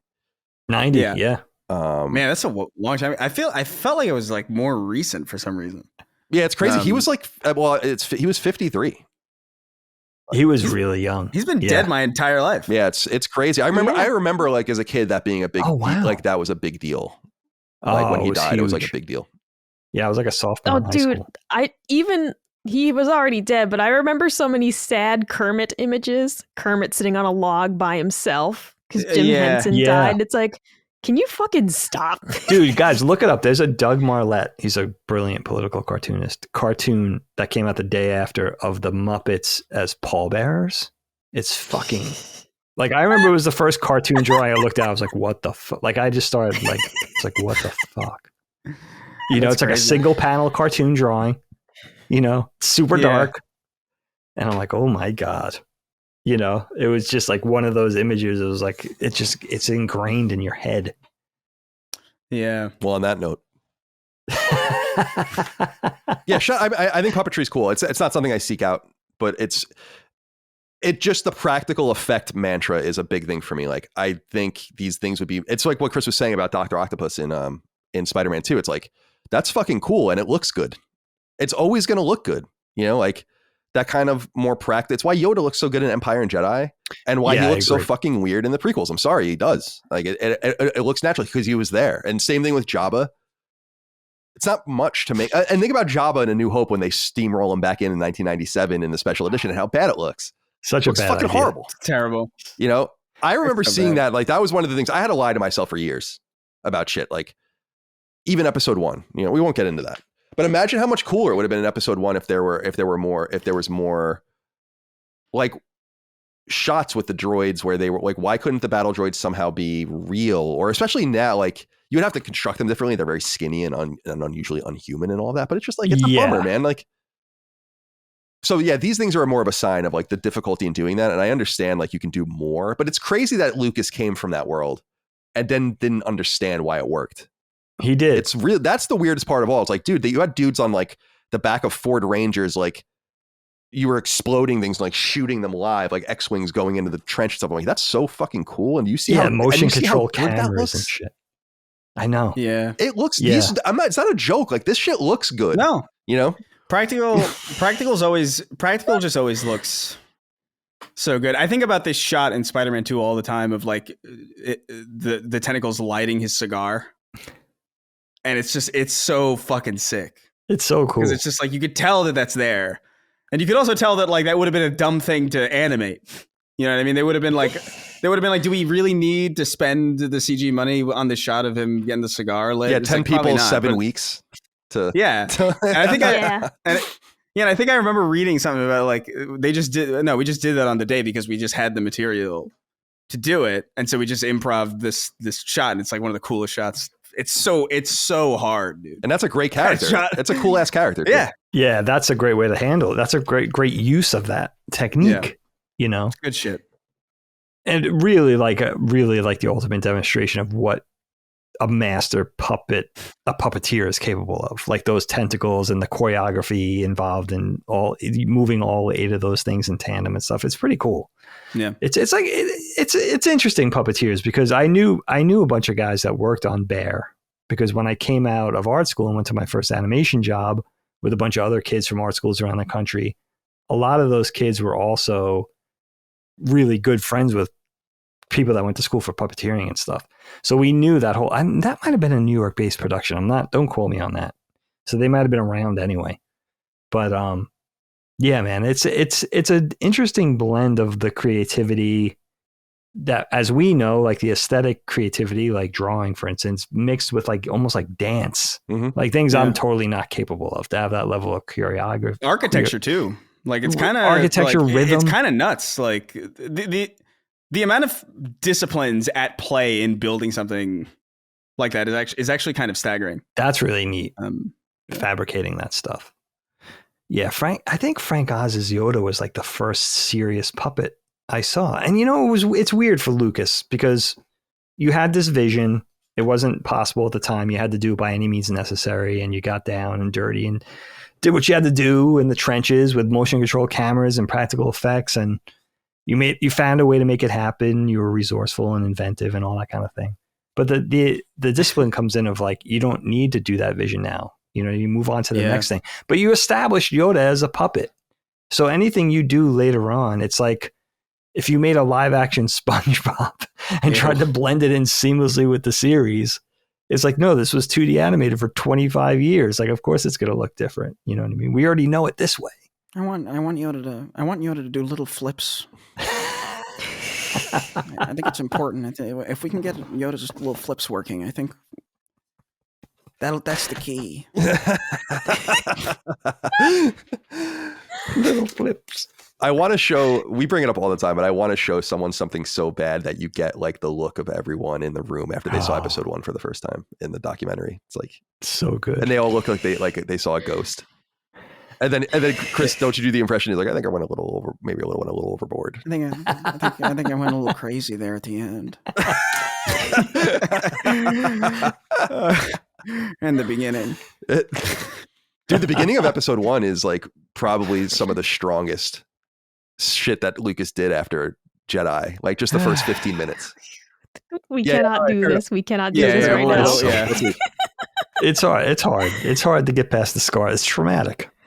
You can't blame us for it. All right, I'll say goodbye to everybody in order. Chris, heading into the weekend, thanks for doing the show. Of course. Had fun. Weekend plans, however you want to leave it, my friend. I don't know. I'm kind of wary about that dream. You know, I'm like, I don't know if I want to do anything. I kind of want to just tell everybody that I'm out of the country for a couple of days, so I'm not bothered, and just isolate myself in my house and just play video games. I do want to try out this pizza place that I've been hearing about.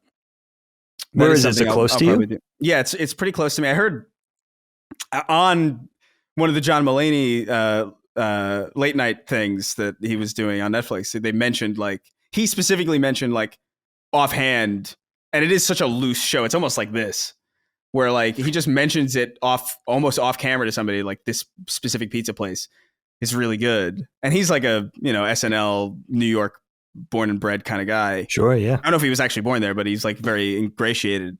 So I feel that's something to pay attention to. And I'd never heard of it before either. So probably going to give that a shot after this. I'm also deathly hungry. Me too. I'm starving. Yeah. Yeah. I hear I'm that, quite comfortable. my friend. Oh, good. Kyle, I'll say goodbye to you next, my friend. Yeah, goodbye. I'm going to walk the dogs. We'll probably walk the dogs together. And then if you want, Micah, and then we have to go meet Declan for dinner. So that'll be good. All the Astrobot DLC is out now in that new DLC round. So I'm going to go play all of that this weekend, I think. Oh. And for the Vicious Void stages, there's 5 new stages. I also didn't do the Winter Wonder stuff, the update from Christmas. So I'm going to do all of that this weekend. And I'll also be playing Tactics Ogre, which I'm really enjoying. It's really good. There's problems with it for sure. But it's really good overall. And then just relax. Otherwise, we're post football now, so we're finding a lot more time. There's a lot more leisure, and things to I gotta do some things around the house too. So yeah, excited. Thanks for having me. Good to see all of you. Okay, we'll allow it this time. We'll see if we have you back next week. Okay, yeah, it's up to you. Right? Yeah. You're on the bubble. My friend. Micah, it's good seeing you. First time this year, I think, you and I sat together to do a podcast. Yes, it was. Long overdue.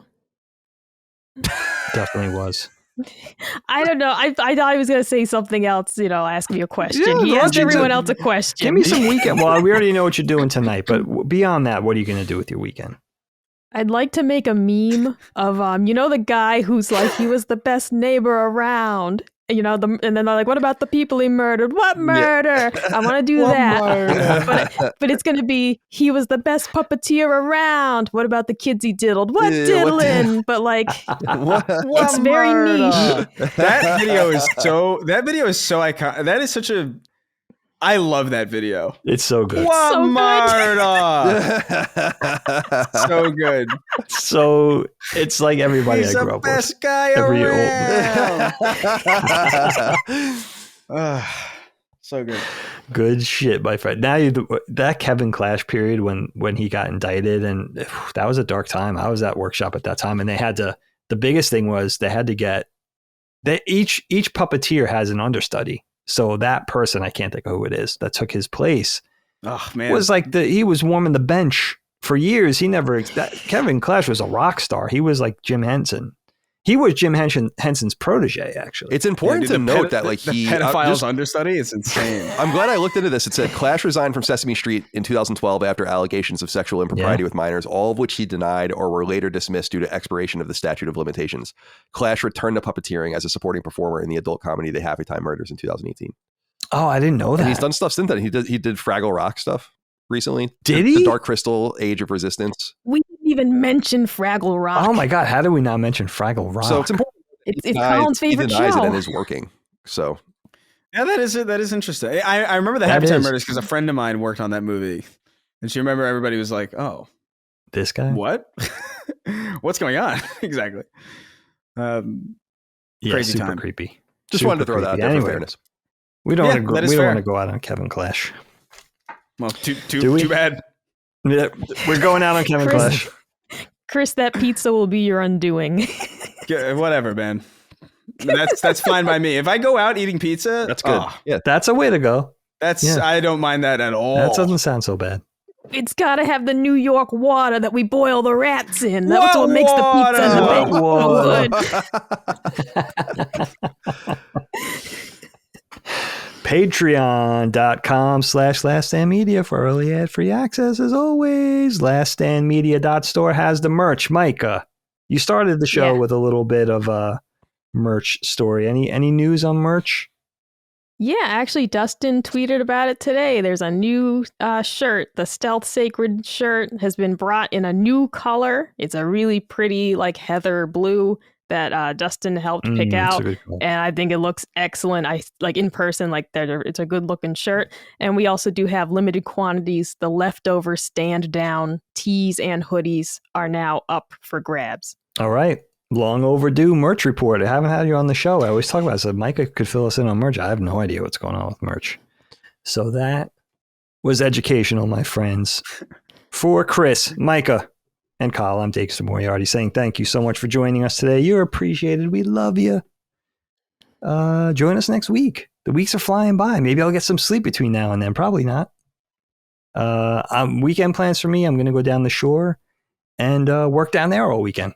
So just working in a different setting. It's going to be great. It's going to be wonderful. Have fun. Maybe I'll get 3 hours of sleep tonight instead too. I'll keep my fingers crossed. In the meantime, you guys can go listen to your second favorite podcast, and we'll see you next time. Get out. Constellation is a product of Last Stand Media and Colin's Last Stand LLC and is proudly recorded in the USA. The show was conceived by and is directed and hosted by me, Colin Moriarty. My co-host is my brother, Dagan Moriarty. The show is produced by Last Stand's executive producer, Dustin Furman. All Last Stand theme music is by Ramon Narvaez, and all of our graphics and logos are by Dagan Moriarty. As you know, all of Last Stand Media's podcasts, including Constellation, are fan-funded on Patreon at patreon.com/laststandmedia. The following names are at the producer level on Patreon, our highest support tier, and we're infinitely grateful for your thoughtful and kind contributions to our independent endeavor.